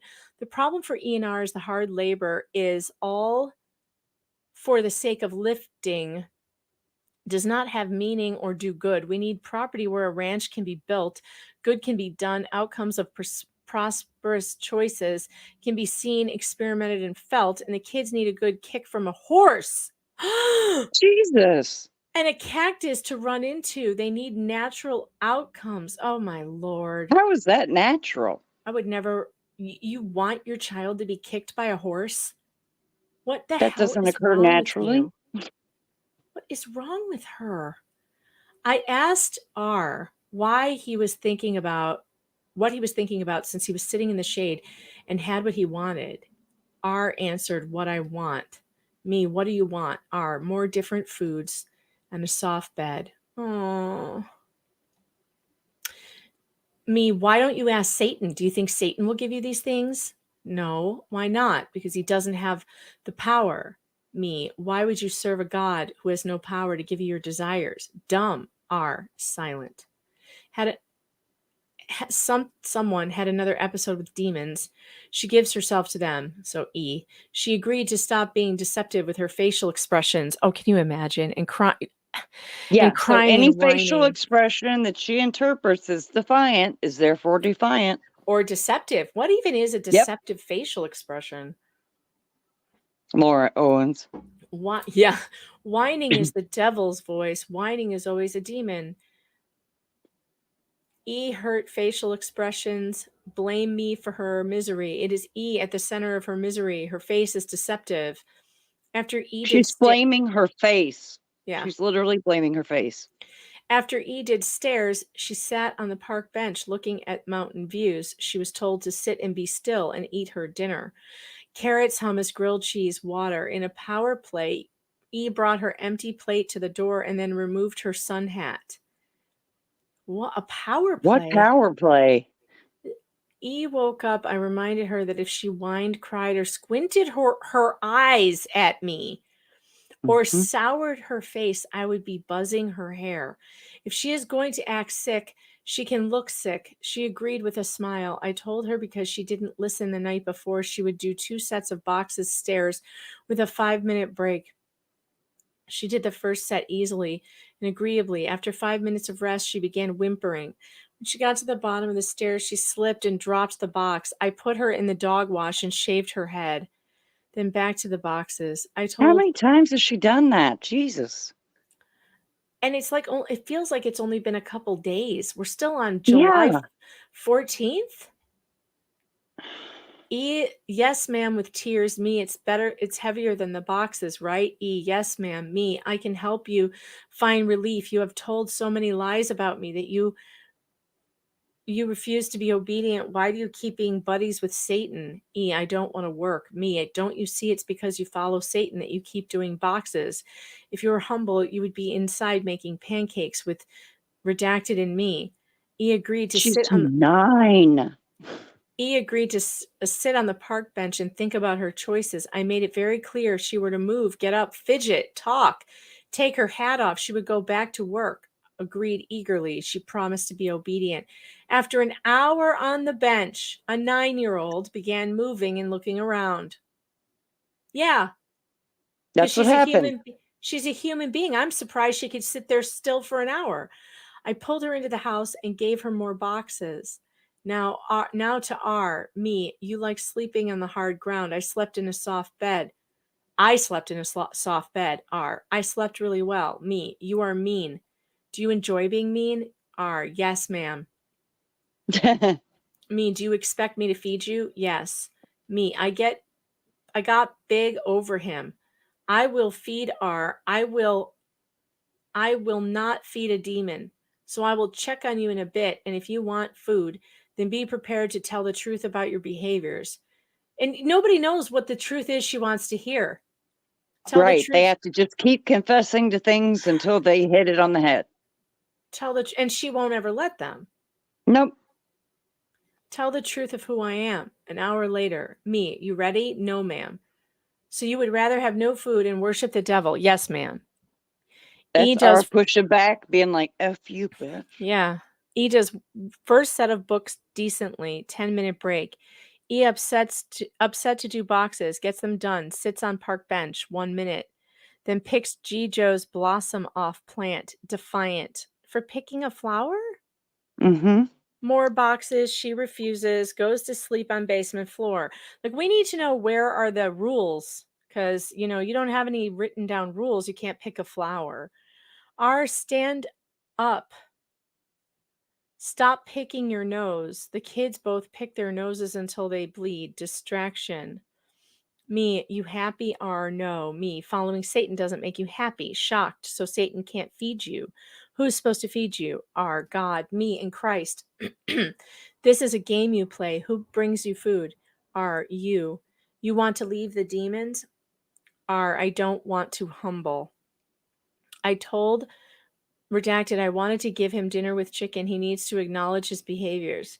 He tells me he's missing his opportunity to repent. This is not acknowledging his behaviors. I tell R he is treating me and Jijo the way he believes he really deserves to be treated. Redacted, I bring him dinner of brown rice, beans, and lentils, and water. He takes the bowl and begins eating. I say, no, thank you. Oh, yeah. Please thank your jailer for the disgusting bowl of slop.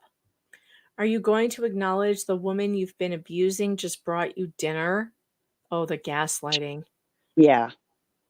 R, well, I would say thank you, but I wouldn't really mean it. With that, he reached down and grabbed his dinner and water and said, wow, wow. R tried going back on what he said with some explanation, and I stopped him. I will not talk with a demon. Your soul is damned, and I will not hear your damnable words. Straight to bed. She can't handle hearing the truth. Mm-mm. E has started walking stairs without a box. She is now slipping and falling on purpose. No, she's dying. She's dying and weak. When E was outside today and it was hot, she acted like she was dying. She knows she's dying. She knows she's dying. So pitiful. I told her, E, the heat in hell is much hotter and God is going to burn the wicked, so either get used to it or start changing. E, I don't really believe that's actually going to happen. Good for you, kid. Kids are all in bed. E ate mashed potatoes and turkey and milk. Jijo and Jay are looking at RV trailers.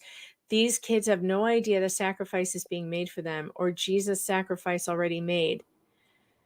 7:15 Saturday. There are days, these days are so long. We started and it was like 7:12. I know. There are days and nights that reveal God's most poignant mercies and miracles. Last night, God gave me a miracle I absolutely will never forget. I know when God gives you an errand, you do the best you can to fulfill it. He will protect you. I went to bed around 12:10 a.m. E on the floor next to my bed. R on the patio outside my sliding glass window. Oh man, just writing this, I am shaking. If Pam hadn't volunteered to take A to American Fork for her ACT test, then I would not have been here. And my life and Jodi's and my family's pissed off right here. She is pissed the fuck off. Really? What is she mad about? I don't know. Let's find out.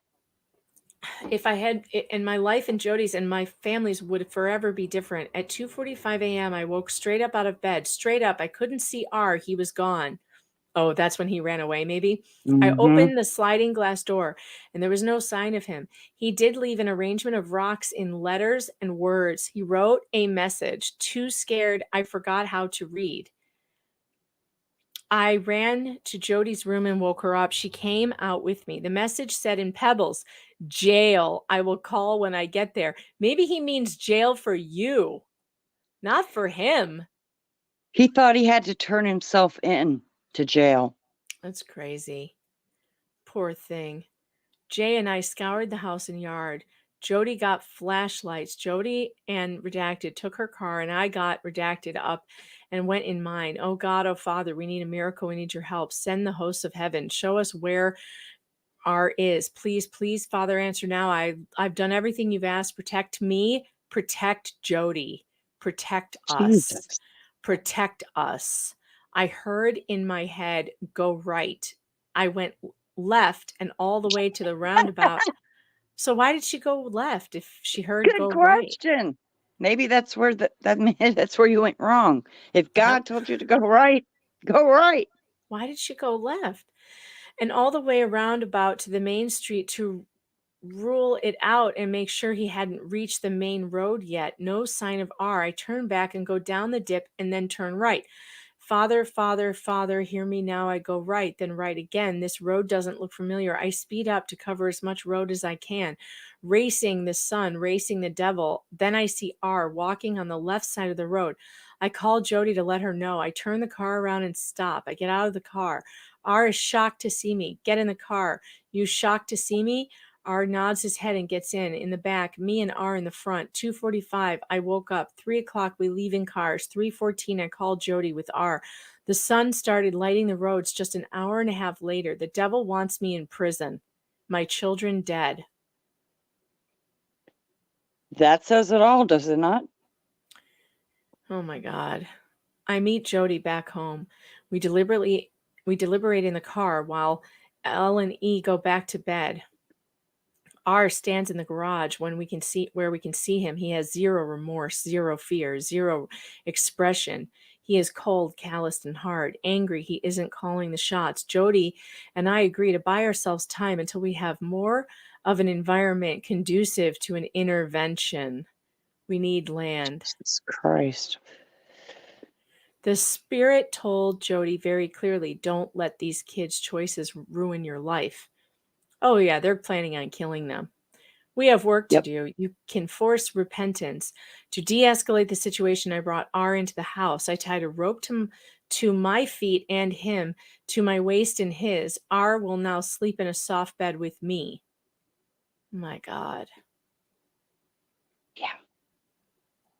7 a.m., R slept. The devil got a bed. Jodi taught exaggeration in class. Jay loaded the cooler. I put the kids in my car and took a drive. 8 a.m., a man came to look at Jodi's house. 8:30, Jodi and I met at the something gas station. E and Jodi take off to Tucson. I drive back to the house with R. He comes in the house. He doesn't leave my sight. I feed him chicken, rice, lentils, beans, but add a glass of milk. He sits at the counter and eats. He got what he wanted. I give him the book, Theophrastus Characters. He got a pen in his journal. He takes notes. To an onlooker, he appears to be a well-behaved, studious young man, and wouldn't I be thrilled? My son, who wanted to run away, is now by my side and reading and writing. Wouldn't I be relieved? No, I know now that in order to keep my son, I will need to put him back under sedation. They were sedating him? With what? Well, remember that reference to the drugs in Mexico? Oh, right. I unhooked him from all the bells and whistles. What does that mean? The ropes? I don't know. And asked him to break a thrive on his own. What? To break and thrive on his own. And he went into arrest and stress. Back to sedation we go. The demon is still here. And I purposefully put R back into a slumber, hibernate. Yeah, they're definitely drugging the kids. To watch R go into the awful state of compliance, knowing the demon he harbors in his heart is so sick, like stitching up a patient, knowing you didn't get all the cancer out, and knowing it's only a matter of time before your patient kills. She means keels over, but she wrote kills, I think. I don't know. Kills over. That's pretty telling. That's pretty telling. Yeah. R and E do not want to repent. They hate God per their own behaviors and words. I now see how perfectly reasonable people walk around hating God and worshiping the devil, yet appear like good old Joes, good guys. There's a soul-killing infection in my child, and my hand is forced to not remove the infection. Agency does not allow me to rid the infection. R and E like the infection. It's so sick. 8:18 p.m., just over 12 hours after finding R, teaching class, and leaving, Jodi sends me a text. I found the land. The devil does not want us to take R and E out of society. He did not want Jodi finding this property. He wanted Jodi and I down at the police station at 8:18 p.m., not discovering a place to bring intervention to his entanglement of my children. Oh, how good the Lord is to those who risk everything to follow him and bring others to him. The hosts of heaven are on our side. My children will never know the sacrifices and lives put on the line to offer a chance for their salvation. R can only think again that he likes the taste of milk and reading again. July 16th. Last night I tied myself to R full night of sleep, 10 to 7. No interruptions. R showers while I watch. Oh my God. Creepy. I shower while R is in the closet. I can see the closet door as I shower. R eats chicken, rice, beans, lentils with cheese on a corn tortilla. 3 sets of 10 push-ups. Reads Theophristus. Jodi is on her way home. E spent the night lying down with face facing the back of the seat. She doesn't know where they went or why. One might ask, as I myself have, thank you, chat, for saying bless R, and F and E. All of you praying people, please add R and E to your prayer list. Please pray for these children. Pray for them to recover from this, because this is unthinkable. It is unthinkable. And they need all the support, love, positive thoughts, positive energy, and prayer that they can get. Yes. T. Underwood, thanks for super chat, says maybe the bathroom issues were the last bit of control they had, or I personally think they were forced into it. Through either illness or lack of opportunities to go to the bathroom. Do you think this woman would let them stop working to take a bathroom break? Tracy Fagan, I think they were wearing diapers. Yeah. They thanks for the super chat. They used the Crumbly journal and it was the Sun's. Yeah, they did. They did.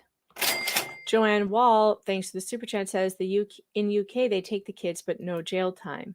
What? Really? Wizzy Wheels, thanks to the super chat, says, have you seen the video on Grizzly True Crime? If you mean the video of like all the footage, I've seen the footage that was released by the prosecutor. But if there was a Grizzly True Crime, she special, read the whole journal, or like more pages, I think.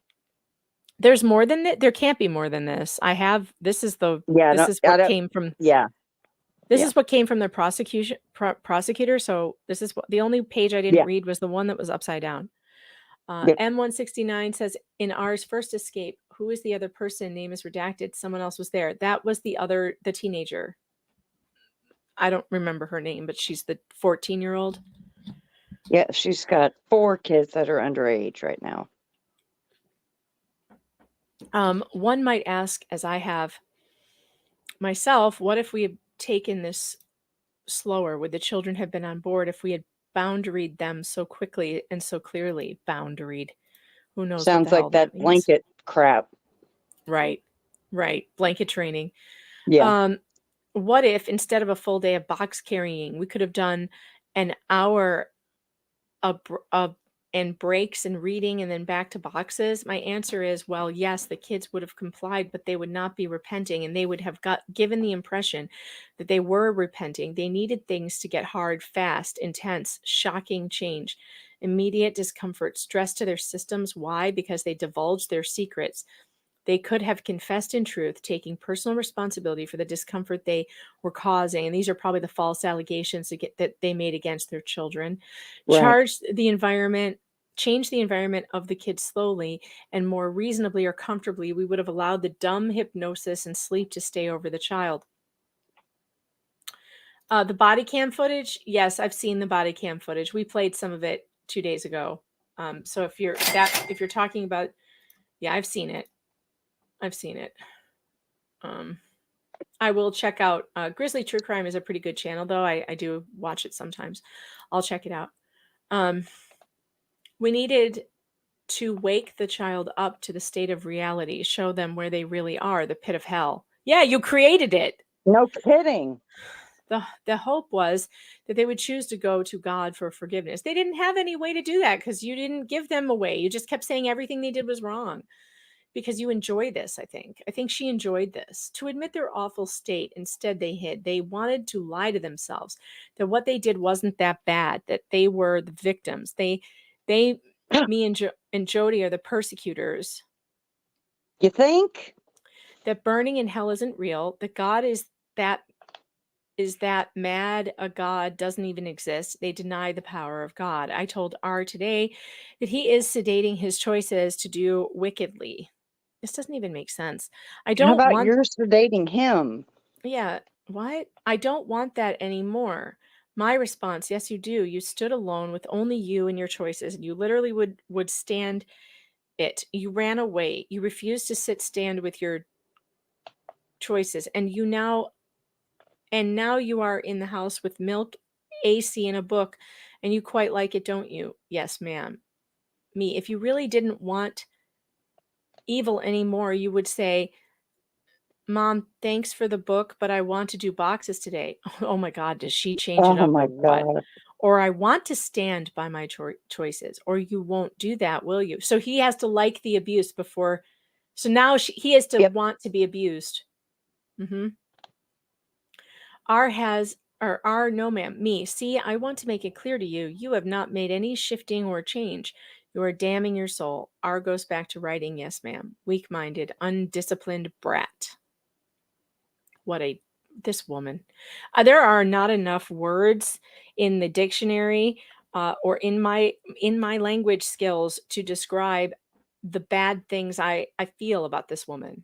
There are not enough words to describe There's how not enough much. mirrors for her introspection either. Oh. Note to myself, I never clearly saw the devil and wickedness until recently. Because I didn't see the evil clearly, I didn't combat him. I padded evil and placated wickedness. My love of God was sincere, but assumed others' love for God was sincere as well as I was deceived. Redacted, She's July just getting 20. more and more delusional. That's Mm-hmm. clear. Mm-hmm. Mm-hmm. July 23rd, to begin separation from evil to where God, all the darkness needs exposed to light. And once the what is that? Once the something in sin is lies and sin is revealed, the body must engage in good work, and the good works needs to be painful. Otherwise, the service becomes another feel-good distraction. A day of fasting and prayer for me after learning my children have been spawns of Satan. R has been out of control. I almost feel like her writing this is further humiliation of them. So I'm It just going to is. say bathroom issues, lying, stealing, running away, E, crying, wailing. You could not know what this has been like unless you were here. Jodi, oh, I'm sure we can't imagine what it was like. Like Yeah. I cannot imagine what it's like living in a house where someone is continually abusing the children in it. No, I cannot. That is not something I want to imagine. It's not something I ever want to think about. You know, my children go to school. We live in a rural area of New York, and there's very poor areas nearby, and there are a lot of children suffering from neglect that they go to school with. And because there's a lot of drug use, and Yep. my children have been exposed to these situations, you know, of kids they know who have such a different life than they do, in that there's often not enough food. Our school offers basically like 3 meals a day because of how much poverty there is here. So they can at least eat at school, which was one of the things that was so damaging about COVID and about all those lockdowns, was that those poor children had no place to go to get their meals. Yeah. And it's not like the state taking them away would be any better. You know, you can't solve, like, poverty is not usually a good reason to remove children from parents when you have resources that the community can provide. But we're talking about kids who don't have good hygiene, whose parents have drug addictions and problems, not necessarily abuse like this. We're not talking about this. This is that in that situation, you take them, but at least they get meals at school, and you know, their parents are going through. There's a lot of parents who are jailed. And it's a real hard thing. Like, my children, they do feel, I guess it's been a good lesson for them, because they feel like they didn't ever realize before how safe their home was. Gratitude, I'm sure. Yeah. But it makes them very sad. We talk about it a lot because they keep running into they keep running into these situations and kids they know that have these sad, neglectful lives, and it's just it's everywhere. It's everywhere, and And it's it's just sad. heartbreaking. Yeah. Surrounded by so much pain, you know? Yeah, absolutely. Hold on one second. One of the kids just got home.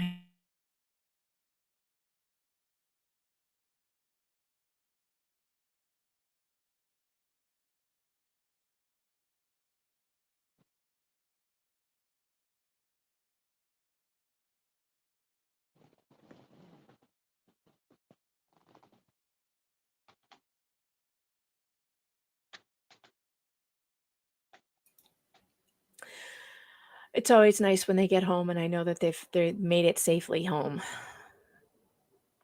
Yeah, All especially right. today. Yeah, right? I know. All right, let's see. Crying, wailing. You would not know what it's like. Jodi and I took E out to the desert. Oh God, how scary. She refused to stay quiet and would scream and scream. Jodi found a reservation cemetery. Chivwitz They Cemetery. recorded that stuff. I They recorded them walking around that.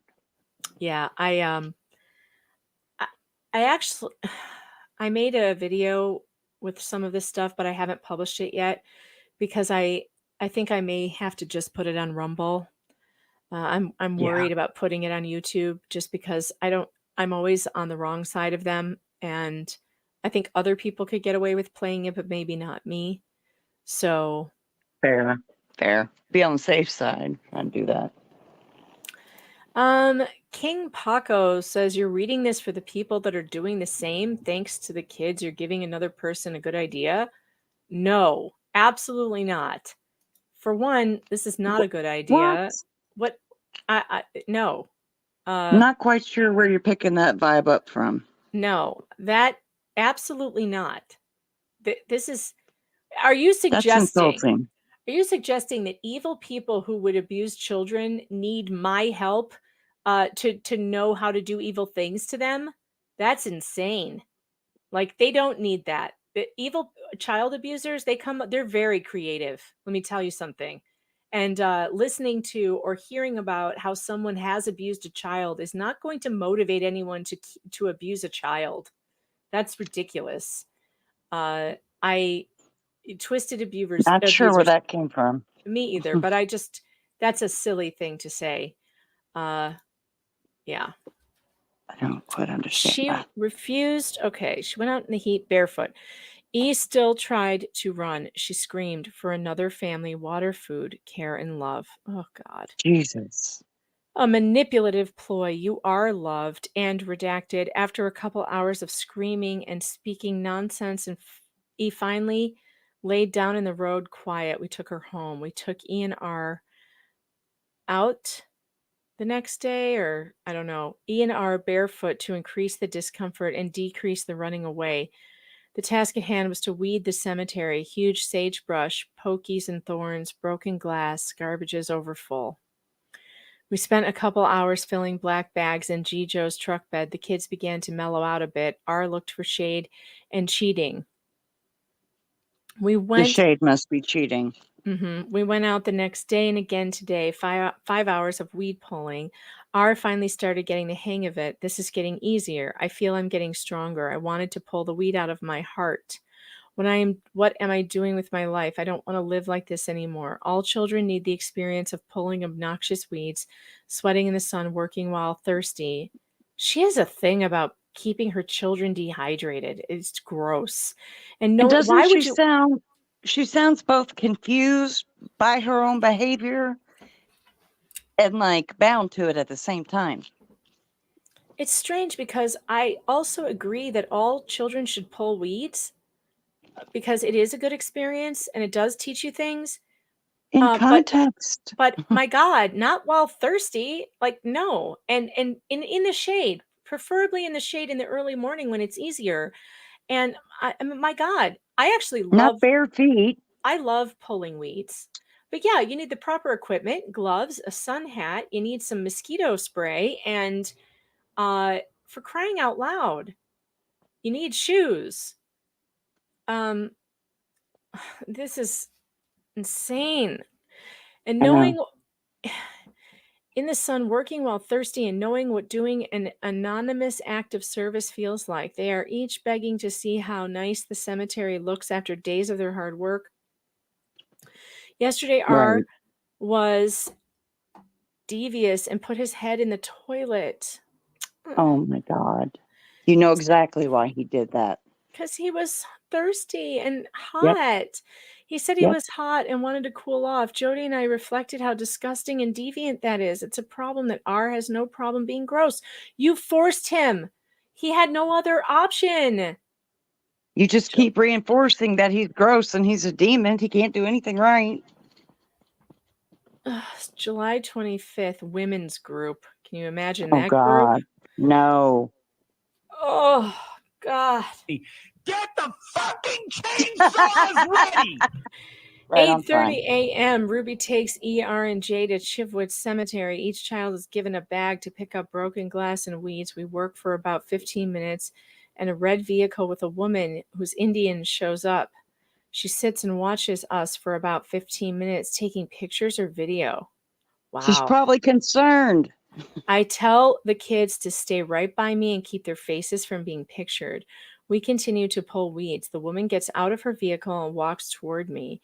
What are you doing here? You don't belong here. This isn't your land. You are trespassing. Ooh. You white savior. I tell right on the money.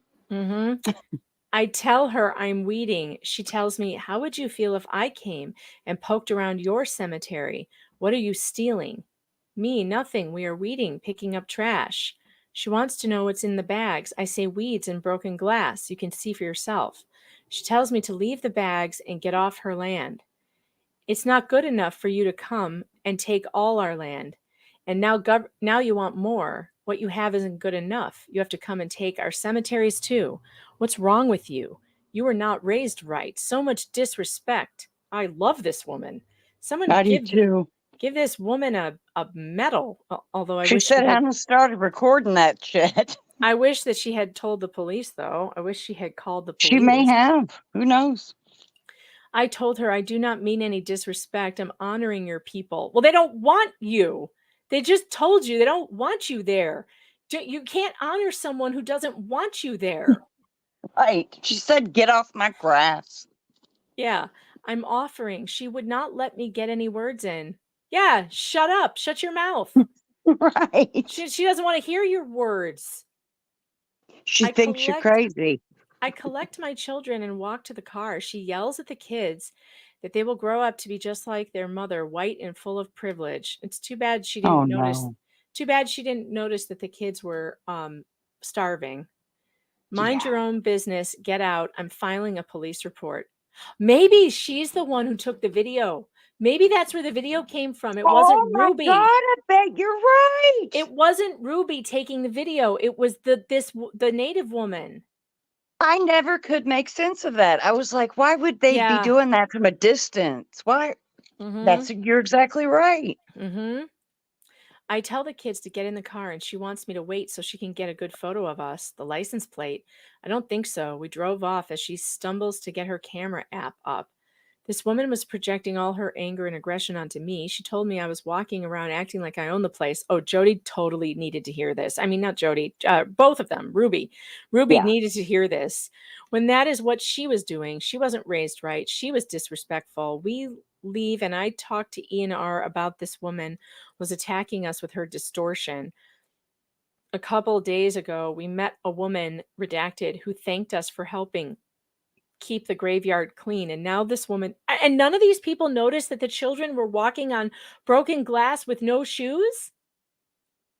Listen, people, listen to me. Well, this woman noticed, clearly. Pay attention. She didn't notice that the children had no shoes on.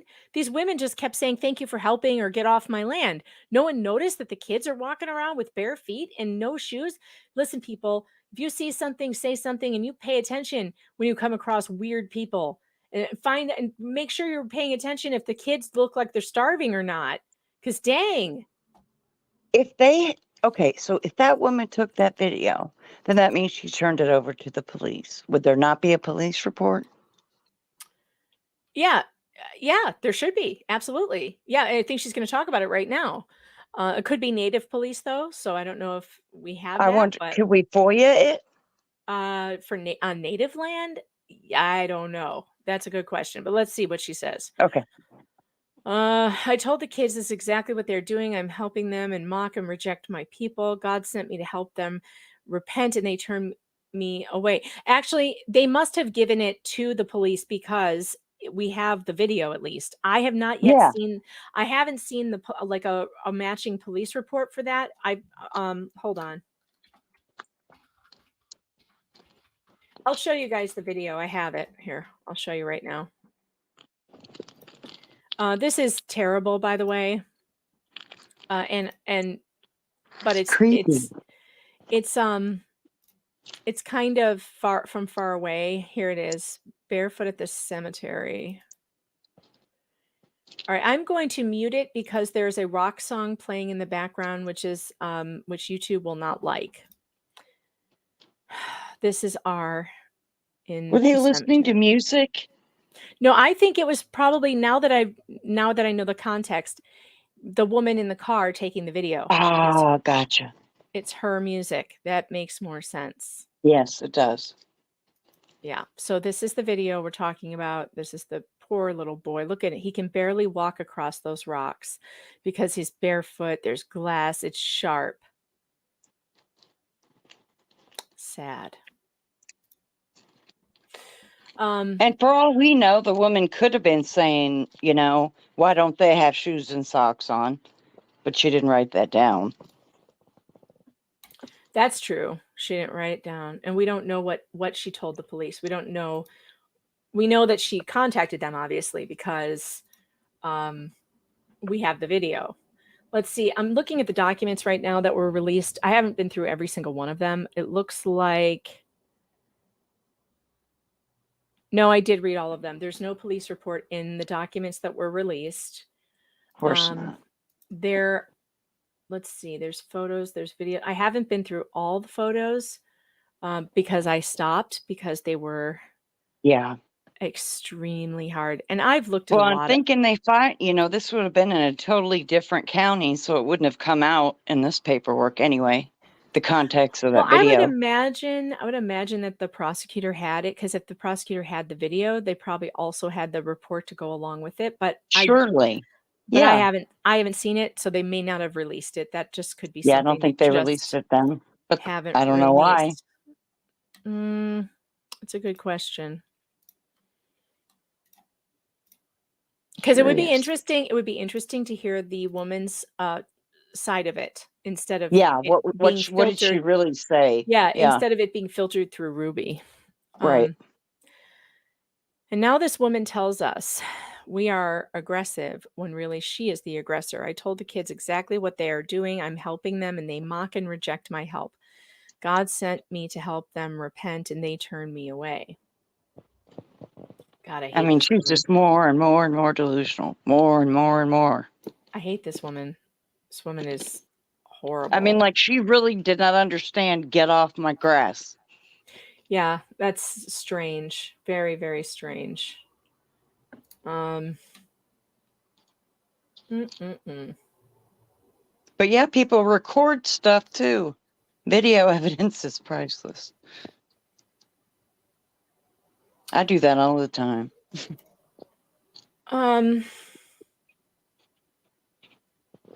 Hang on a second. I'm getting a locals chat. I see you. Oh no, Jeremy Hales and MLS are in a fight now. Are they really? I guess he copyright claimed a video that contains a video. I don't know what it is. I don't know. There's a copyright fight going on. Can't we all just get a bong, man? Yeah, I don't know. I don't know what that's about, but okay. Boy stuff. I'll try and find out later. All right. The kids seem a bit affected because they are so numb. I don't know how long it will hold. R is very emotional. E, not so much. She is seeing and hearing evil. I told her that she invited evil. It's her charge to now send them away. You created this, E. The good news is because you created this, you can destroy this. Send them away. August 1st. Jodi and I went to Tucson today to look at property of 500 acres. Oh, can you imagine? Oh my God. No one would ever find them again. No. E and R are both defiant and unwilling to soften. I don't even know what that means. I don't either. This work perpetually screamed outside. Oh, E perpetually screamed outside.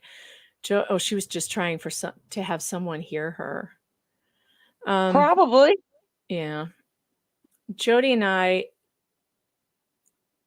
accommodated her and took her to Hellhole Road. What the? I told you, in places like this, like in the desert, I think people find it funny or fitting to name things after just horrible. There's a place in Arizona. So we were driving from Arizona to New York when we couldn't get a flight out of there. The last time we were there, they kept canceling our flight 2 days in a row. So my husband and I rented a car and just drove the hell out of Phoenix to get back to New York.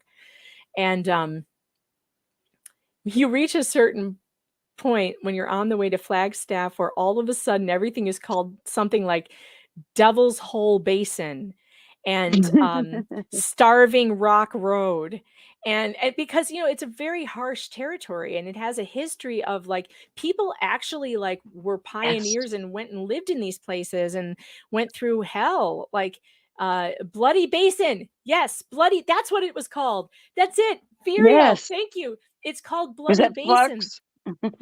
No, it's Furial. It says Bloody Basin. Yep, Bloody Basin. Everything is named after something hideous. So this is just something about this landscape. This is just, this is a horror story. God. We took her to Hellhole Road. Yes, there is such a road on your way to Las Vegas. She was to run on the dirt road. She ran for a bit and then started manipulating. I told her to run up an incline on a hillside, touch a tree and return 100 yards max. She threw herself into a tree. Jodi pulled her out. I highly doubt that she did that. Jodi pulled her out, breaking her flip-flops. After an hour of E jumping in bushes, we get in the trunk to find a cactus. E walked right up to the cactus and threw herself into the middle of it. Bullshit. It was unhuman. She acted like it didn't hurt at all. She cuddled right in. I watched her press her foot up against a cactus ear. I watched with my mouth open. She probably did this to her. She is so numb. After being cozy with a cactus, E got up and spoke with Jodi for about 10 minutes. Jodi and E walked to the truck and rolled down the window. And I rolled down the window. E said, "May I have permission to speak?" Yes. "Can I have another chance at running the hill?" Yes. We get in the truck, drive to the hill. E gets out and comes to my window. "Mother, what would you like me to do?" I instructed her to run to the dead tree and then come back. E replied, "I would rather jump into a cactus." Oh my God. What evil, what deception. This girl would choose to be shot and die than to humble. Another die word. And when did she ever bring up being shot before? Is she planning this is how she's going to do it? Did she tell her, "If you don't do this, I will shoot you"? I have no idea. The amount of fear they must have been in. And do what she is told. There is no pain point where she will turn. The next day, July 30, Sunday, we put E in the closet and contemplate what to do. She screams much of the day. She doesn't get water if she screams. She refuses to eat. July 31st, Monday. Jodi wakes up from a dream. God lets her know we have done everything we can to get E attention. Lord, don't continue these physical interventions. They will only bring resentment. Oh, thank God. E is angry about her feet. Dress her wounds and leave her to me. This intervention gives the opportunity for E to soften and see that we aren't hurting her. What? Jodi cleansed her heels. The hydrogen peroxide didn't sting. E is numb to it. The spirit was very strong as Julie and I witnessed Jodi cleaning what didn't deserve to be cleaned. After dressing the wounds, Jodi carried her back to the closet. I gave her is crossed out. E did scream and sulk and ask for water. I gave her lunch, leftovers over several meals. She wouldn't eat, and she finally ate. I gave her water and then the scriptures. Oh, that sounds fantastic. This is Get the fucking chainsaws ready! This is the first opportunity to have reading material since coming to Jodi's. Me, when you see God, he will judge you out of these books. Did you honor your mother? No. Did you keep his commandments? No. Did you repent? No. You are in big trouble. You better get really familiar with what's in here. Our feet are swollen from standing. Get the fucking chainsaws He is angry. ready! Nobody cares. I told him he's acting like a man having a heart attack and gets his feelings hurt because nobody cares about the sliver in his finger. When your soul is dying, nobody cares about your feet. Hey, by the way, I saw pictures of his feet. He had giant wounds in his feet that you could see down to the bone, tendons and bone. And this woman has the damn nerve to say nobody cares about your feet and you're acting like you have a sliver. Or it's like a sliver. You're not hurt. Yeah, there's nothing wrong with you. Suck it up.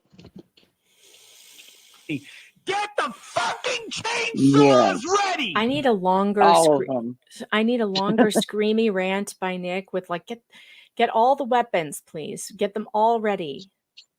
August 2. List the weapons.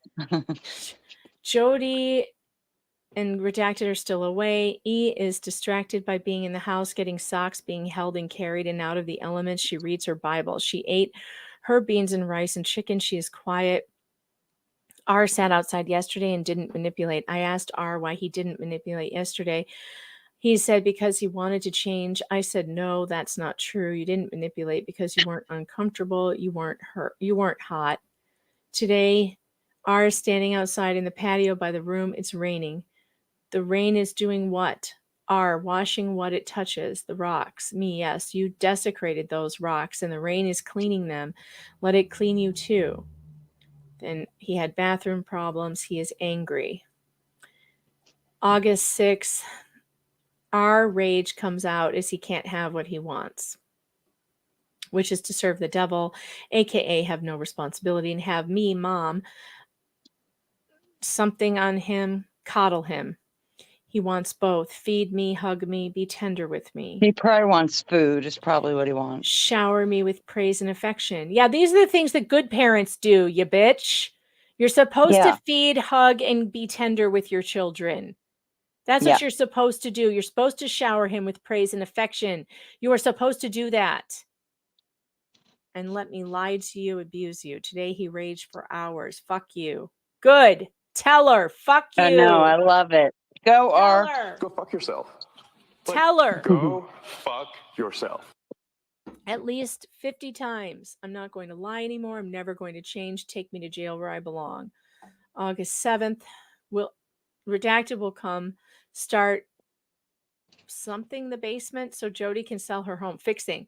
This is great news. Only Redacted is yelling obscenities. Jodi asks, good for him. Good for him. Get the fucking chainsaws ready!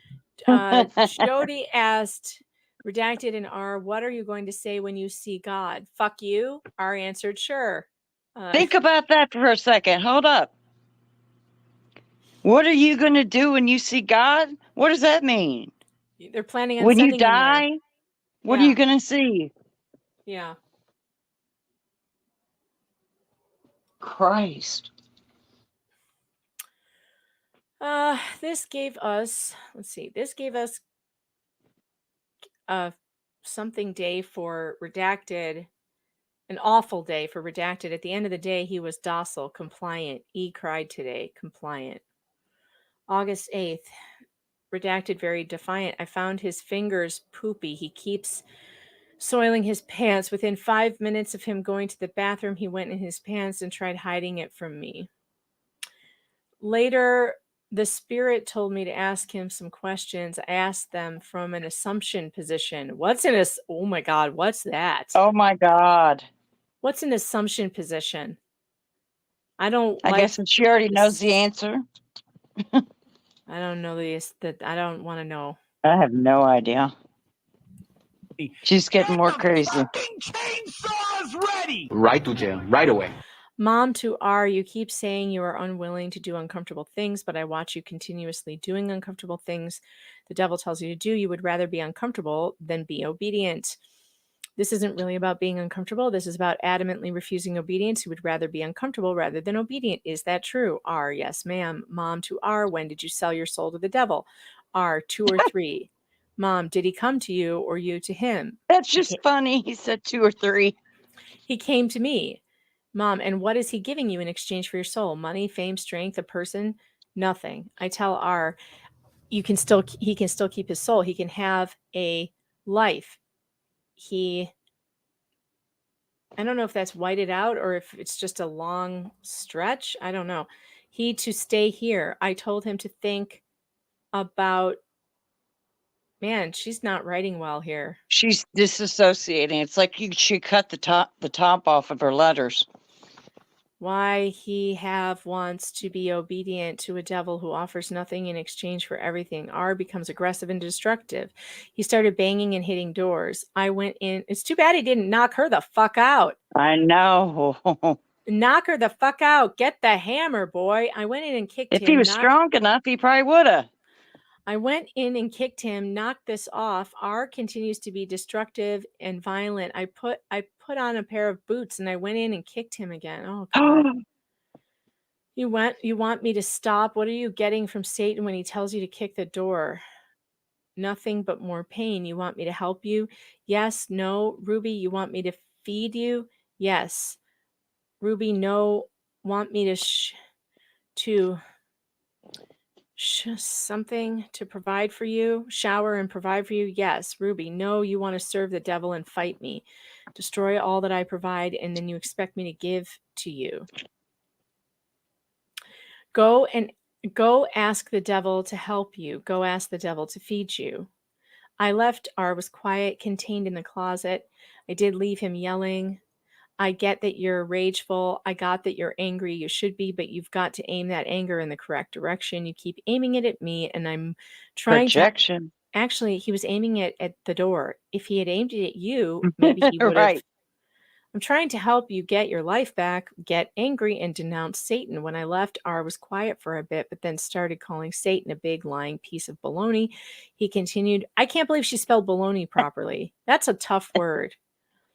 He continued raging and look at yelling. him, not even cussing. He's just like, Satan's a bunch of baloney. Yeah. He continued raging and yelling and crying. I've believed you, and what do you give me? Nothing but pain. Aw. You lie, and I've believed you. I'll admit it. I've been a fool to follow you, but no more. It's not too late. I can turn my life around. Get lost. I can get my life back through obedience. Is this sincere? His actions will show. R is manipulating his hand. Wet his pants. Ruby to R, you cannot manipulate your way out of pain. The only way out of pain is to humble yourself. You need to pray and show God how you've desecrated your precious body, how you misuse your body. Beg him to help you. And this is in quotes. I've been such a fool. I don't want to make these choices anymore. Please hear me, God. I won't live this way anymore. My life is crappy. It doesn't have to be this way. Obedience is the way. I've desecrated my soul. I know I can change. I still have a chance. My chance is getting smaller and smaller, and I'm not going to choose this anymore. I'm going to make myself a fool anymore. I've made myself such a fool. I believed all those lies, and they bring us pain. God, I've made choices to be so idiotic. I've been aggressive, so vile, so mean. God, please hear me in the name of Jesus Christ. Amen. What a blasphemous. I don't think he said one word of that. I don't either. She's making it up. August 10th. Jodi and Jay are still in Arizona.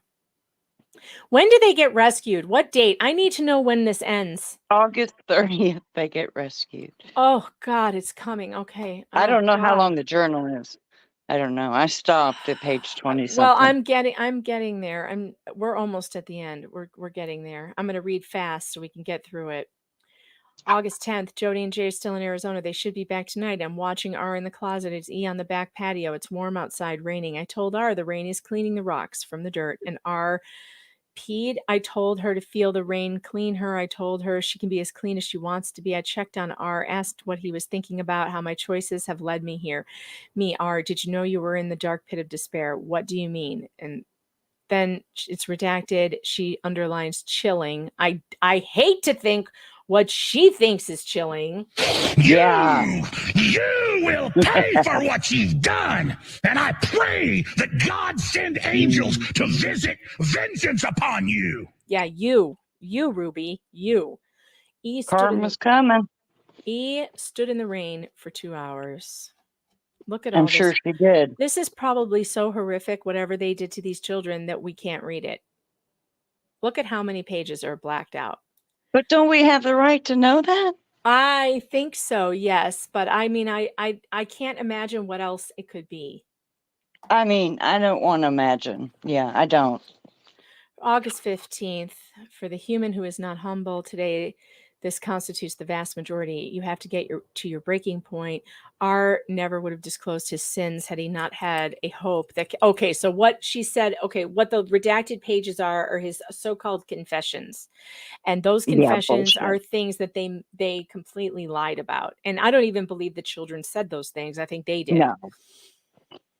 R never would have disclosed his sins had he not had a hope that confessing would bring a sense of relief. His motive, because he is not humble, was to feel better because all his distractions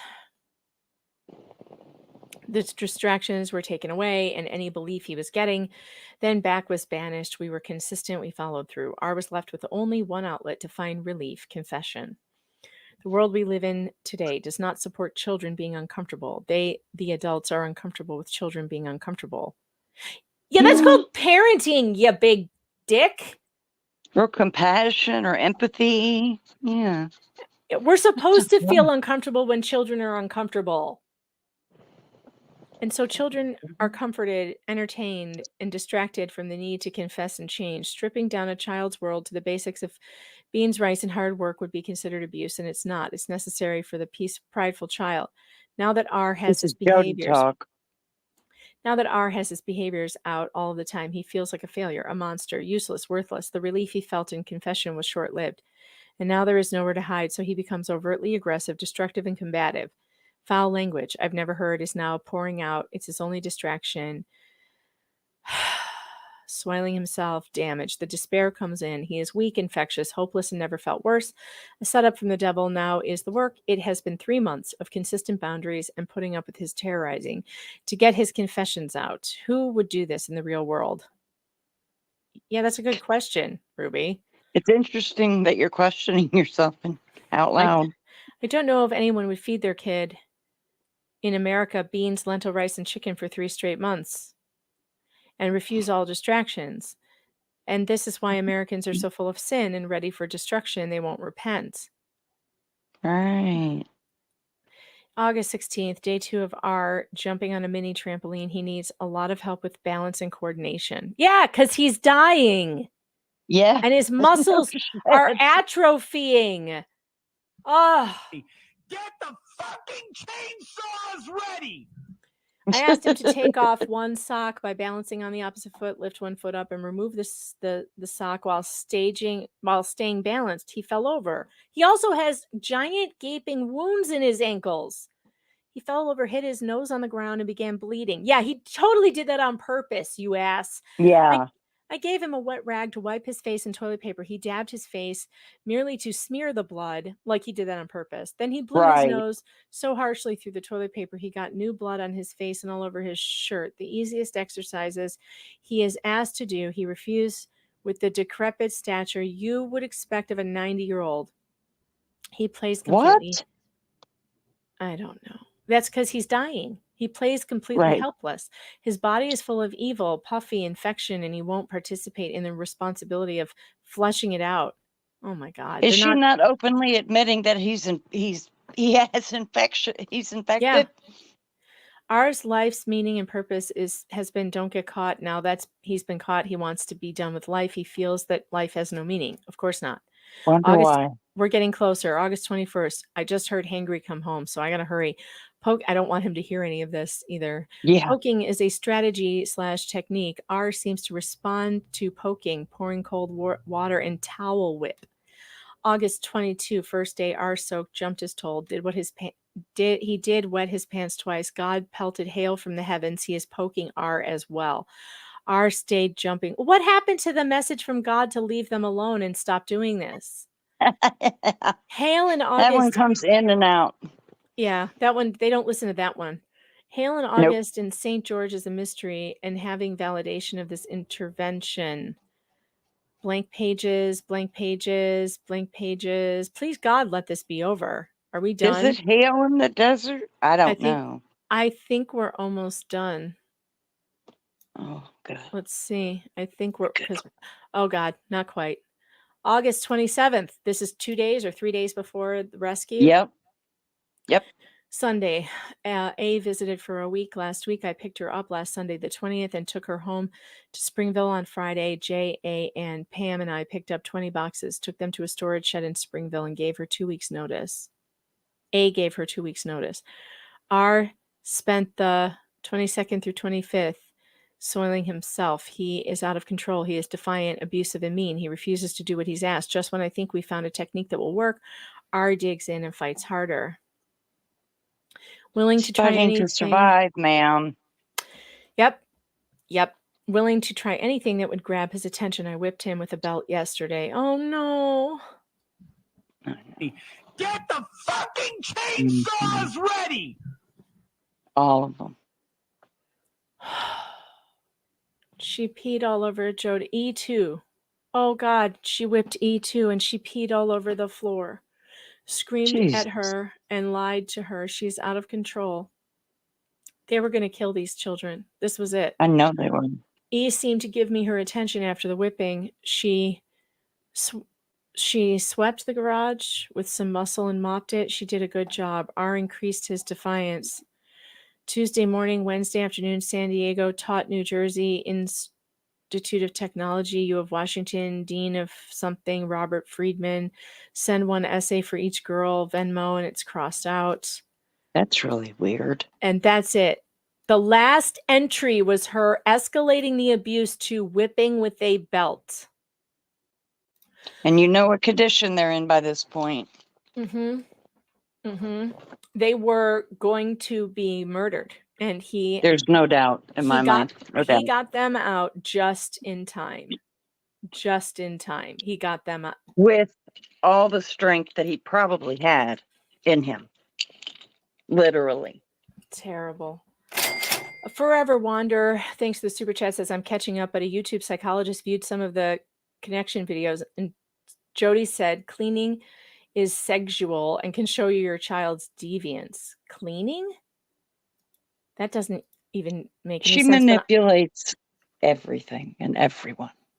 I'm done trying to make sense of what you these can't. crazy You can't say. Wizzy Wheels, thanks for the membership, the gifting of the membership. Welcome to the Fox Den, whoever got it. Thank you so much for that. And Chris Jenner, thanks for the super chat, says, did you listen to the jail calls between Ruby and Kevin? We started, we didn't finish. We will do it a different day. I do want to hear those calls. I've only heard a little bit, but we will get to that on a different day. I want to go back to the rest of your notes. I want to finish your notes because we're almost through them and they're just all really very good notes. Sarah does handwriting analysis and she did one on this journal. And I do want to go back to the notes and I accidentally used them. I didn't mean to do that, but I did. I'm following right along. Let's see, where were we on the notes? Sarah, where are you? I'm right here. In my inbox. Do you know how hard it is for me to find things in here? I'm hiding. Here we go. Here it is, I think. No, that's not it. Here it is. Okay. Projection. There is so much projection of her own feelings onto the kids. You could pretty much read the journal, and the quoted thing she is saying to these children is nothing more than pathetic attempts to blame shift and fault find. She literally is a projector machine itself. Inability to look and examine inward at choices. Focus becomes outward and projecting her feelings onto the children while believing her own delusional thinking. Obsession and rumination on themes of control. a pattern that keeps repeating. She is constantly reflecting on what her and Jodi need to do to change to have better control, total control. She was keeping track, I'd imagine, of his water intake. She mentioned that she knew R was a thief and stole water. Again, stole water is distancing language. He was probably dehydrated. He was more about survival. It was more about survival for him. But at one point, R was sick to his stomach, and we remember that part, and she was immediately on the proof that he was stealing water. From her perspective, it appears she genuinely believed at the time, under the guise of religion, and kids obeying their parents was paramount. Delusional aspects. Wait, I skipped one. Motives for behavior. Her thoughts she's having inward, she cannot manage or regulate or figure out because she cannot sit with her feelings or look inward at herself. She instead projects her inner feelings outward through physical abuse and anything punitive. Judging on handwriting alone, she was motivated solely by perceived loss of control, anger, furious, raw anger bordering on hatred. I saw this so much and so often, I have come to believe that when she made Kevin move out and started working with Jodi, I believe inside her own mind that she was starting a new life. I don't think she desired to be a parent anymore, despite having 4 minor children out of 6 total in her care. Some of the hate may be pure resentment or having to fulfill a role she no longer is interested in playing, the role of mother. I believe that handwriting supports this notion. Delusional aspects. At times in her writing, Clearly, she's delusional. She was separated from reality. It could be more than one time a day or just interspersed in the handwriting. However, her basic belief system at its core became increasingly more delusional. As a snowball effect, the more delusional she was, the closer to death Ruby was willing to take her behavior. We saw that very clearly in this. And I can't believe she wasn't charged. They weren't both charged with attempted premeditated murder. They were planning to take these children out to the desert and dump them there. That's become clear in going As through a this. snowball effect, the more delusional she was, the closer to death Ruby was willing to take her behavior. There are hints at, though in softening language, that she covered her son's mouth and nose and putting him under the water. She came to believe that she could give oxygen to R by merely placing her hands on him. The more delusional she was, the scarier the punishments and the more extreme. If she wasn't utterly delusional, she was one emotion, rageful. Again, really, this is self-hatred formed inward, manifested and projected outward. I do not believe Jodi believed any of the BS she was spitting to Ruby. I think she said whatever she said because she's a self-hating with repressed anger, I imagine, towards sexuality and an inability to acknowledge the taboo of that with her religion. Jodi was constantly manipulating everyone around her. There is no doubt that Jodi was a self-harmer. Ruby talked about her wearing hoodies in the summer because her forearms were covered in slashes. Jodi is extremely mentally ill, but through the skills of being a therapist is a master manipulator with an eye open, always for the grift of her agenda, whatever that might be. She would appear that Ruby saw Jodi as more powerful, more all-knowing, and would take up any of Jodi's suggestions because, delusional or not, Ruby believed or convinced herself that she was doing the right thing by listening to Jodi. What am I reading now? I'm reading Sarah's analysis of the journal. Sarah has an extensive background in mental behavioral health, including exhaustive studies in handwriting analysis. And she has written this, and it's really good. It's really good. And I think really interesting and insightful.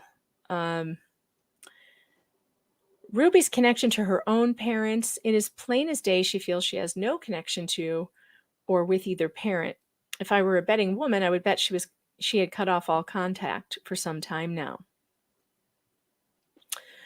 Ideas that love must hurt to teach. Ruby Some believes, people may know in the chat. Some people may know whether she talks to her parents or if she doesn't, but I would bet not at all. Like from watching 8 Passengers or something like that. I don't know. Right. Well, and people who abuse like this tend to separate themselves from people who would notice, right, and do something about it. Absolutely. Ruby believes whatever Jodi tells her is true. Again, maybe that lack of self-esteem and self-hatred is what made Ruby even more naive, suggestible, open to being exploited by someone like Jodi, whose motives are ulterior.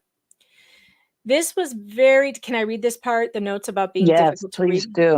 This was very difficult to see this handwriting sample. I mean, there is absolutely nothing positive or good or normal or even human about the depths of her depravity. I cannot say whether she actually wanted her kids to die, but I can say that she had been open to the idea of death as an outcome, just in the condition that they were found in on body camera.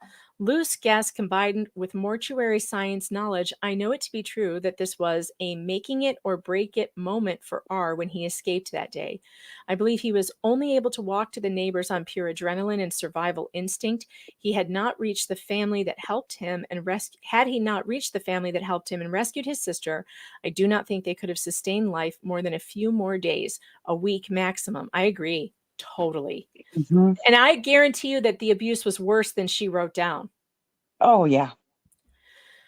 Because she likes to use words like he was invited to or whatever, when you know that that's not what she's saying. She made them. She forced them. They don't even have to say anything. They could just look the wrong way. Yeah, they can make a You wrong can't win. face. Had he... I do not think they could have sustained life. Okay, thank God R was the hero of he and his sister's story. And keep in mind, the journal only details 3 months in which this all took place. Without outside intervention, those children in all likelihood would not have survived much longer. Cannot emphasize the direness enough. Disgusting to read, to see, and to put together. And I just want to say thank you for doing it, because I know it was welcome. nauseating. Gross. Frightening. Very frightening. And I am very upset that that the prosecutor did not put more charges on these people. I mean, on these two. I feel like we were sold a false sale of goods there. Yeah, I do. I feel that way too. We were lied to. That by it was the a show. prosecution. Yeah. I mean, they really downplayed the abuse, and I want to know why. And I think I may be sending a press inquiry to that prosecutor. Where's the attempted murder charges here? Yeah, I don't think they're going to answer me, but I feel the need to send one anyway and ask, because I want to know. I want to know why none of this stuff made it in. And in fact, I think what I'm going to do is go through this journal again, unfortunately for me, and pull out every instance of abuse I find, which I know will number far more than 4. And I'm going to ask why none of them were mentioned in the charging documents, and why none of them were charged. So why 2 of them were dropped. Yeah, right. Because they started out with 6. They started out with 6. Yeah, I want to know why. And this is, I'm going to think about other people that I can reach out to in Deal Utah. with the devil takes a whole new meaning here.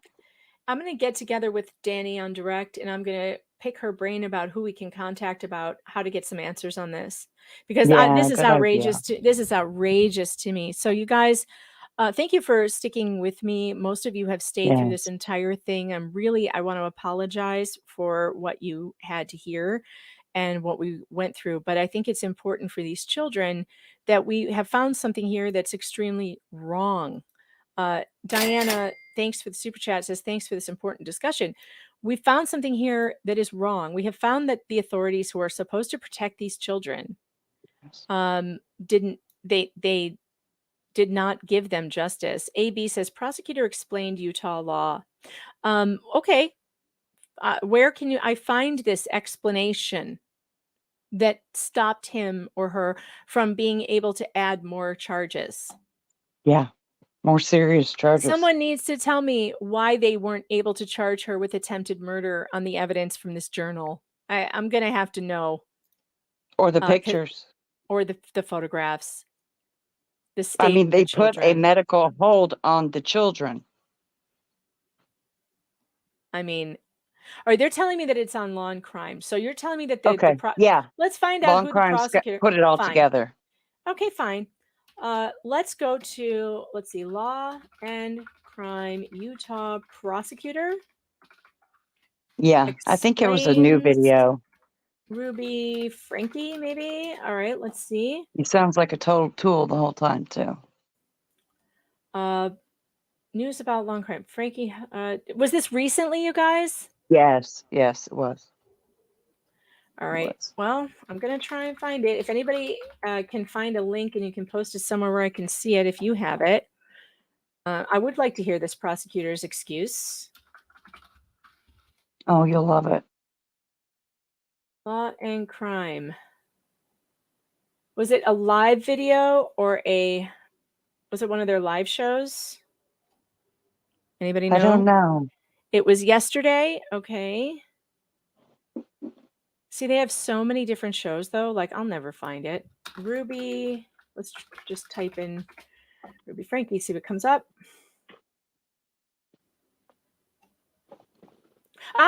Prosecutor Tells All, 19 hours ago. Yep. All right. Let's hear. I really need this guy to explain to me. I really need him to explain this to me. Explain to me why you, in your charging documents, made this sound like maybe 1/10 of what it really was. Lower your expectations. The lead Everybody who has worked on this case has gone home and cried. The lead prosecutor, not hard enough, in the Ruby Franke case tells all, speaking with Law and Crime for the first time since these chilling videos were made public. I can't watch this again. I just want to hear him. Is something that is super abnormal. Clark first heard what's ever seen before. Child abuse to this degree is something that is super abnormal. Yeah, and it calls for a super abnormal sentence. Consequence, right? Consequence.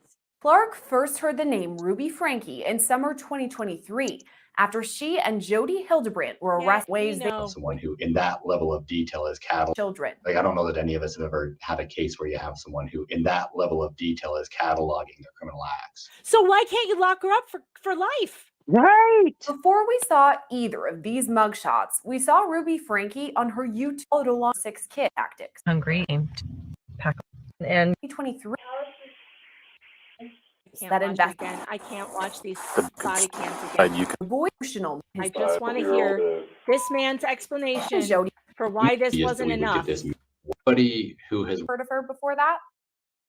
I hadn't, and nobody who has worked on this case from the law enforcement side was aware of it that I'd talked to either. Why does that matter? So we were all kind of Whoa, it does matter. They should have been aware of it because they got 13 That's what I phone mean. calls. They got 13 phone calls. They were at that house 13 times. And guess what they didn't do? They didn't search it. They didn't actually get a warrant to go and do an investigation. They didn't call. CPS did absolutely fuck nothing. That's what and so him saying that no one was aware of it, that's a lie. It's right bullshit. there. That's a full-on lie. oblivious that we would get this media storm on this. You were oblivious. Bullshit. He said his whole office, no one in his whole office had heard about it. Bullshit. Case. Nearly right away, Clark's team at the Washington County Attorney's Office was on the case. So. Oh yeah, you're a real fucking hero. I was hearing about it probably the day after the arrests. Our special victim prosecutor team was working with officers the day of. So they're getting calls. Hey, we're working on warrants. We've got a crazy child abuse case. And so our office was involved that first day and having those communications back and forth with Detective Bate. But I wasn't really aware of it until the next day as we're talking about, what's going on, how are we going to handle this? And almost right away, the case stood out. We cover child abuse cases, right? Like, unfortunately, child abuse is something that happens in all the communities in our country. And it's something we should always be speaking out against and trying to stop, right? In our office's institutional memory, we can only think of one case that is comparable to this. And that's with, 15 prosecutors collect. And so in let me get this straight, sir. What is this man's name? What is his name? Why is his name not on the screen? Let me get this straight. In all Mr. the time Tool. in all the time you've been here, all the time you've been working, you've only seen one other case that was this horrific. And did you also offer those people a deal that would give them 1 to 5 years, 1 to 5 years, and drop charges? Why the fuck didn't you take this to trial? Why didn't you say no deal for you? None. 0 deals. What? What is the incentive of the deal? Except to give them a better sentence. What are they getting in return? He's admitting here it is the worst, one of the worst cases in Utah history. And this is the sentencing they got? Experience. Right? So immediately this case didn't feel normal on the, whoa, this is an awful case perspective. And for better or for worse, this case was also felt different to all the people doing the investigative work, because statistically crime occurs and is reported more often in low-income communities, right?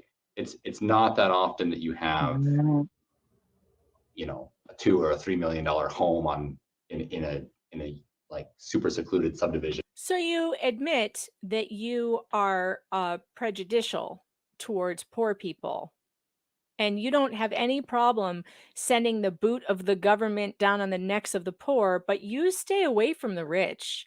You go knock on their door, and when they tell you nothing's wrong here, you turn around and you walk away and you believe it. And that happened 13 times in this case, maybe more. Where you're having like, you don't get domestic violence calls to that community very often, right? So that felt different. That doesn't mean it doesn't happen. Severity felt different. And obviously, the media coverage felt different. Clark says the first indication that the case would take the world by storm was Ruby and Jodi's first appearance. It was supposed to be held virtually, but too many viewers from across the globe trying to watch caused the link to crash for everyone tuning in. So we were getting ready to do the arraignments on these cases, and I got a call from the jail, who we work with a lot, right? So I get a call from the jail and they say, hey, we can't log on to the system. And so we called the court, and the court said, yeah, it's full. There's no, it has like, I don't know, 1,000, 1,500 people can be logged in to watch what the court streams. And our courthouse had never had it be full before. And that was when we kind of had an indication, oh, there's a lot more interest in this than we'd ever anticipated there would be. It wasn't until I don't like that he keeps smiling.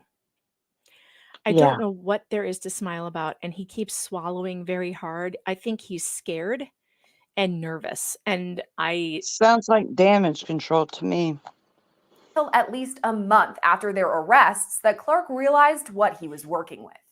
So those things all rolled in, most of it within the first month. The jailhouse calls obviously continued through sentencing. And then there was additional evidence that was gathered through interviews. And as we're trying to wrap our head around, like, I mean, I don't know if you, like, one of the things that we released are the Kevin Frankie interviews, right? Like, as time went on and people kind of wrapped their head around what was going on, we were able to get better information from interviews, from people as to what had happened, who had been where, kind of a thing. So it really was about 2 months before we really felt like we wrapped our head around what was the relationship between Ruby and Jodi, what was the motive behind all this abuse.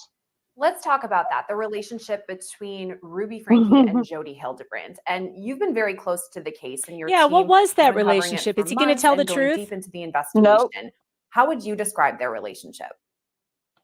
I describe, in my mind, I see Ruby as a religious alkalite, like a blind follower of Jodi.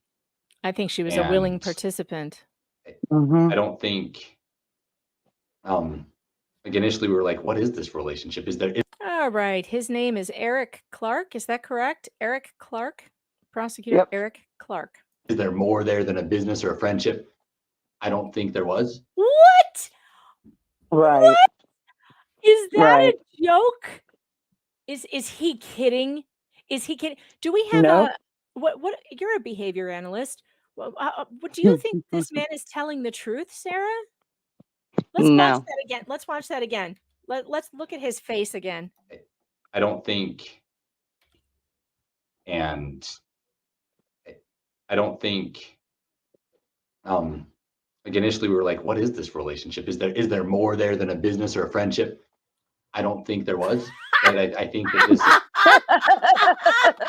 I didn't see that the first time. Look, I didn't see this move the first time. This is classic. This is What was classic. that flaming move? He goes, was there more of it? We don't think so. Like, what is this a joke? Am I being punked? This is the classic denial. is there more? Let's see that again. Like initially we were like, what is this relationship? Is there more there than a business or a friendship? I don't think there was, right? I think that this is two people. What do you think? What do you think? Let's hear him finish trying to explain what it is then. Right. It's two people. This is two people where Jodi is saying, hey, I had a dream last night from God, and this is what we need to do today, or this is what we need to do we need to move, we need to discipline these kids, whatever it is. And Ruby was to a point in her life that she had separated herself from her husband, He's not her answering the extended question. family, her adult. The question was, what is the relationship between these two people? And now he's talking about Ruby separating herself from her husband. No, no. Listen, why do we care? Why? Okay, there's a question in the chat. Why? Who cares?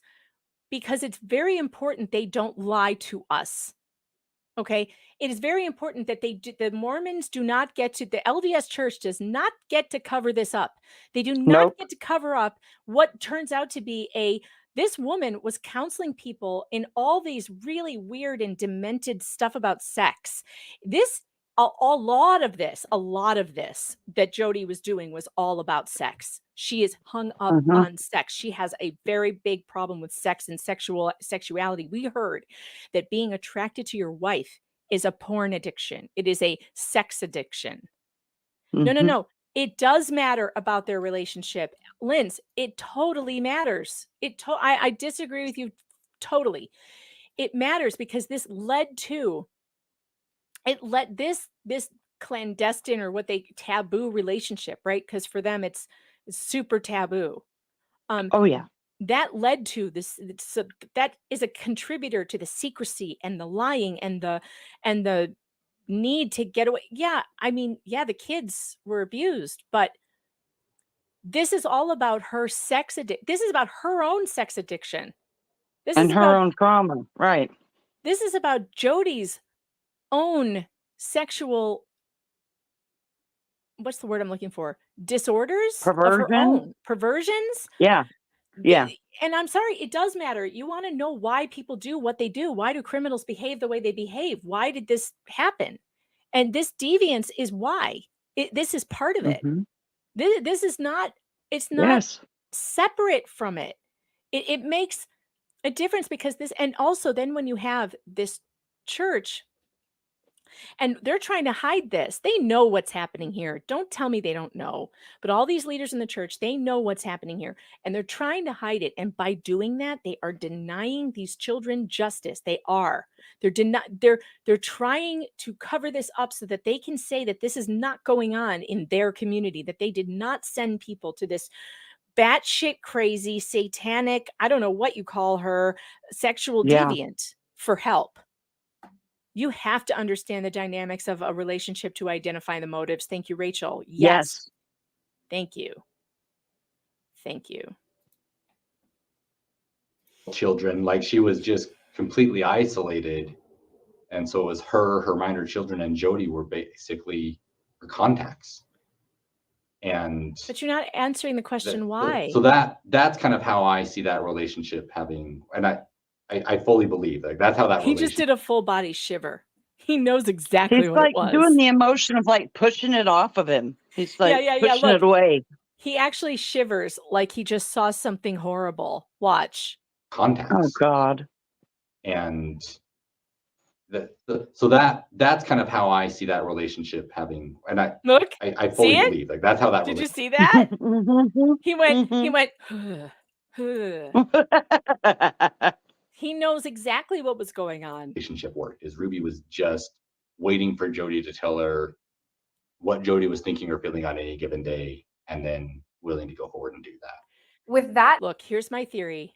My theory is that this woman right here is a full-on sadomasochistic lesbian. Yep. She's like a dominatrix. She's practicing BDSM with Jodi and these other women. And if we ever got to the actual bottom of it, if any of these women who she's done this to would actually come out and tell it, I think that's what we would hear. We would hear that she is practicing or she had brought her abuse to a whole other level. There's BDSM, torture, bind and torture, self-harm. And it goes to not only her sexual partners, but to the children too. Now, we do not know if she had any sexual interest in the children, and I would not be surprised. I would not be surprised. Nothing would surprise me at this point. It would not surprise me if she was also doing things like that to them. They admitted that they're watching them in the showers. They are Drugging them. Mm-hmm. Yeah, no, he cannot cope with the idea of, you're right. Someone in the chat said this guy can't cope with the idea of a BDSM lesbian in the Mormon church or whatever. Yeah, they can't. He's probably Mormon. I'd bet money on it. Thing is, this is like for those of you in the chat, somebody said that BDSM is safe. I'm going to have to disagree. I think it is absolutely not safe. I think that even with consenting adults, I think that there's something deeply wrong psychologically with tying love to pain. And I understand that like people think they can do these things and do it safely, but I think it's a very dangerous road. That's just my opinion, but I think it leads to more and more escalation of pain. And I don't. It did here. Yeah. And I think that that's a very dangerous thing. I think it's very dangerous. That's just my opinion. But you guys are free to believe what you want, but I think it's dangerous. I would never encourage my children to get into it. Would you? No. Like that's the way I think about it. I think about it like, is this a thing that I would want my child to be involved in that I think is safe and healthy for them? No, absolutely not. So Or to have to think that's what love is somehow. Right. And I think it's just It's dangerous. twisted. It's Yeah. twisted. And that doesn't mean that every person who does this or is into it is going to be irreparably harmed. I'm sure people do things all the time that are dangerous and they don't get harmed by it, right?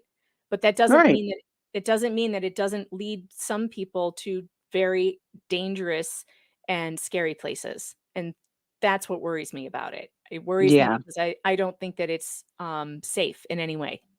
I think it's a bad idea. With that in mind, what do you think was Jodi's motivation then in instructing Ruby to do these terrible things? That one is harder. Like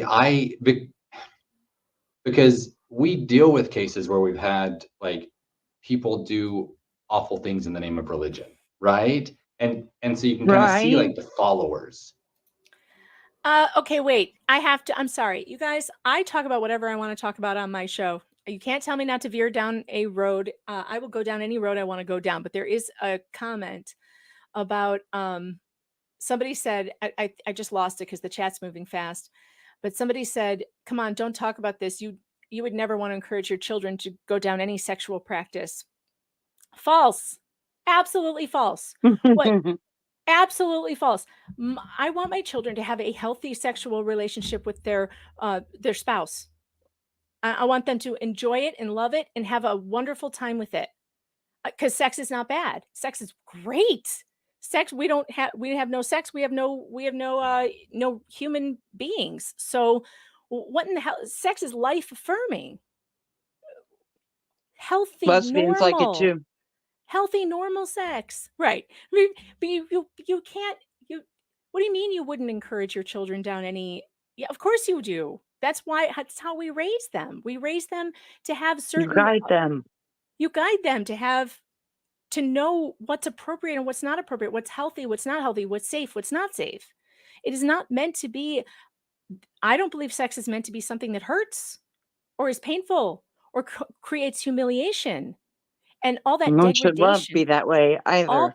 all that degradation and humiliation that comes along with BDSM, I think is deeply, deeply unhealthy. It's deeply psychologically weird.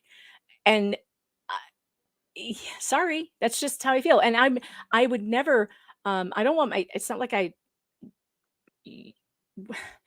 just think it's a weird She doesn't even criticism want to to be think like, about her kids having sex. They're so yeah, I mean, young. well, I want to think about them being happy though. And as a happy Yeah, human, absolutely. to be a happy human, you need to have a healthy sex life, I think. Or not need, but I mean, because some people don't. But I think that part of being human is having a well-rounded everything.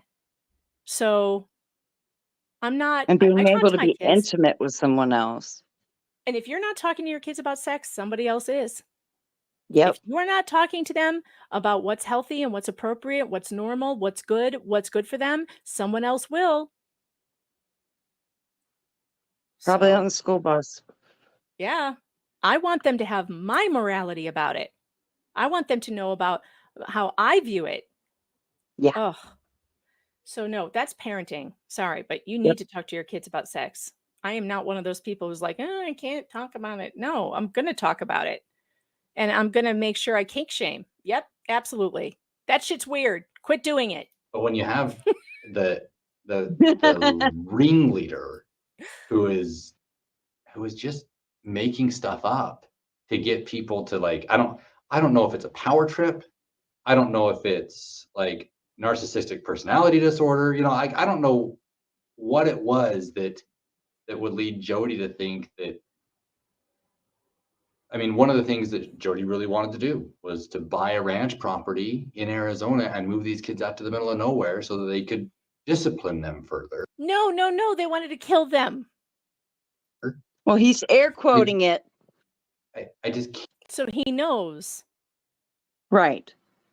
I can't wrap my head around any motive or rational thought that would lead people to like, and from Jodi's jailhouse calls, like I really believe that she doesn't think she's done anything wrong. She was just trying to help the children, and for reasons that she doesn't understand, God is sending her to be a preacher in prison. Yep. So I think that's what motivates. Why is he laughing? None of this is funny. Okay, this did make me laugh. Book Hermit says nothing wrong with nipple clamps. The chat is now going to argue about particular kinks. Listen, I really ask don't for permission. Yeah, I don't really care what you guys do. I really don't. I just have my own opinions on these things, and that's how I feel. And you are allowed to feel differently. You are allowed to have your nipple clamps. Like wasn't it the governor of New York? He was wearing a shirt once, Andrew Cuomo, and it totally looked like he had nipple clamps on. It was very bizarre. Oh, gross. He probably did. He probably did. Becca Lynn says, you're a prude. That's cool. I get accused of that all the time. I have my own opinions. You guys are allowed to have your own. I don't think there's anything wrong Ain't with, nothing personal. it's not personal. Don't take it personally. But yeah. No, do not ask me for permission for the kinks you guys have. I don't want to know. I don't want to know. Oh, I don't want to know. Or do I think that there's any basis in reality to any of that? Obviously not. Clark and his team reached a plea deal with both Ruby and Jodi, in which they pleaded guilty to 4 counts of aggravated child abuse each. Let's talk about the plea deal. How did all of that happen? Were you prepared to go to trial? Did you decide a plea was better? How did all that work? The advantage of plea deals is that you don't have to put victims through the drawn outness of a long case. Not what she asked. And the difficulty of a trial.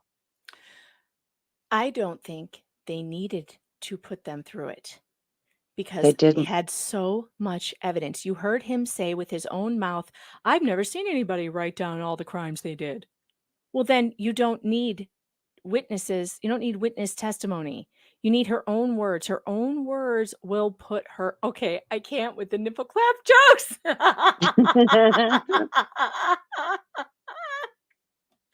Snarky Mama says, always wear your nipple clamps to the airport. If you want TSA to fill you up, they will. Oh my God, you guys are so funny. Okay, I'm going to stop looking at the chat.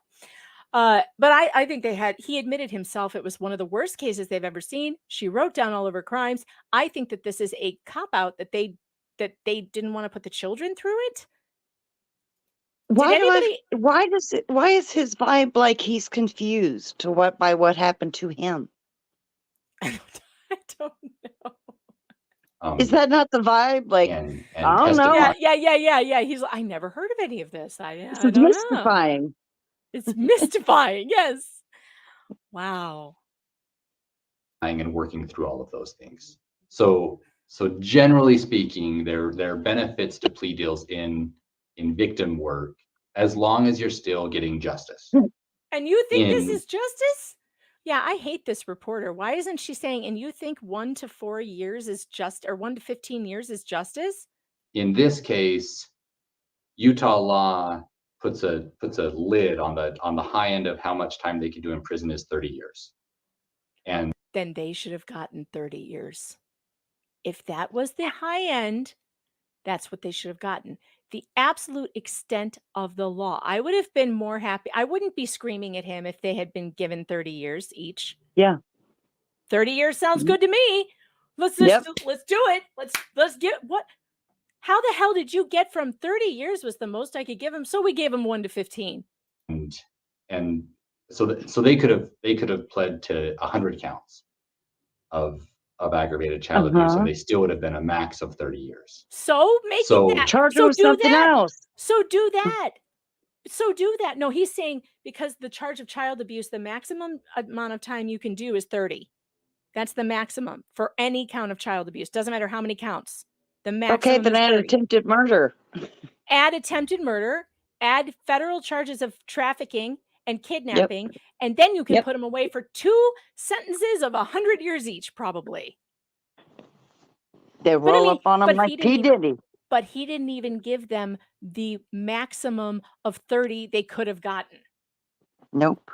So we needed to make sure that we had the ability to get to that threshold so that the parole board can hold these women for as long as they feel like is appropriate. So we got. So in Utah, judges do not decide sentences. The parole board does, or the sentencing board does. And who are those people? Do you think they're Mormon? I have never, ever, ever heard of another state sentencing guidelines. I've never heard of another state that does this, that takes it out of the hands of a judge. Ever. Yeah, me neither. I don't know if does anybody know if this is the only state in the union that does this? Does anybody know? I don't know of another state that does it.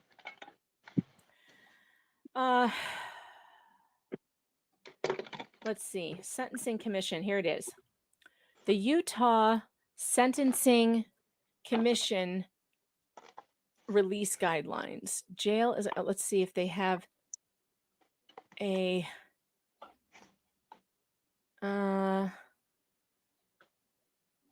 No, I'm not seeing like this does not tell me about the panel. I would like to know more about the panel. I got to have Danny on direct. Yeah, it's only in Utah. I got to talk to Jeff and Danny about this. I got to talk to Legal Vices. We got to have a stream about this because I am just learning about this and I can't even believe it. My head feels like it's going to explode off my neck. My head feels like it's going to blow off my neck. I can't believe how unjust this is, that you would give up a judge's right to sentence criminals to a panel of people who are probably deeply embedded in the LDS church, protecting LDS cults, protecting these fucking child abusers. Get the fucking chainsaws ready. Chainsaws ready.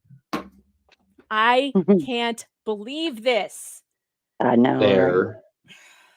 And the other part of the plea deal is, well, then there's the number of counts that you work on, but there's also what does the prison sentence look like? Under the Utah sentencing matrix. Wait, before he goes there, Matrix. Chat says, wait, there's more. It's like a bad car commercial. It's like one of those commercials you couldn't get away from in the middle of the night with but wait, there's more. And it's like a 10-minute commercial. I'm horrified to imagine. Okay, so let's hear about this Matrix. What's wrong with the Matrix? Yeah. If you're a first-time offender of aggravated child abuse, there's a presumption that you're not doing jail or prison, that it's just a probation case. Oh my God. It doesn't matter how severe the child abuse is? I don't think so. So if you're a first time, hey guys, hey child abusers, you could go to Utah and do it one time and get off. This is how little One get out of jail free card. This is how little we value children. So as long as you don't murder the child, you can abuse a child up to the point of not killing them in any way you want, and you get off for the first time with just probation in Utah. Mm-hmm.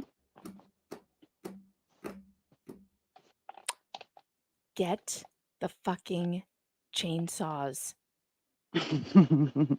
ready. I know. You know how I'm feeling about this right now? See, my superpower is being honest. I'll eat your ass. I will. I'll do it. I will eat your ass.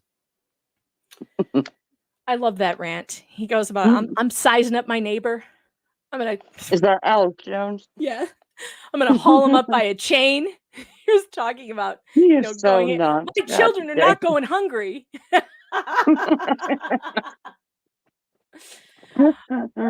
Which is mind-blowing. I'm not defending that in any way, shape, or form. Oh, right? really? But you're not defending. Well, then why aren't you out there actively trying to change it? Why aren't you you're a damn prosecutor, and you think it's mind-blowing that this is the law in Utah, and you're not gathering the troops and speaking. You have an elected bully pulpit. People elected you to make sure that Utahns are safe. Is that a Utahn? Is that how you say that? That they're safe. And instead, and you know that this is out there. You know that you can abuse any child in Utah and just not kill them and get off with with just probation. And you know it's horrifying. And yet, what are you doing about it? You're like, well, I know it's bad. That's where the Matrix was at. Obviously, this is a horrific case, not a run-of-the-mill case. And so what we negotiated in the plea deal was they'd plead to 4 of the 6 counts, and they would agree to prison for each of those, and that the prison would run consecutive. So then we get to a 4-year. Yeah.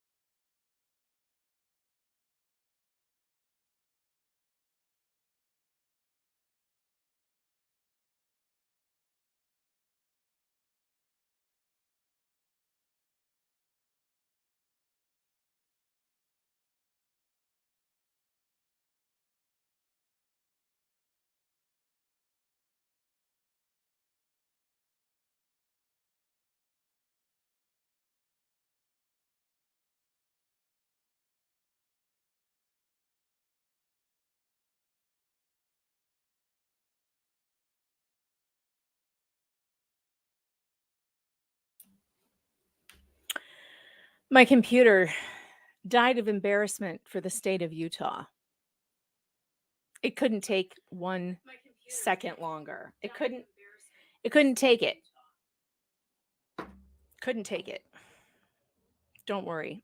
Sarah, if you're out there, you can come back in here if you want to, or you can hang out from the chat. I'm just going to finish this with the with this idiot prosecutor who's trying to convince me that he did the right thing. And I just got to pull up all the windows again because yeah, that didn't work. Okay, here we go. Here he is.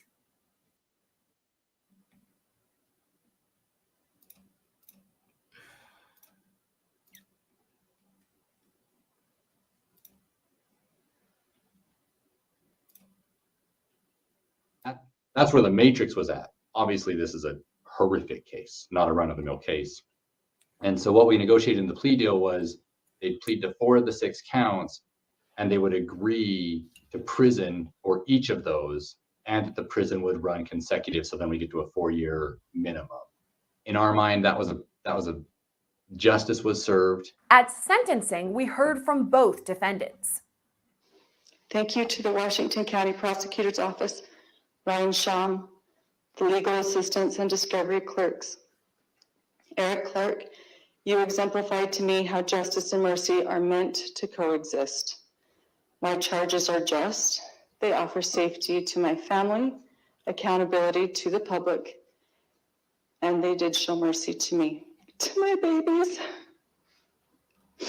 You lying scum. Your 6 little, how dare you call them your 6 little chicks, you disgusting witch. Don't call you're not allowed to call your children any endearments anymore because you didn't show them an ounce of sympathy. You didn't show them an ounce of empathy. I read your words, you vicious bitch. You vicious bitch. Don't call them your 6 chicks. Oh no.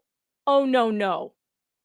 When I heard this the first time, I was kind of like, yeah, maybe she's sorry. I don't know. I mean, because I had no idea the depth of what was going on here.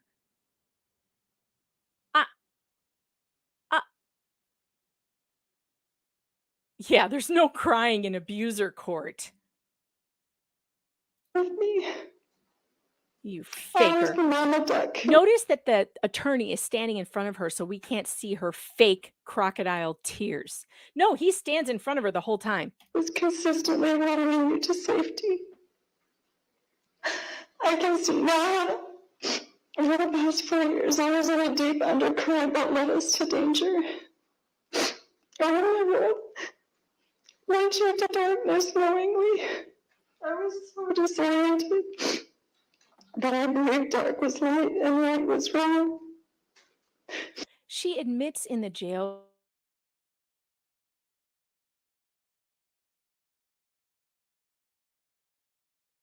What happens? What is going on with my computer? Okay, I better hurry up and get through this. I would do anything in this world for you. My willingness to sacrifice all feelings masterfully manipulated into something very ugly. No, I can't even listen to her. No, Ruby. No. I want to hear this guy. I don't want to hear any more from you. I want to hear nothing from you. Jodi and Ruby, what do you make of their statements? Ruby's surprised me, and I didn't expect that because we've been hearing her jailhouse calls, right? So the things that she said. Oh, so you feel stupid now? You feel stupid now because you know that was a big lie. You knew it was a big. Oh wow.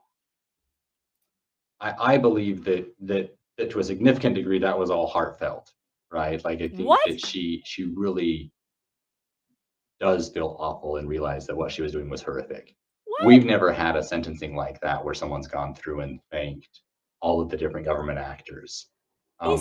Is he kidding? He believed that? He bought it? That she thanked all? He felt good that a child abuser thanked him?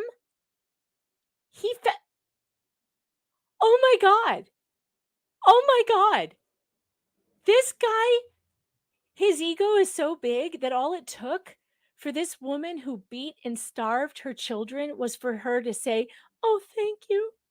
Thank you for bringing me to justice, this justice that I so much deserve." What an asshole. This is the kind of guy my father would call a special kind of asshole. He's the special kind of asshole. He has his own parking space with his title on it because he's a special asshole. Yeah. Somebody needs to lock him in a closet and beat him with some brooms and stuff for a while, and then see if afterwards, if it makes him feel better, when the person who did it just thanks the police who came and rescued him. And so I was just in there feeling surprised, right? I was like, oh, this is different, and He was feeling not surprised. That feeling he was feeling, he was feeling flattered because an attractive blonde woman was thanking him for doing his damn job. I would like to just point out that I stopped myself from using the Lord's name in vain because I have heard you do not like it, but it almost came out of my mouth and it didn't. And I just want you to know that but the GD word was my father's favorite word, and it runs through my head all day long. Just letting you know, that was miraculous that it didn't come out of my mouth, and on Holy Week nonetheless. we're all trying to have poker faces because it's a big media story. And we expect. So he enjoyed hearing his name out of her mouth on national television, thanking him for doing his damn job. Expected Ruby to be very remorseful, and I think that what we got was more than what we expected, and probably longer than what we expected. So in Utah, as long as you are convincingly remorseful, you can get away with child abuse, because this guy is so stupid. He's so dumb that he actually thinks that remorse is the same thing as rehabilitation. Wow. I sincerely love these children. Oh, shut up. I desire for them to heal physically and emotionally. You desire for them? You desired to have control over them. I believe she desired for those children. I believe that, but not for their healing. One of the reasons I did not go to trial is that I did not want them to emotionally relive the experience, which would have been detrimental to them. No, it would have been detrimental to you.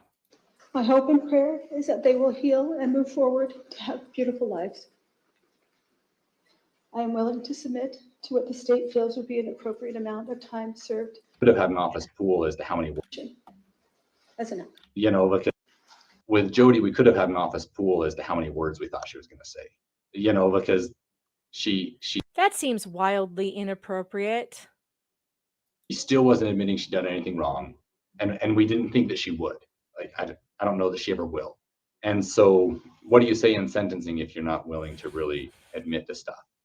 So we were curious what Jodi was going to say, and then I think everybody, we felt the same emotions everybody else felt when you don't admit guilt and you say you love the kids and wish them the best. It just kind of makes you want to vomit in your mouth, right?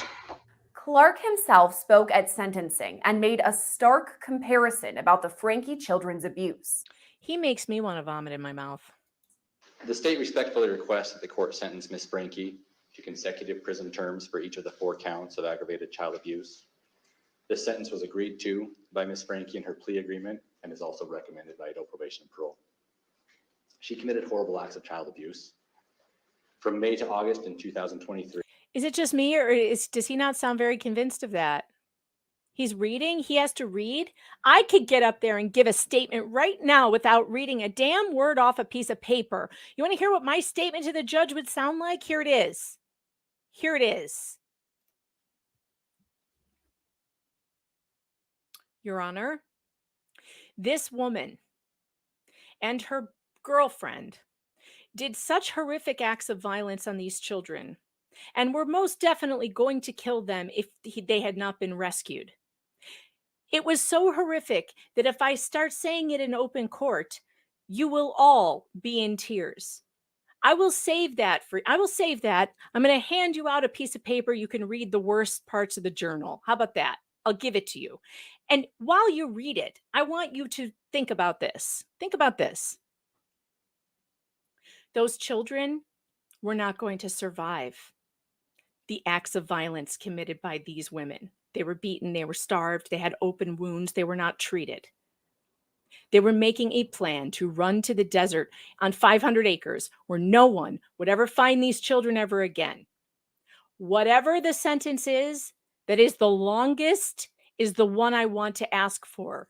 I want you to impose the harshest sentence available to make sure that these two liars and abusers never ever can ever be in the same room, nowhere near another child ever again.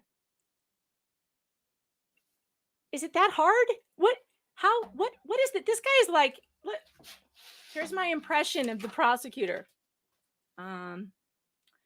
The acts of child abuse in this case were horrific. And I'm asking you to impose a sentence of, like, are you kidding? Is this a joke? What law school did he go to? What?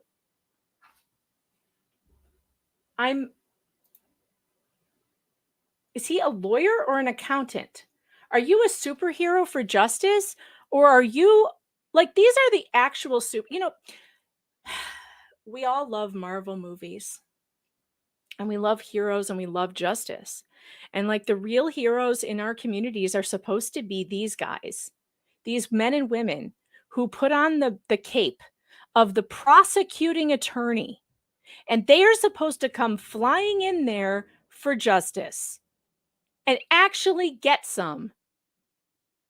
And you gotta believe it. You have to put some force behind it. Where's your passion? Where's your empathy for these children?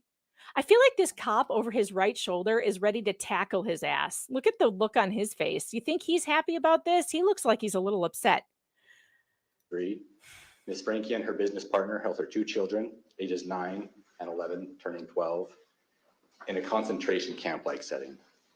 The children were regularly denied food, water, beds to sleep in, and virtually all forms of entertainment.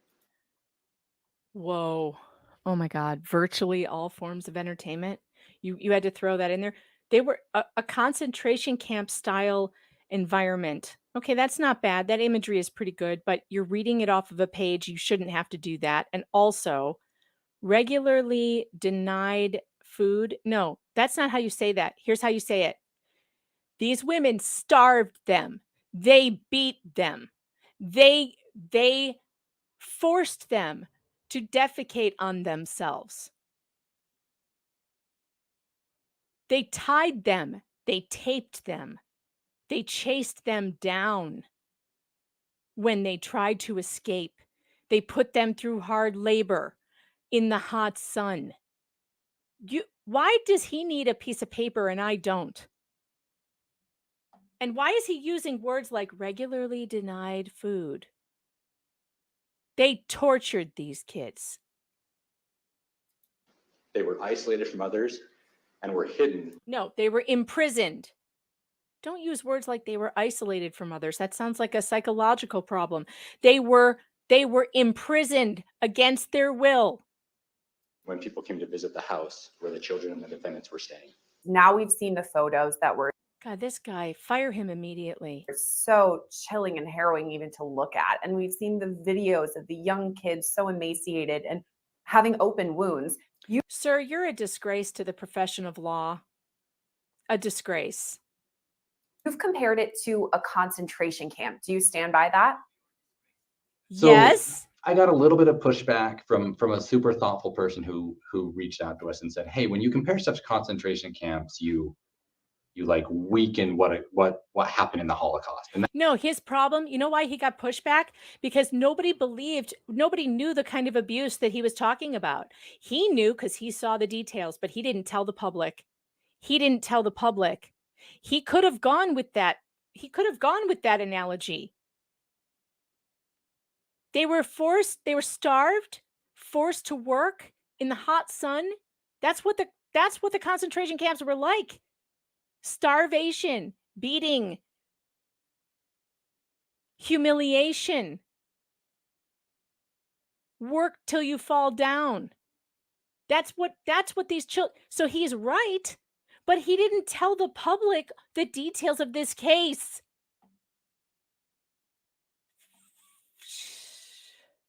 That's not my impression or intention in it at all, right? Like, I was really struggling because we couldn't release stuff to the public yet, and I was Why not? needing to describe what had happened in the courtroom setting. Is he telling us that he couldn't describe it with details in the courtroom setting? Why couldn't he describe it? That's the place to describe it. That's the only place it counts to describe it, is in the courtroom. And you withheld that information from the judge, from everyone.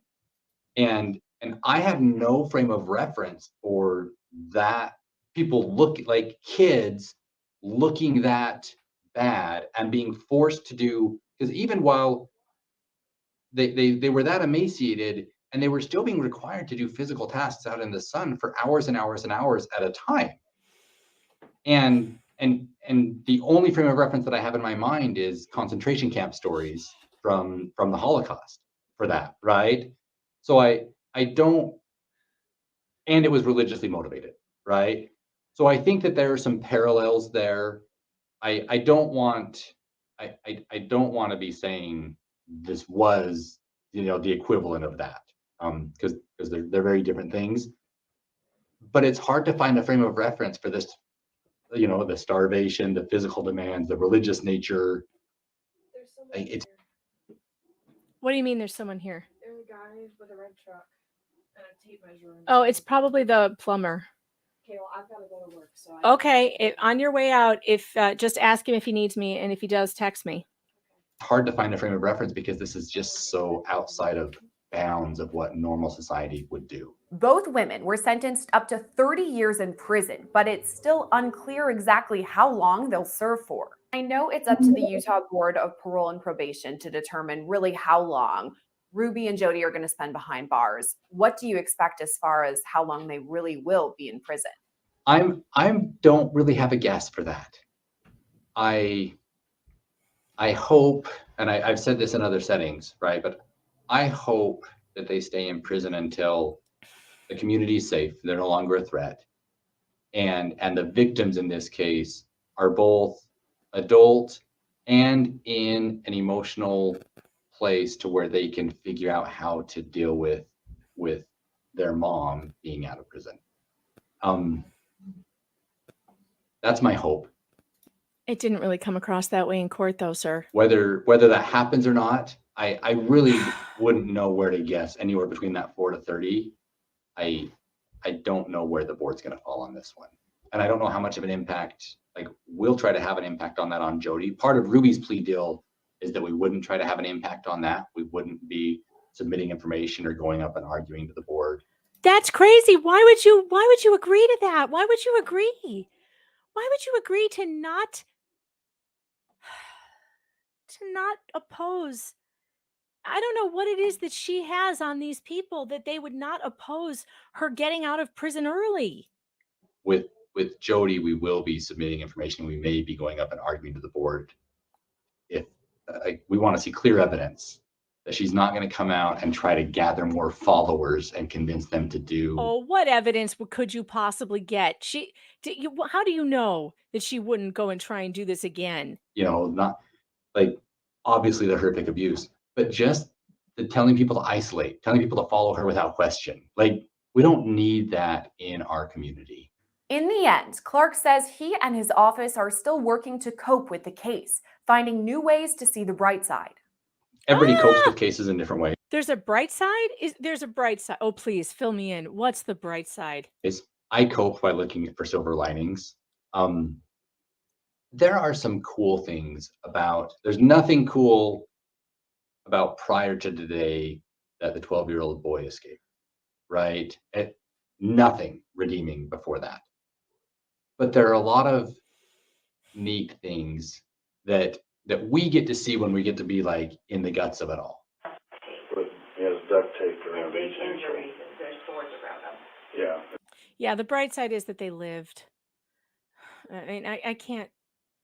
you know what? I can't even bring up his little face again. I can't. It's just, I've had enough today. I have to stop this now because I need to go and hug my children and feed them and make sure that they are all okay and thriving today.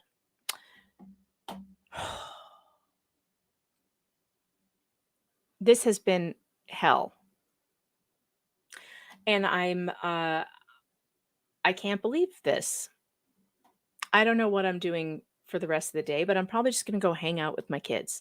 So I will talk to you guys later. Thanks for hanging out with me. Thanks for sticking around through the technical difficulties that I seem to not be able to escape.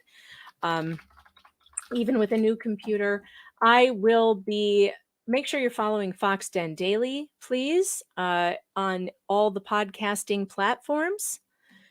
And hug your kids.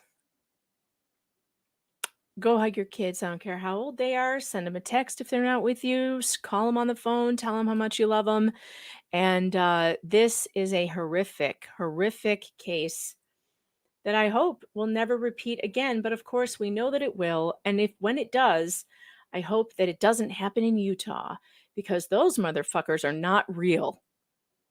They cannot be real with this kind of laws on the books. Like, they can't be real.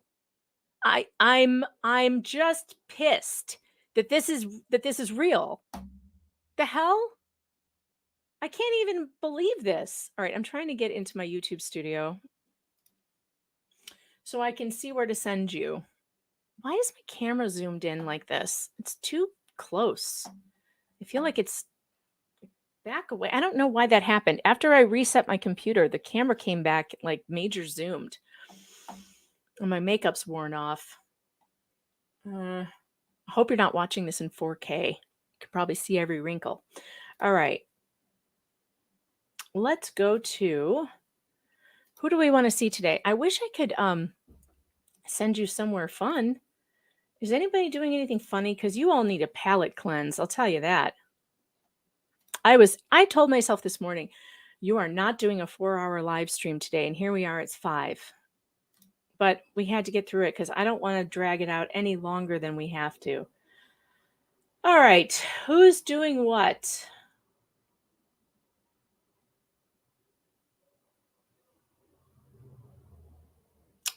All right, it looks like the expert is doing some kind of live stream on Dollywood. That sounds entertaining. Do you want to go see do you want to watch the expert do Dollywood, or do you want to go to Nicholas Starro? I feel I redirected to Nicholas like 2 days in a row. So why don't I redirect to the expert, and you guys go and have fun learning about Dollywood or whatever the heck is going on over there. I don't know what that story is, but it seems a hell of a lot better than whatever it is we just sat through. Thanks for staying. Thanks for staying. And for being here every day. And make sure you're following me at meganfox.locals.com. I may do a cooking stream tonight. I need to go look in my freezer and see what's for dinner. And we definitely need to do a cleaning stream soon because my house is getting out of control. And you guys know how Mr. Fox feels about that. Not good. So I'm going to go and do some vacuuming. Maybe I'll do that with locals. Okay. Where's my show? Should we do, you know what? I'm feeling particularly kind of angry and amped up. So we're going to go with Tug's intro for my outro today. I don't really feel like doing the lovey-dovey one. I feel like doing the hard-hitting one. Let's go. See ya. Medium smart, dropping bombs on your news. Might drop in alarms, not press snooze. Mainstream spinning, but I won't play that game. A nuclear flow, turning at you for motivational flame. Megan Fox crushing all the talking heads as they spoon feed that paid piggies. Gotta keep them misled with blazing Lego vision. I see all the signs exposed in the gym. Miss these epic rhymes. Intellectual assault on the mainstream. Not in the current of the mainstream. Medium smart will never be silenced. They won't extend, fighting up lions. Pretend intellectual assault on the mainstream. Never ride in the current of the mainstream. Bro, I can burn water, but I'm spitting facts. Top shelf, sorting max facts. Reporting news and not like you make it. I'm award-winning and I don't have to fake it. Megan Fox, an authentic voice. giving the masses a hard-hitting choice. That umbrella guy, hammering his song, while Megan Fox rights those wrongs. Now we hit the end of this tune, declaring what it isn't even new. Making dinner and still chopping rhymes like granite. In my area code, please, you're not even on my plan. Yeah, you're outclassed and you never knew.